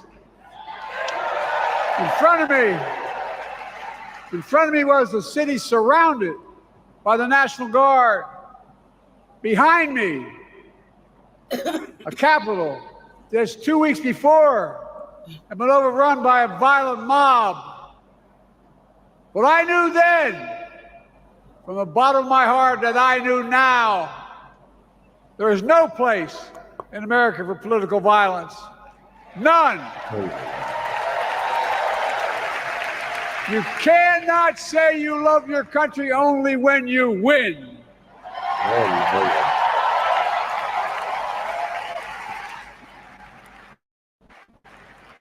In that moment, I wasn't looking to the past. I was looking to the future.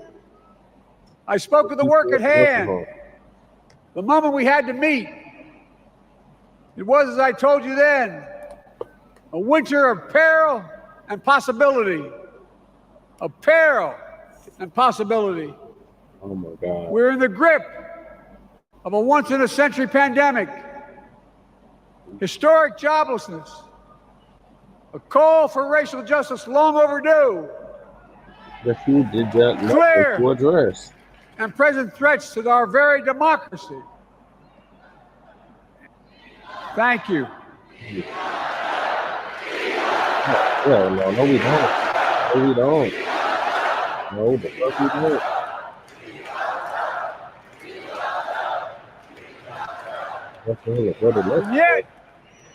Yet I believe then, and I believe now, that progress was and is possible.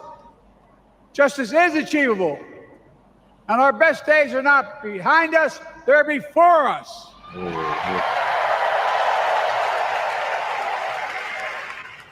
Now it's summer. The winter is past. And with a grateful heart, I stand before you now on this August night to report that democracy has prevailed.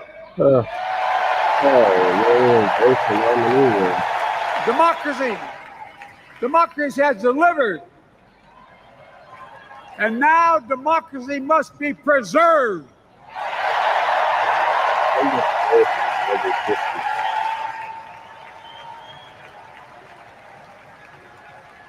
You've heard me say it before.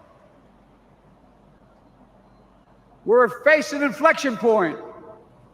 One of those rare moments in history when the decisions we make now will determine the fate of our nation and the world for decades to come. That's not hyperbole, I mean it literally. We're in a battle for the very soul of America. I ran for president in 2020 because of what I saw in Charlottesville in August of 2017. Extremists coming out of the woods, carrying torches, their veins bulging from their necks, carrying Nazi swastikas, and chanting the same exact anti-Semitic bile that was heard in Germany in the early 30s. Neo-Nazis, white supremacists, the Ku Klux Klan. That you did nothing about. So emboldened by a president then in the White House. That you said were your. That they saw as an ally. And you looked up. They didn't even bother to wear their hoods. Hate was on the march in America. Old ghosts and new garments. Stirring up the oldest divisions. Stoking the oldest fears. Giving oxygen to the oldest forces that they long sought to tear apart America. In the process, a young woman was killed. When I contacted her mother, I asked about what happened. She told me. When the president was asked what he thought had happened, Donald Trump said, and I quote, "There are very fine people on both sides. My God." That's what he said. That is what he said and what he meant. That's when I realized, had listened to the admonition of my dead son, I could not stay in the sidelines. Oh, you talking about both. So I ran.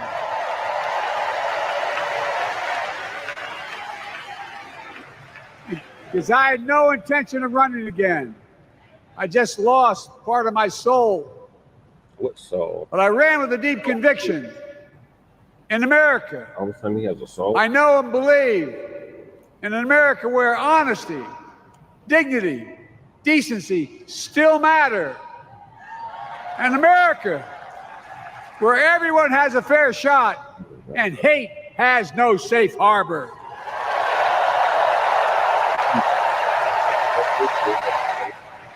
An America where the fundamental creed of this nation, that all of us are created equal, is still very much alive. Oh, God. And a broad coalition of Americans joined with me. 81 million voters voted for us, more than any time in all of history. Because of all of you in this room and others, we came together in 2020 to save democracy.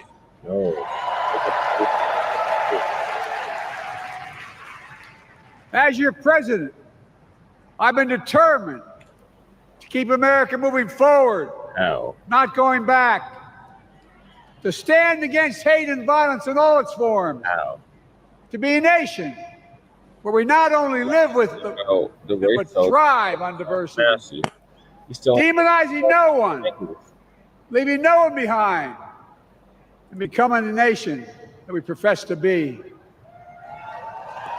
I also ran to rebuild the backbone of America, the middle class.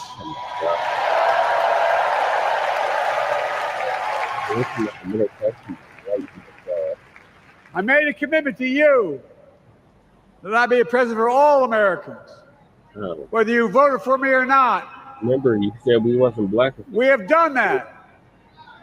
Studies show the major bills we have passed actually delivered more to red states than blue. Because the job of the president is to deliver to all of America.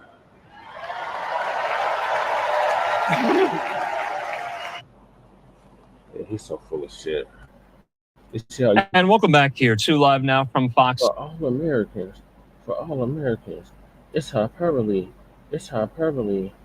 Yeah, just sit down, Joe. Take all kinds of seats. Thanks for the introduction. And go to the nursing home.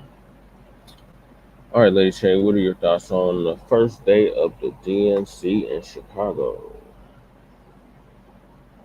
As I mean, I think that they let the clone was out in full effect. He was trying to, fill up the room with love, I guess. The DNC wins according to how we always feel the DNC should go. It was jam-packed full of DNC activity. You don't look at the DNC this time as weird or they acting out or they're doing something kind of like un-DNC like versus this year's RNC.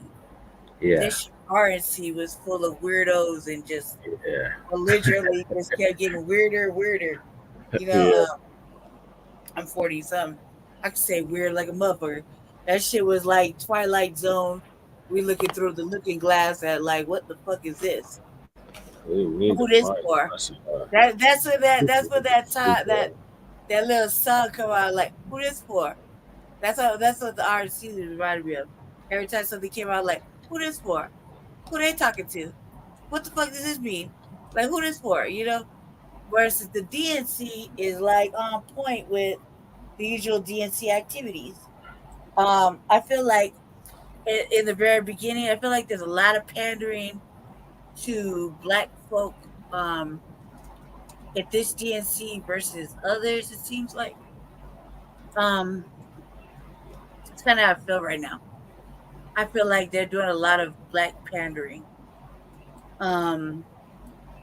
Just by the way this shit started out with the children, the Pledge of Allegiance, the motherfucking the national anthem, the color guard, just stuff like that. I feel like there's been a lot more of a Black pandering presence. Not yet ratchet, but just a lot more pandering to Black people this time. I mean, as far as like Black people crying over Biden, this is like a Stephen moment. You know what I mean? Yeah. Like, Joe Bangle, Jimbo Jangle spoke too. Yeah. And AOC. Yeah. I feel like that's where everybody gonna be like hugged up on Biden, like, please don't leave. And you are like, look, man, it's what you wanted. You know what I mean? I'm not gonna walk that back. Really And honestly, I think too about clone ass Biden. Let's just say it this way. I mean, could anybody really be upset that this just throwing this out there? They let George Clooney and motherfucking whoever else talk about him and threaten to take the money away and they kind of pressured him into like leaving, only for this shit to happen, right? They put this, they incited this whole nonsense, the Democrats, right? And then look, he's looking rested. He just needed a break. Like, like think about it like this, like, it's the new clone. you take a break, right? Like, no, seriously. If everybody took like a little vacation, like a 1 month vacation from the regular job of being a dick or whatever the fuck the job is, right? You take a month off and you come back rejuvenated, you're gonna feel great. And I don't think that, like, I'm saying that he had like 3 weeks off, 4 weeks off, to where he's watching this shit build. He's been sitting in his lazy boy, eating progressive soups and drinking orange juice, getting well from COVID, watching, probably smoking a little yip with motherfucking Hunter.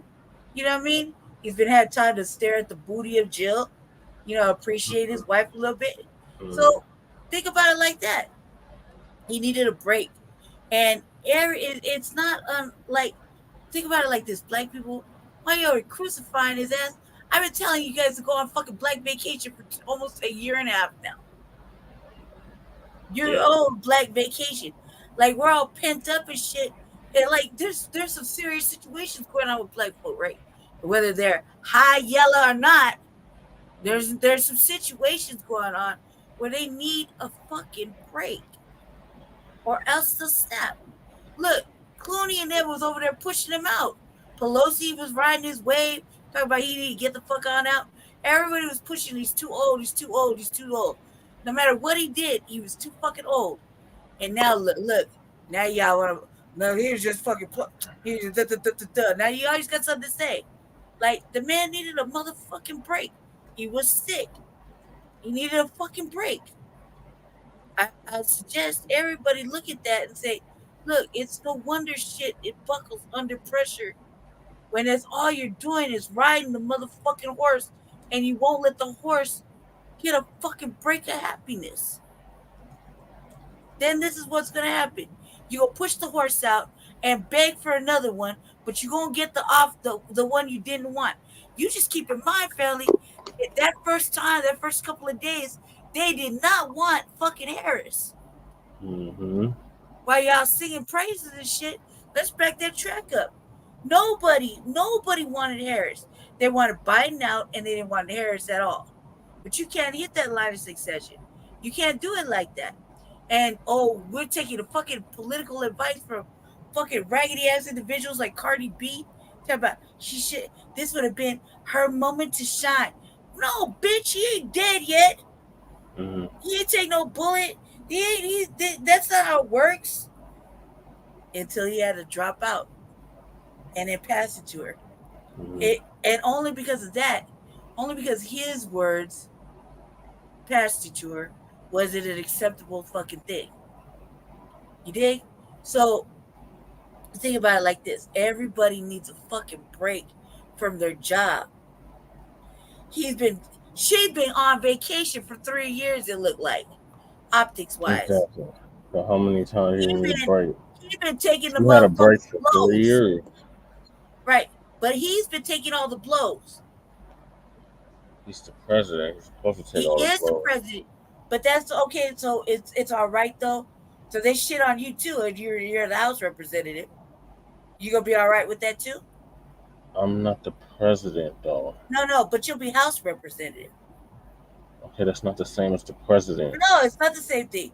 But you're the House representative, State House representative. So you represent the State House, right? Yeah, and they're gonna just shit on you religiously. Religiously talk shit about you. You're gonna be okay with it. I mean, I kind of expect it at this point, but No, you're gonna be okay with it. Your stress level, your hair ain't gonna fall out more. You ain't gonna be tripping, right? no, because I'm already used to it. You're lying. That's a lie. Family. Jesse can say whatever, but until he's in that position, he won't know how he's gonna behave. He won't know. No one will know. It's stressful outside. Look at the conditions you got your bitch in. And I'm stressed out. Conditions. Look, I'm stressed out. Look at the conditions you're in. Don't wait. Don't disacknowledge it. Don't disacknowledge it. Acknowledge it. Don't disacknowledge it. It's a real situation. It's a real situation. Don't disacknowledge it. That shows heartlessness. You're the only one that's in a bad condition. No, but look at the situation. This is a learning moment right here, Jesse. Right? So everybody's gonna need a fucking break from something like politics. He's just like whatever. But we fight racism and white supremacy all day, and we even do it in our own house.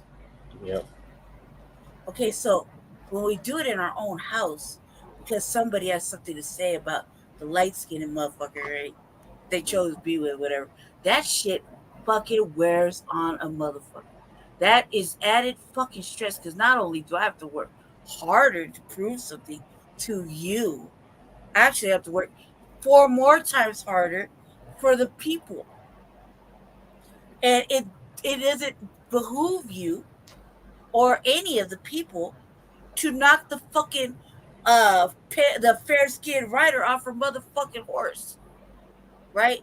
That does the work of 10 melanated individuals. So, with that being said, is it wrong or is it fair assessment to say that maybe the pale rider needs a motherfucking infusement of love to carry the motherfucking flag across the fucking play? Would you happen to say that maybe this shit is contentious and without the backbone of your fucking projects, you can't proceed? Is that a fair assessment? Don't say no, because that's a lie. It's a fair assessment. So I'm saying that when they pushed him out, you let celebrities push him out and get in the brain of everybody. You let fucking Pelosi, did she even have a job there? You're letting people like that just run the show, and they made it feel so fucking pressurized and constant nagging and picking at him that he dropped out. And went and sat on the lazy boy, enjoyed some suit vacation, and looking at his wife walk up and down the stairs in heels. I could dig it. Now look, he's refreshed, but he can't come back now. Nope. He left it in the hands of the people. Are we gonna be really mad at him because they pushed him out? They didn't even leave it in the hands. Look at the narrative that we pushed for it. They didn't even vote her in. They didn't even vote her in as a nominee. They didn't have to. Yes, they did. No, they don't. Clearly. If that's the case, Jesse, they wouldn't have handed her the fucking reins. They wouldn't fucking fundraised for this wench. Not only did she get his money, but they fundraised it. Them people have told them, they said, we're gonna hold this 90 mil back from you unless you drop out.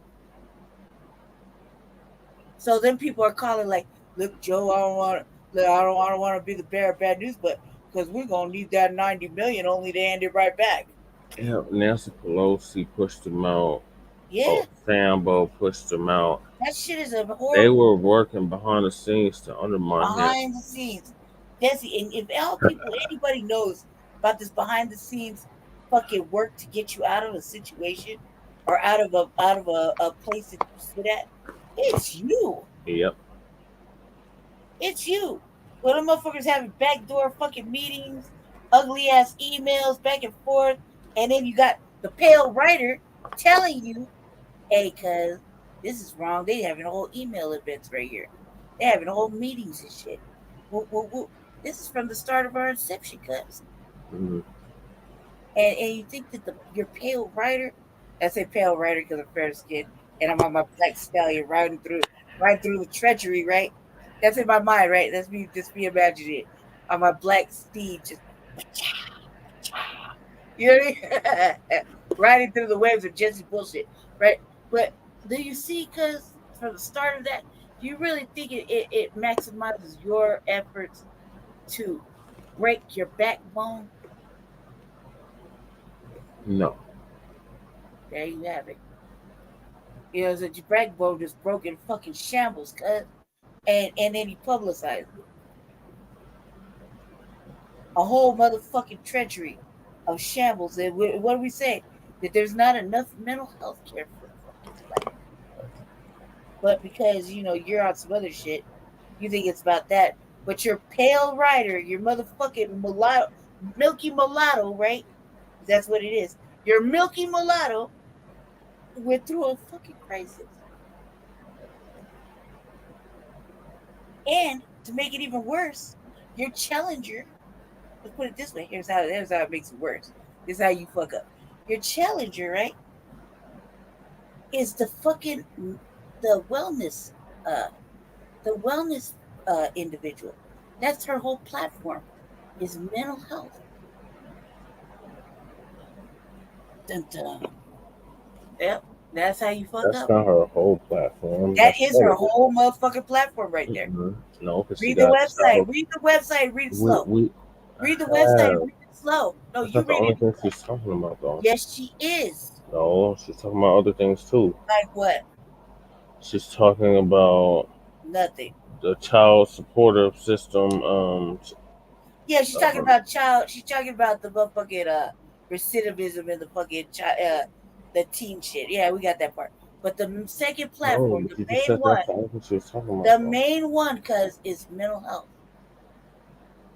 So yeah, what it looked like, what it looked like that your milky mulatto got her spirit broke enough to where she did some crazy shit and ate.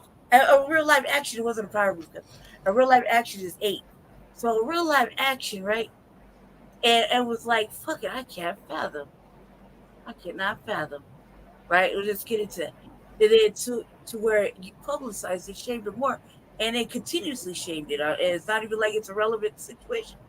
But for black people, your milky mulatto, i.e. me, struggles. Yeah.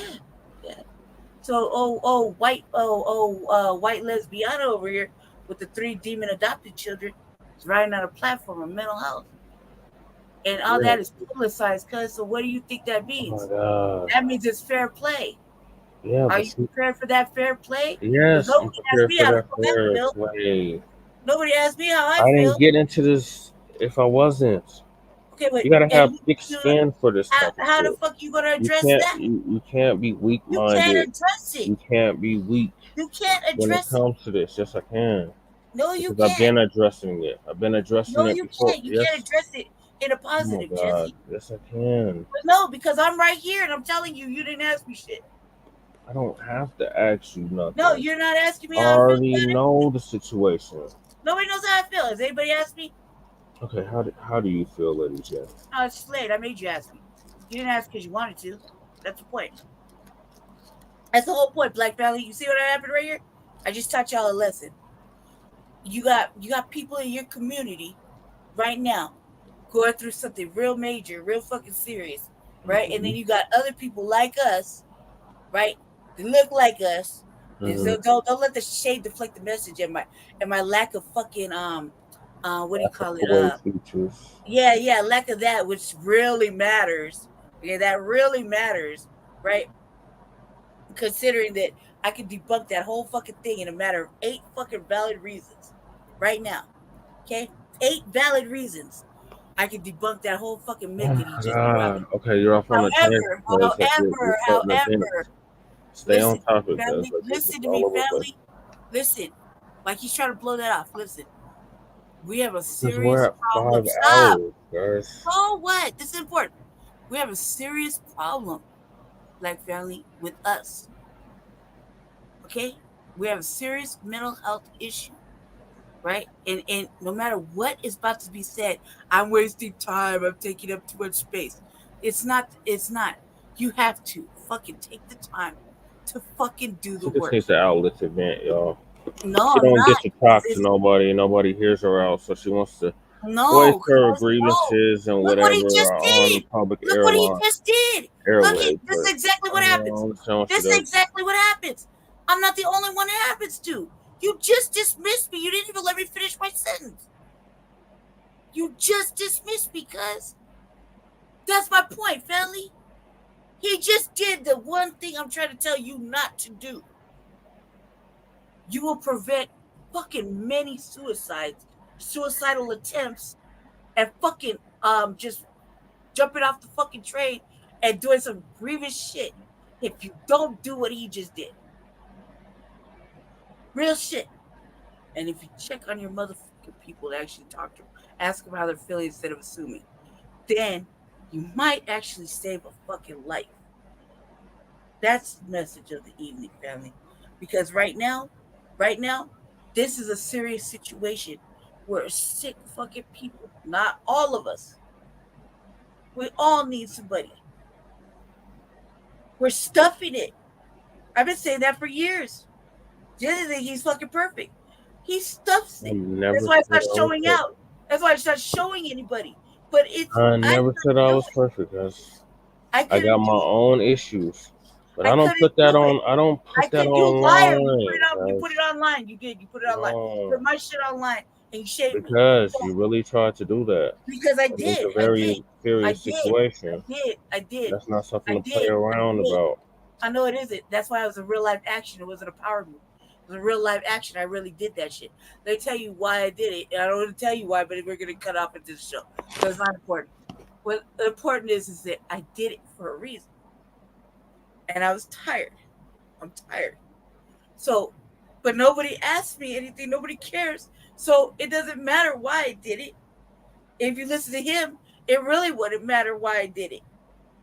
The fact is that there's people like me every fucking day going through it. It's a serious situation. It is you can't be too proud to not fucking think about that. If you keep dismissing people, it's those people you keep dismissing are the ones that you're gonna lose. Those people that you dismiss are the ones that fucking do fucking crazy shit because they just snapped. Because there's nobody for them. He doesn't think so. So you hear him, right? He don't think so.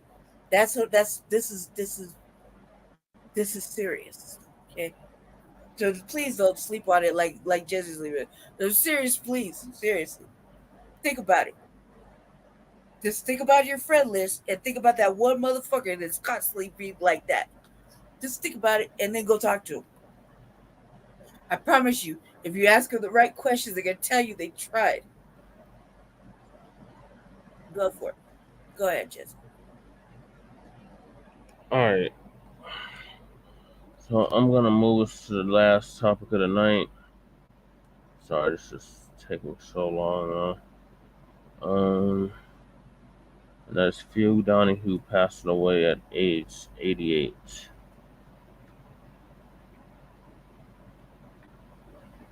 What's up, YouTube? This is Too Raw for TV. Shout out to Too Raw for TV, our brother T4. Just saw the passing, news reports of the passing of another notable personality from my youth, which is yet another reminder that my youth is long gone. Successful national talk show host Phil Donahue, who entertained, challenged, and informed two generations of daytime television viewers, passed away last night following a long illness. His family told the Today Show he was 88 years old. He returned 89 on December 21st. The pioneering The Phil Donahue Show was picked up for national syndication back in 1969 and was redubbed Donahue 5 years later and eventually reached more than 200 stations across the country. It ran until the mid-1990s when the daytime talk show landscape became so saturated and had reduced itself into a tabloid circus, and competitors like Oprah Winfrey and Sally Jesse Raphael, Jenny Jones, and many others had drawn away many of his female viewership who pretty much made up a lot of the component of daytime, especially morning TV talk show landscape and viewership. While Donahue could talk about very controversial and radical topics, his show was still rather tame compared to the likes of, as I mentioned, Sally Jesse Raphael and Jerry Springer. Mm-hmm.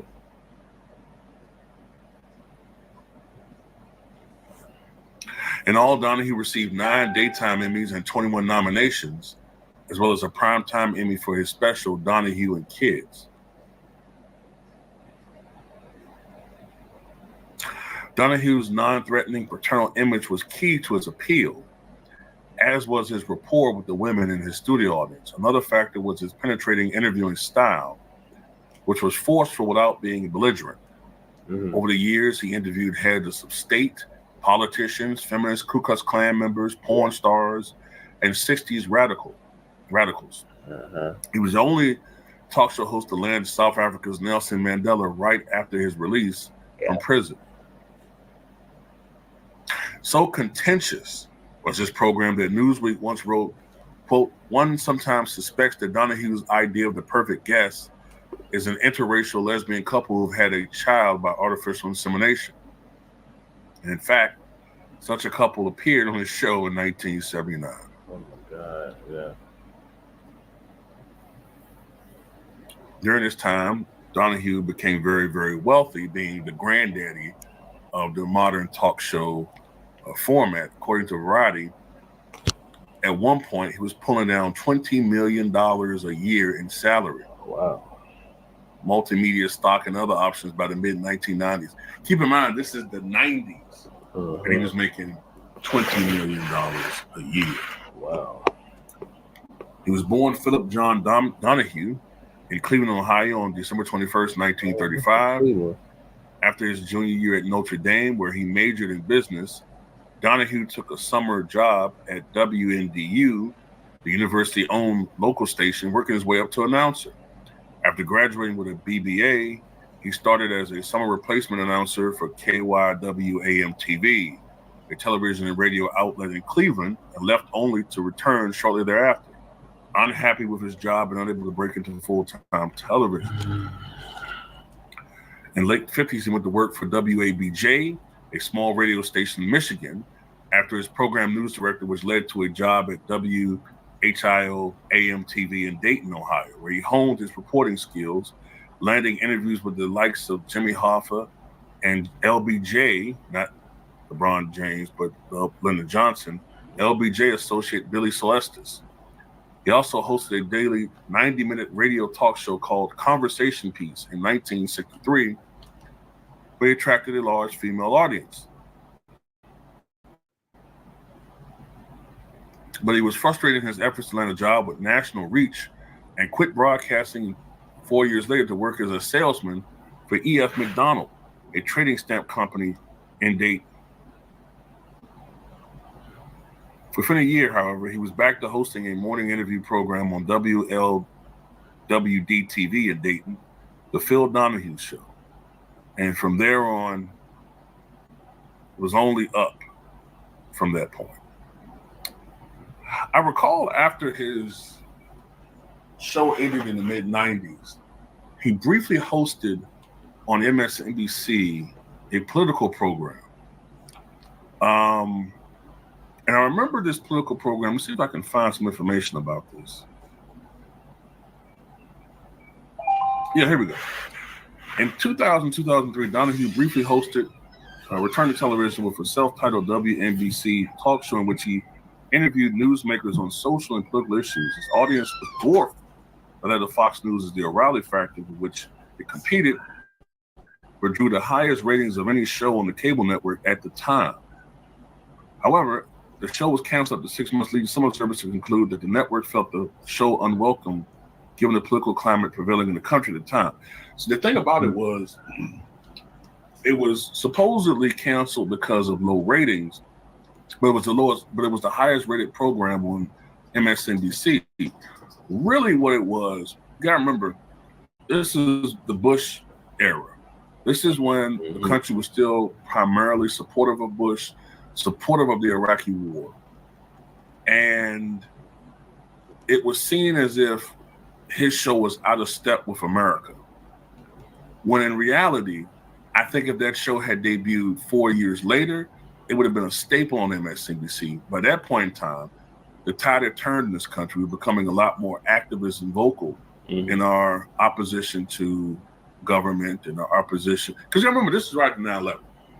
Yeah. So at that time, people who are younger, it was seen as almost a crime to criticize the government after 9/11 because everybody was just so united with Bush and you know, and they used that to great political effect, even though they shouldn't have done that. And I remember Keith Olbermann was really pissed off because he had a show later on, and I think he was influenced by Phil Donahue. For those who don't know, Phil Donahue was very, very liberal, very, very liberal.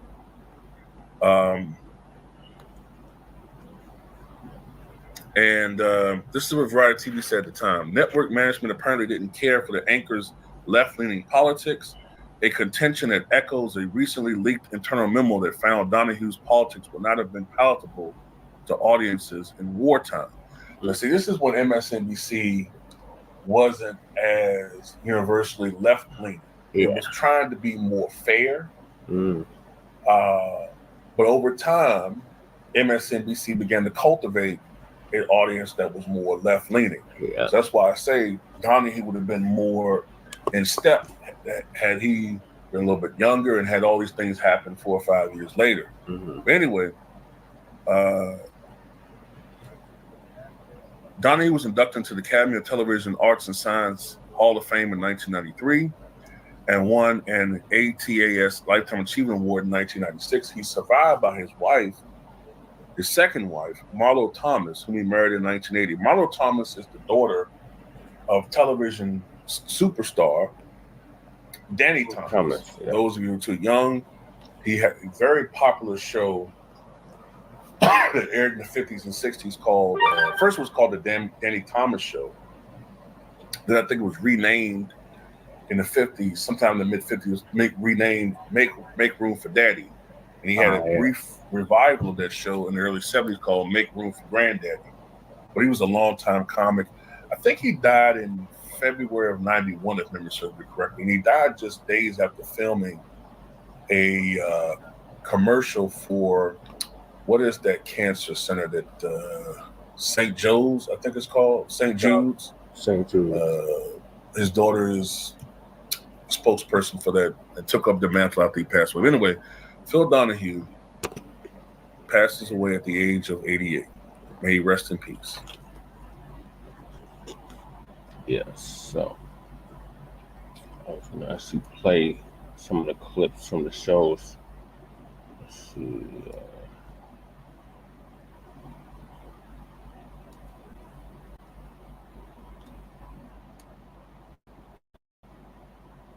Finally tonight here, remembering Phil Donahue. There seemed to be no topic off limits for Phil Donahue. What should we do is the question. For 29 years, his daytime talk show revolutionized the conversations Americans were having on TV. They lower the voltage down to 500 volts. The death penalty, the AIDS epidemic, women's rights, Chernobyl. That is the unit that blew last April. The provocative guests and questions. What's going to happen? You're finessing me here. The celebrities. How would you imitate John? Just one line. Just one. Well, all right, Pilgrim. You're not upset if somebody comes up to you on the subway and says, "Aren't you Meryl Streep?" Donahue often turning the microphone over to his live audience. You were very successful in the entertainment area. What led you to enter the field of politics? I'm still asking myself that. Millions watching him every day. He once told 60 Minutes he was aware of the attention and of the responsibility. I get a lot of attention. The money's good. There are people who think I'm smart. That would surprise the nuns who taught me a long time ago. And so with all this attention coming to me, it'd be pretty foolish for me to take this for granted. It does not follow that I whistle to work every day. Nobody does. Phil Donahue died over the weekend at his home in Manhattan. He was 88. Tonight, Oprah Winfrey saying there wouldn't have been an Oprah show without Phil Donahue. He was a pioneer. Would you kindly welcome Marlo Thomas? And his wife, actress Marlo Thomas, who it turns out was a guest on his show before they were married in 1980, saying, as a man who spent his career loving his audiences, I know he would be very touched by the heartwarming thoughts and memories you've been sharing. I hope that you will continue to hold close those you cherish most, just as I was blessed to do with my beloved Philip. I'm very, very proud of the work. We kicked very big tires. We fought City Hall. Along the way, we entertained now and then, too. He was a legend with a big heart. Ravi, Phil Donahue had hot topics that sizzled long before any other show actually took a risk. He let his audience and viewers have their say on issues controversial, entertaining, and enlightening. Donahue was indeed appointment TV.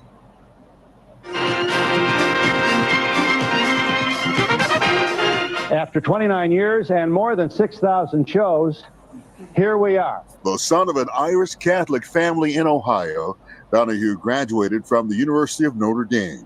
He launched a broadcast career in Dayton and was so successful he landed in Chicago and then New York.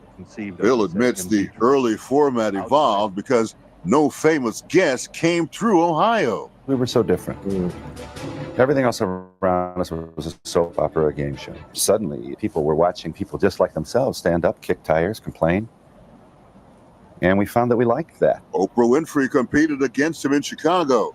She said, there wouldn't have been an Oprah show without Phil Donahue being the first to prove that daytime talk and women watching should be taken seriously. You are really fascinating. No, but you are wonderful. I said it when we were off there, and I want to say you are loving and generous, and you like women, and it's a pleasure. And whoever is the woman in your life is very lucky. Phil met actress Marlo Thomas, his wife for 44 years, here.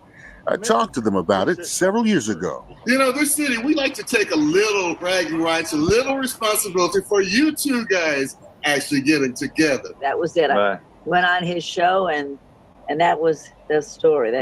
End of story, as they say. And I'll never forget the Eden's Expressway. You want me to move out? I'm in the way. Excuse me. Yes. Oh, I'm upstaging you. Don't you just love these smooth shows? You hate it. Why do you hate it? I don't know. You look odd.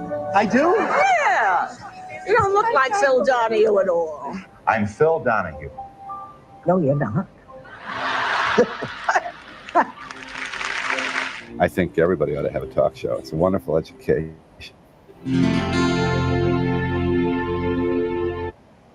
Donahue's family says he died after a long illness at his home in New York last night. He and his wife and his loved ones surrounded him, along with his constant companion, his golden retriever named Charlie. Phil Donahue was 88 years old. Wow. Such an iconic presence and the way he did the story. People who have worked with him still work here, and they always said he was an amazing guy. He loved Chicago too, and you saw that was the exact moment. I had a chance to talk to both of them, as you saw, and they give full credit to this city. It was magical, and they their relationship was real. Another legend born here. Jose, thanks so much. Sure Great thing, stuff. Watch breaking news on YouTube. Subscribe to ABC7 Chicago Eyewitness News. One of the true giants in television history has died. Phil Donahue died Sunday at the age of 88. Donahue was a household name in daytime TV. He got his start right here at WDTN. She'd rather watch you on television than talk to her husband. Yeah, I'm so afraid I'm going to miss something. Well, your husband will have to learn to put on a better show than I do. After a series of early jobs in radio and television, Phil Donahue caught on in 1967 when WDTN was WLWD, serving as a mid-season replacement, taking over when Johnny Gilbert suddenly left the station to take a hosting job in New York City. It didn't take long for Donahue to catch on, both locally and nationally. And when you have a local boy who makes good, bringing big names, but he brought them all in, all the big names, and the rest is history. He was well read. He knew every subject, every guest. He could talk to them one-on-one, and he handled himself so well as he did throughout Chicago and New York, and went on to be the premier talk show host. Donahue launched his own show in 1967. And your clothes are, well, of course, compared to Doc Severinsen, you look I like... think this is very sharp, Phil. After Jesus' name on the back of your magazine? Jesus is coming, and boy, is he angry. Only there's a vulgarity used for angry, okay? Now, this is what this woman has objected to. She sees this. She holds God's name sacred, Mr. Flint. You've got to give her... Donahue's show was different from the start. One guest for a full hour, no band.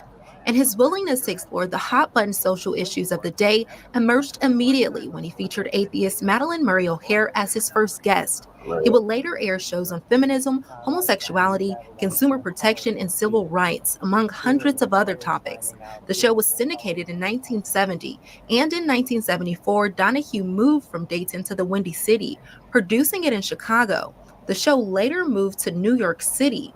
Dubbed the king of daytime talk, he was the first to incorporate audience participation in a talk show. Bob, how long have you been a comedian? That decision set his show apart from the other 1960 interview shows and influenced a format that made household names of Oprah Winfrey, Montel Williams, Ellen DeGeneres, and many others. Later renamed Donahue, the show had a 26-year national run and include radio star call-ins, which Donahue greeted with his signature "Is a Caller There?" The show won 20 Emmys and a Peabody Award in 1980. From Irish Catholic roots in Cleveland, Phil Donahue rose to transform television and reshape the national conversation. In May, President Joe Biden awarded Donahue the Medal of Freedom, citing Donahue's role as a pioneer of the daytime talk show. Really was an emotional time, and it was almost like, you know, a faucet. It was just all over, and it was let your hair down, we've done it, walk away on top.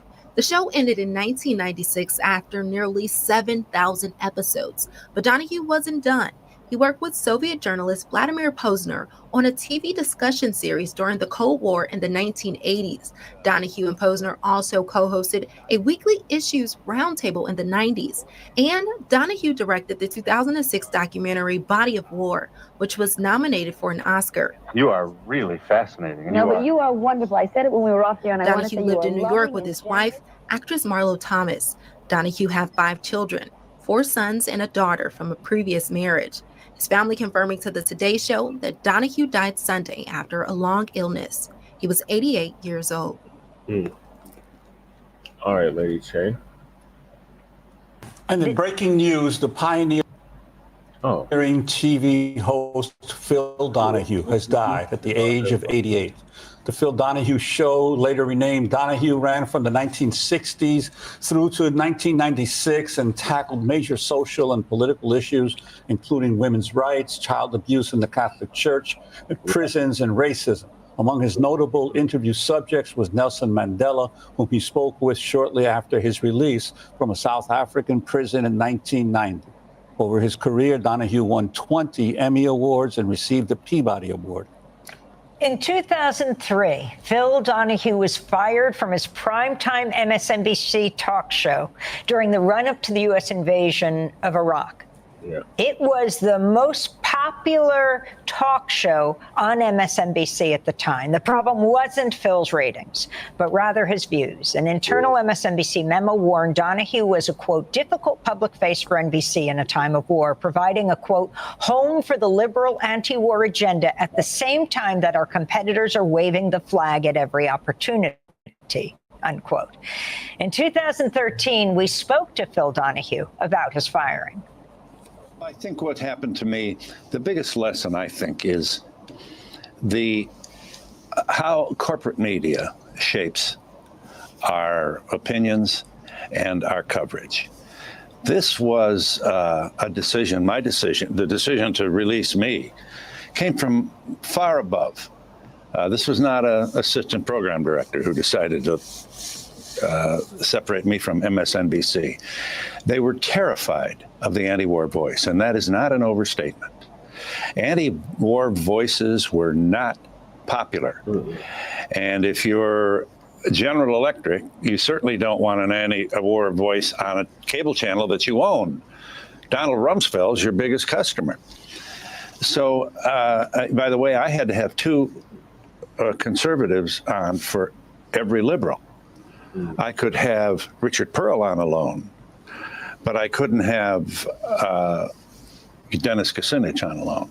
I was considered two liberals. It really is funny almost when you look back on how the management was just frozen by the anti-war voice. We were scolds. We weren't patriotic. American people disagreed with us, and we weren't good for business. That was the groundbreaking TV host and journalist Phil Donahue. Following his firing, Phil went on to co-direct the documentary Body of War that told the story of the U.S. Iraq War veteran Thomas Young, who was paralyzed after being shot in Iraq and came home to become an anti-war activist. Phil Donahue died on Sunday at the age of 88. He's survived by his wife, Marlo Thomas, his 4 children, and his grandchildren. Our condolences to the whole Thomas Donahue family. Phil Donahue, the pioneering TV talk show host. That does it for our show. Yep, and that does it for our show. So what is your final thoughts on Phil Donahue? Lady Cherry. Sad to see Phil Donahue go. He still lived a long life. So he definitely deserves his rest. And power. I liked Phil Donahue. Contrary to my belief system now, I grew up enjoying a lot of his interviews. So I mean, his shit used to come on, and I mean, I was either I watched majority of it after school or when school was going on. Daytime television, right there. I didn't get a chance to go, but when I got a chance to watch a Phil Donahue interview, like, man, I was all for it. Right. I like Donahue. I liked I wasn't really too much for Geraldo Rivera. I like Donahue and I like Jerry Springer. I didn't like motherfucking Sally Jesse Raphael. Yeah. I didn't like Ricky fucking whatever. Ricky Lake. I didn't like What about Jenny Jones? I barely watched Oprah. The only reason that I didn't really tap into Oprah was because my villain liked Oprah. Yeah. My villain said, like, you should watch Oprah. They constantly giving away shit every episode. And I was like, man, like, what the fuck does that matter? Like, my villain liked it. So anything that my villain liked, I was avidly against. Yeah. I was like, I'm just not with that shit. So I didn't really like, I didn't watch it. Plus, I mean, I'd have to listen to my mother, which is my villain, talk about motherfucking Gail and Oprah and their love affairs and whether that was true or not, who knows? It was like hot boy statements I cannot be a part of. I liked Phil though. I liked Phil Donahue, and when he was taken off the air, I was sad, like anybody else. There's some I don't even think he's white. I think he's Jewish, right? Who? Phil Donahue. I believe he was Jewish. Yeah. Yeah. Some individuals that are in the that did media back then when I was growing up, that I found like, God damn, that's good journalism. He get them all, that's salacious. He get them all hyped up, all riled up. Everybody's mad at Phil. That's when I knew I wanted to be a villain. Like, everybody was mad at Phil. Everybody's mad at Jerry. Everybody's mad at somebody, and then you knew that they were doing real work, Right. Media now, the journalism now is not the same. No. There's no. I mean, I was just at Jess' house, and late at night they come on talk shows and shit, that the black talk shows and whatnot. Yeah. Since Wendy Williams went away. Mm-hmm. And it's not the same. They're not talking about shit. Mm-hmm. They're not talking about shit. At least we knew that back then some of these topics were really getting dove into. Like, I mean, just look at all the Panther work and like I can't stop talking about the fucking Dr. Khalid Muhammad one. You know what I mean? Yeah, that's the best one. That was my favorite. In fact, I might should play that one. Yeah, that was my favorite one. Because Dr. Khalid Muhammad was like Nubian. Yeah. It's like oily obsidian, you know? And he's just in there, is like confidence exuding, and he's just handling these motherfuckers in the chat, like, or in the not in the chat, but in the audience. Yeah, he was giving them that.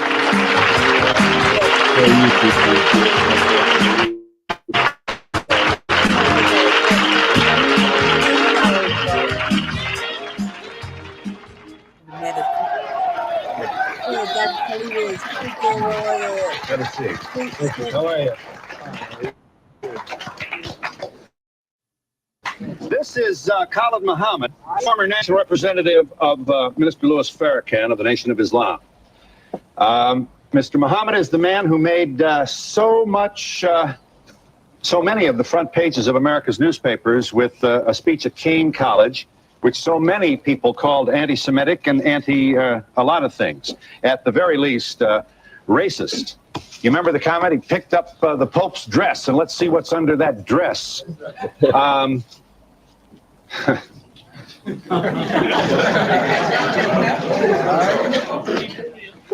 Here's what you said about Colin Ferguson, the man who shot a Jamaican black male who shot 6 people on the Long Island train. Mr. Muhammad speaks.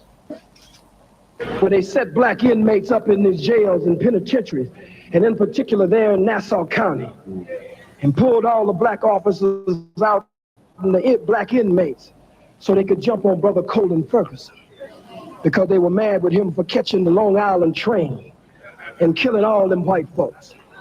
I love Colin Ferguson.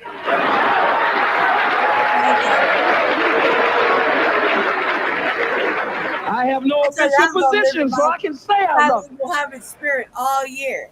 You love a man who randomly killed 6 people on a commuter train? He was Catholic. I love Colin Ferguson just as much as the masses of white Americans love General Schwarzkopf, General Westmoreland, General Patton, General MacArthur, and Eisenhower.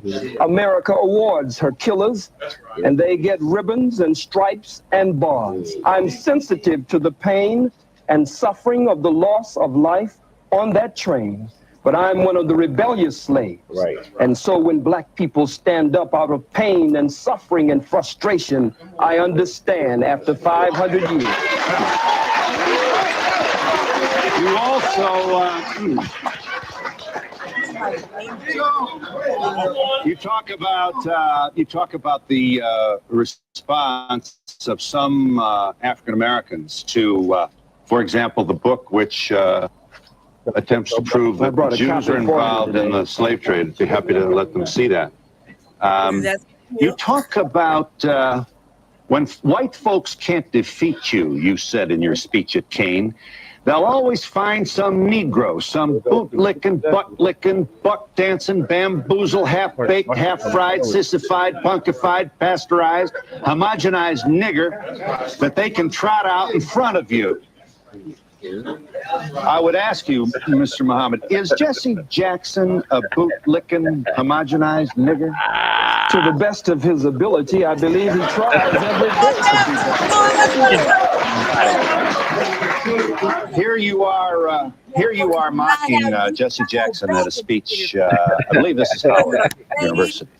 Damn somebody. Oh, boot-licking, buck-dancing, scratching, shuffling, messy Jesse Jackson. You keep.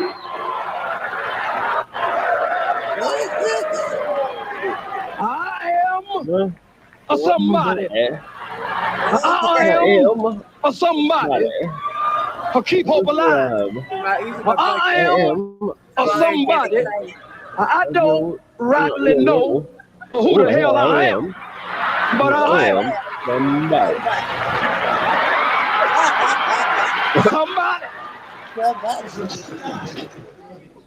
Yeah.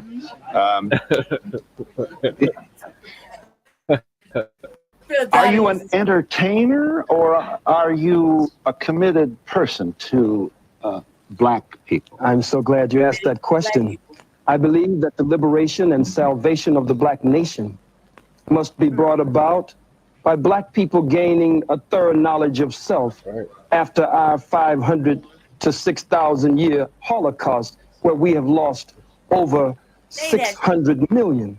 And so I believe that that education process must be a process of two steps: inspiration and information. So I seriously give information, but black people are a people of rhythm and spirit. So I also give inspiration.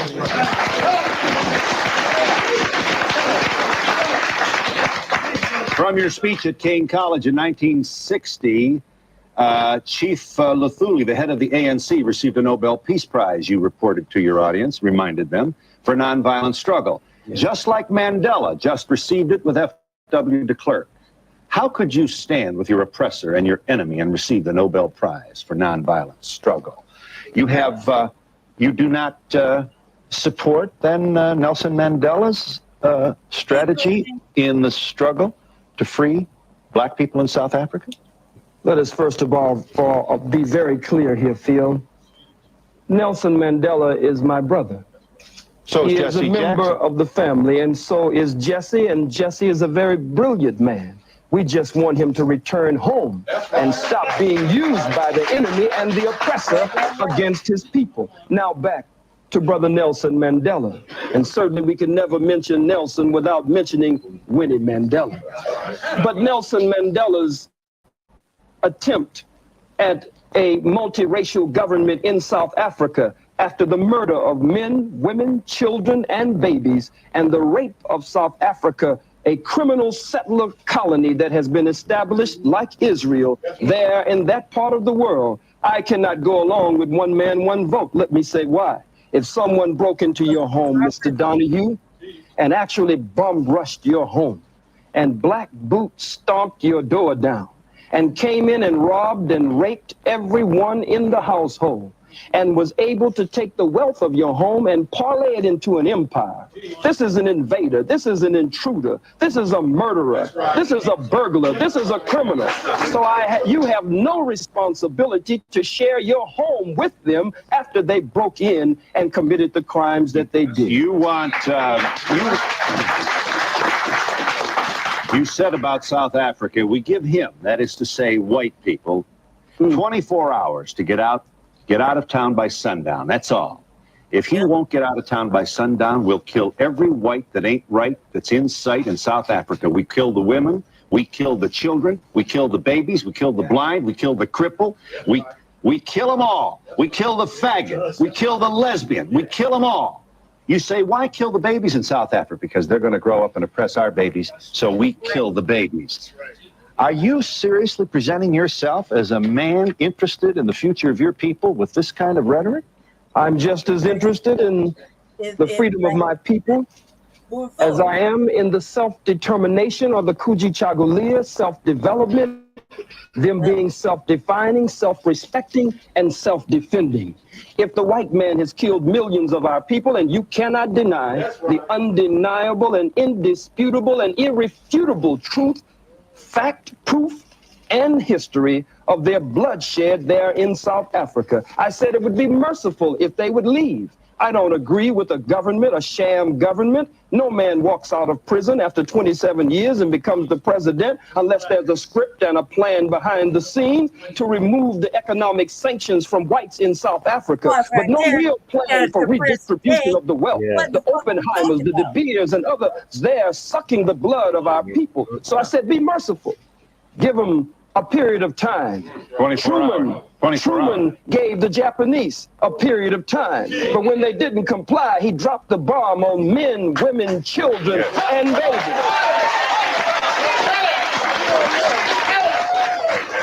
I make no apology for that statement. I believe that the invasion of South Africa was an act of unprovoked war. One nation against another nation. And nations must fight for the self-determination. They had no business there, Mr. Donahue. Yes. Would you like to see Aristide return to Haiti to his rightful, duly elected position as president? From what I have learned and studied of President Aristide, from what I can see and those I've been privileged to talk to who are close to him, he appears to be a very sincere man. He appears to be a man who really loves our people there and wants to see our people breathe free and correct the problems that colonialism and other disruptions is very definitely at the root of. However, Phil, I do not want to see my beloved brother, President Aristide, returned to Haiti by the power of a Bill Clinton. Because if Bill Clinton can help to return him there, he will always attempt to be the puppeteer who will pull the strings and try to dictate to my brother how he should carry out the affairs of government there. Mm-hmm. Your comments appear to bespeak a political position in which you have no interest at all in reaching out and hoping and working for a multiracial community of harmony and peace. Am I correct in saying you have forsaken that idea? My arms are tired, Phil.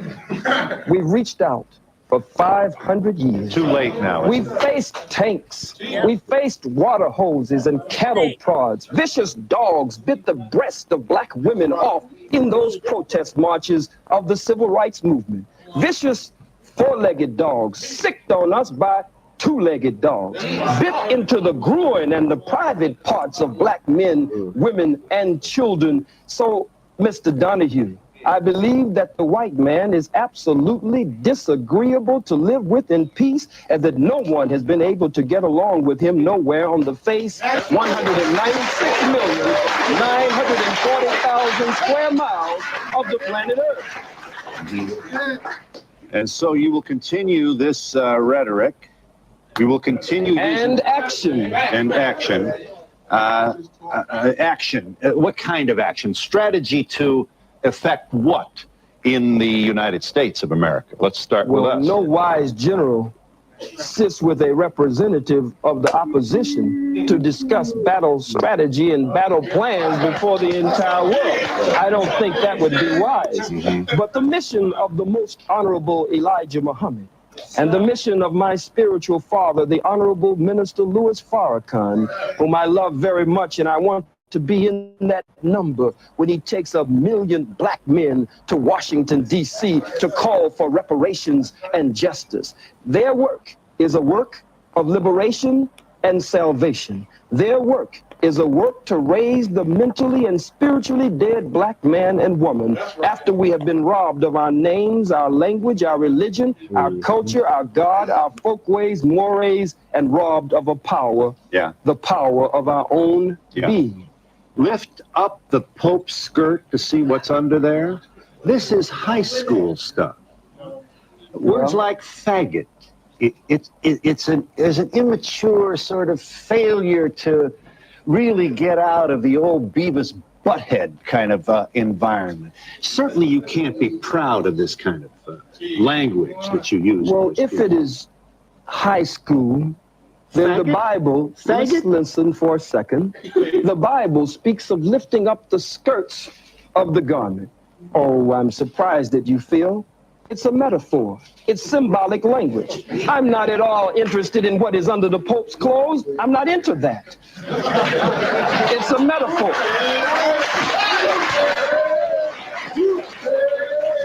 Let's see what's under there. But it is a metaphor to say, let us expose the Pope, according to H. Shelton Smith, President Emeritus of Duke University, in his book entitled In His Image, quote, "The Catholic Church and the Pope were directly involved in the institution of slavery. They financed slavery and gave the okay that it was good business to sell Africans. Lift up the skirts of his garment so that we can see the shame and reveal what has been hidden, but it has nothing to do with sexuality whatsoever. Well,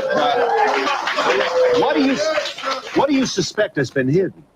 I believe that it has been and why would we want to perpetrated lift up before his the skirt to world. discover what it might be? Well, we're saying lift up the skirt again. I don't believe you're missing what I'm saying. Well, Lifting up the skirt again, as the scripture says, raising the skirts of the garment. I'll say it once more for you, and only once more. Has to do with revealing the history, the hidden history. When you lift up someone's garments, then you show their shame. You show up their private parts, that which they normally hide from the rest of the world. I'm not dealing with organs under the garment. I'm dealing with the organ of slavery and those parts that have been kept private from the masses of the people. We are in New York City with Khalid Muhammad, and we'll be back in just a moment. Here is just one of the comments that provoked the Anti-Defamation League to take out a full-page ad in the New York Times and other newspapers. What the ADL did essentially was publish in the New York Times some of the things that you said. Here's a part, this is an audio tape of part of your speech to Kane College last November that created such furor. Khalid Muhammad speaking. The hook-nosed, bagel-eating, locks-eating, imposter perpetrating a fraud, Johnny-come-lately, just crawled out of the caves and hills of Europe, wannabe Jew.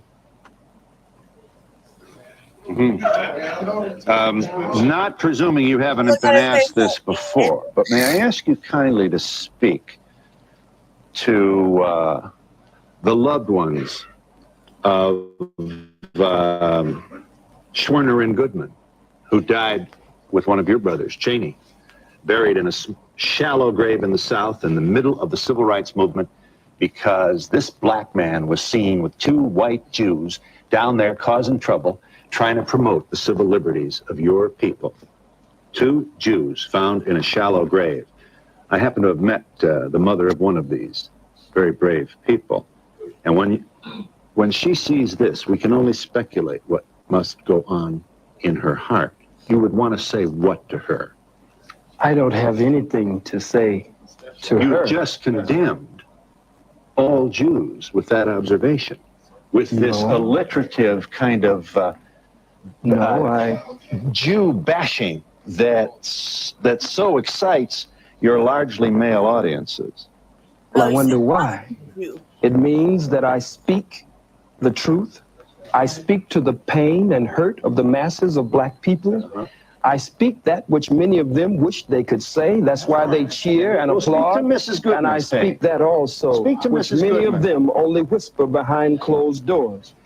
I think it is very arrogant to put this on the screen, and for you and for others to attempt to tell me, one of the Holocaust victims of the African Holocaust, displaced in the death and decadence of the diaspora of the Western world, after having been robbed and raped and murdered, to tell me how to hurt. These are strong words that you put on the screen, but you cannot tell the aggrieved and the victim. As I was talking to Brother Malik Zulu Shabazz, the young student warrior from Howard University, and we were going over this. And we said, how do they expect to tell we who have suffered so much how we should speak? When you're hurt, you'll say faggot, you'll say cracker, but you don't want to give me time to say where these terms came from and how they apply to your people here in America. If it is true that I don't want to give you time to explain the etymology of these words, it is also true that you apparently don't want to respond to my question regarding the loved ones of two Jews who lost their lives to stop the diaspora of the black people. I don't know. Do you have any? I don't know why they were there, and you don't know why they were there. But Really? I must say this. So you're wondering whether they were there for your people? I'm not wondering at all about them. I'm concerned with the suffering and the pain of the masses of black people No one wants to pay reparations. The Jews received over $100 billion in reparations and gets $4 billion annually. A Holocaust museum was set up for them on this soil for over $200 million, and they get $21 million annually just for operating expenses. But the Catholic Church, the Pope, the Jews, the Arabs, white people in general, no one wants to pay reparations to these, the sons and daughters of Africa. So I speak to them. I don't speak. I speak to them. I don't speak to the family of those two Jews. There are too many of us for me to speak to them. You don't want to take any time to make any particular We've given statement. all the time we've been in America. Now it's time we do something for ourselves. We are the same people, Phil, that when you beat us and rearrange our eyeballs in the socket and rearrange our face and beat us and stomp us before the world, we're the same people that get up because God just made us with tender and sensitive hearts as his chosen people and say, well, can't we just get along?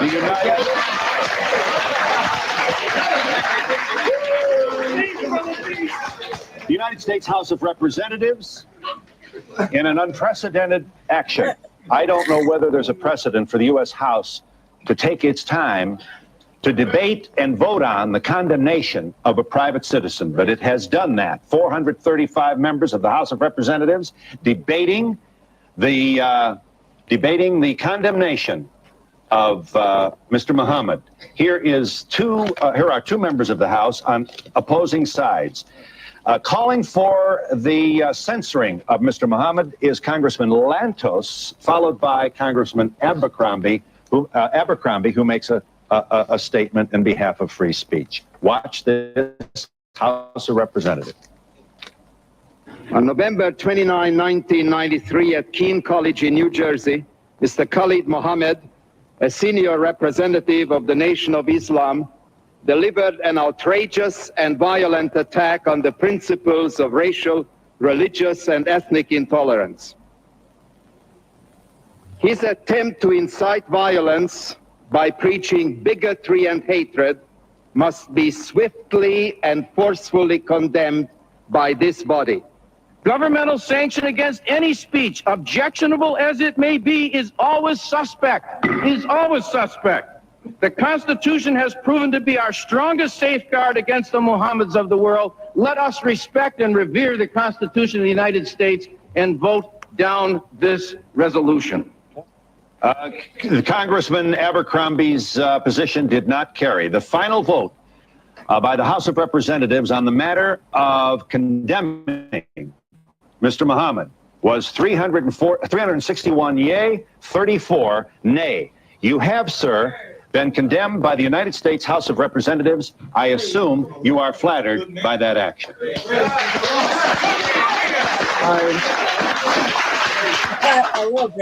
I believe that my ancestors, I believe that the blood that cries out from the grave of my ancestors who went to an untimely death at the hands of the white wicked slave traders, I believe that they cry out.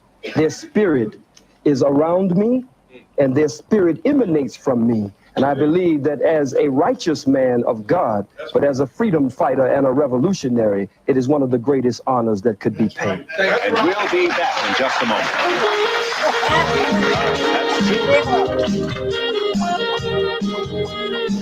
One question for the white audience that's watching this. A lot of times they ask, what can they do to help the situation? And I feel that they should go over to their people and represent this issue the same way this brother puts his life on the line for us. They should be doing the same thing, because otherwise it's going to be a one-sided view. They need to reach their people as well. Yes. What I'd like to know is, what do they say to the KKK, the skinheads, the Nazis? They're so worried about this one brother. What about them? Well, I don't know whether you want to suggest that all white folks support the KKK. Well, enough of them do. Yes. Nobody says anything about what? Nobody disputes the facts or his facts. His facts are right and exact, and no scholar will debate Dr. Khalid, because Dr. Khalid is right. I'm going to answer that lady's question. Half of the white population does not support KKK. But this gentleman up here is throwing prejudice towards white people only, and it's unfair. Yes, my thing is, if what he's saying is not true, let's bring somebody forward to prove him to be a liar. Muhammad, can you please tell me why it's blacks who are killing hundreds of thousands of blacks in Rwanda and other places? And can you please tell me why from Haiti, blacks from Haiti are just risking their lives to come here to the United States of America? I'll tell you if I get a chance. Black people have been robbed, as I said earlier, of a knowledge of self. And when you rob people, sir, of a knowledge of self, then it means that they start to take on the characteristics and the nature of their oppressor and their colonizer. And his mind, by automatic, systematic, remote control, rules in our people. He gives them the guns and the weapons and the drugs and the alcohol, the way you did our brothers, the red man and the red woman, brothers and sisters, the way you did our Latino brothers and sisters, and then you pit one against the other and then say, look at what these people are doing.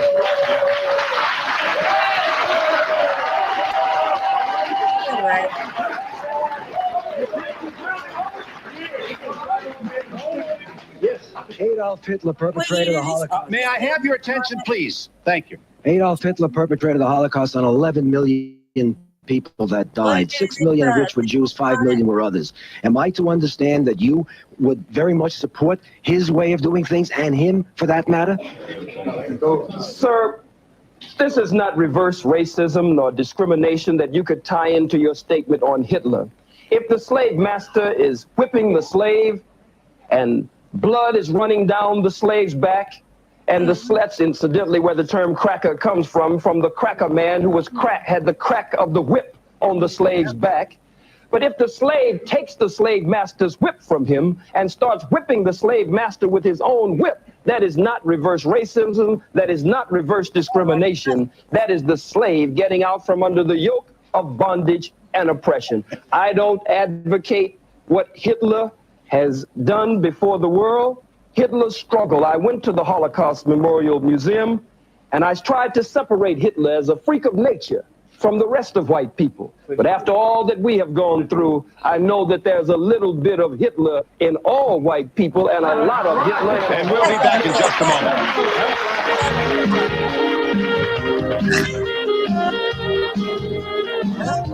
To the Jewish brother up there, well, not brother, but the Jewish man.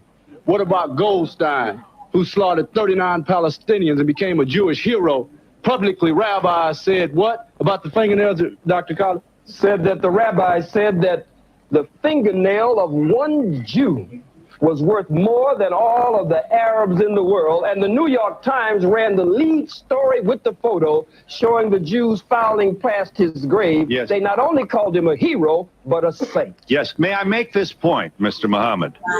The atrocity perpetrated by Goldstein was roundly and publicly condemned by the entire leadership of the Jewish community in America, as well as the leaders of the state of Israel. Let me ask you this. They publicly condemned that action, and I can't even get you to look into the camera and convey even the remotest notion that you have in your heart some love for two Jews who died trying to save black people in the South. I speak of You cannot get me to look into the camera and do that.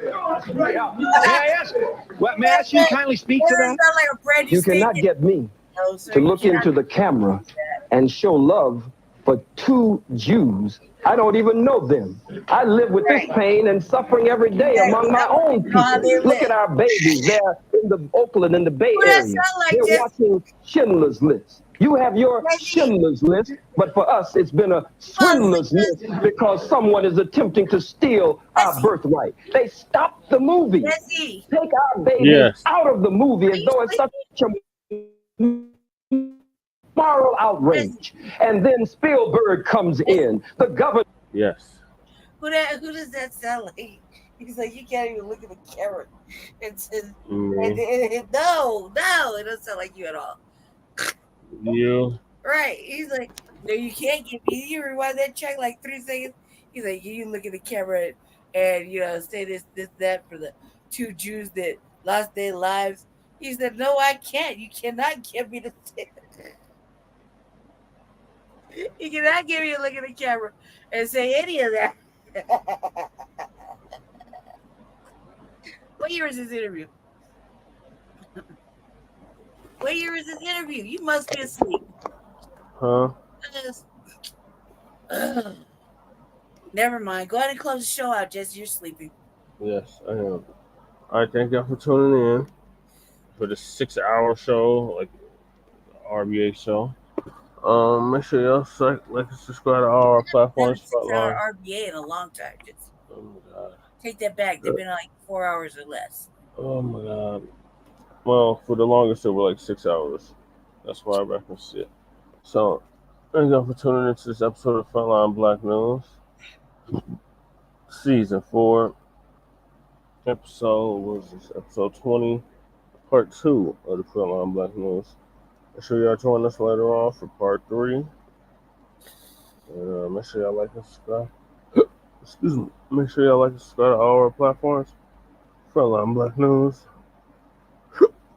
I got the hiccups now. Front Line Blacc News.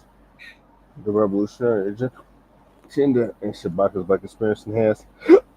And join us for a brand new episode of Shabaka's Black Experience Enhanced later today.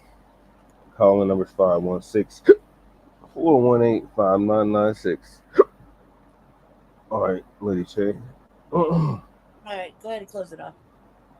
Everybody stay black, stay dangerous. I'll talk to you guys later. All right.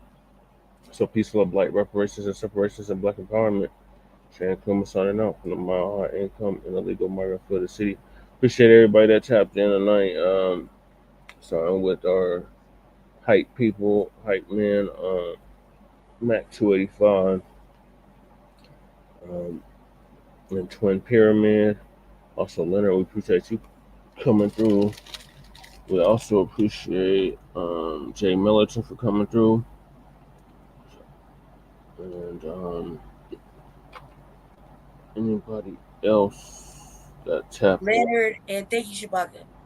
And of course, Shabaka, our West Coast correspondent.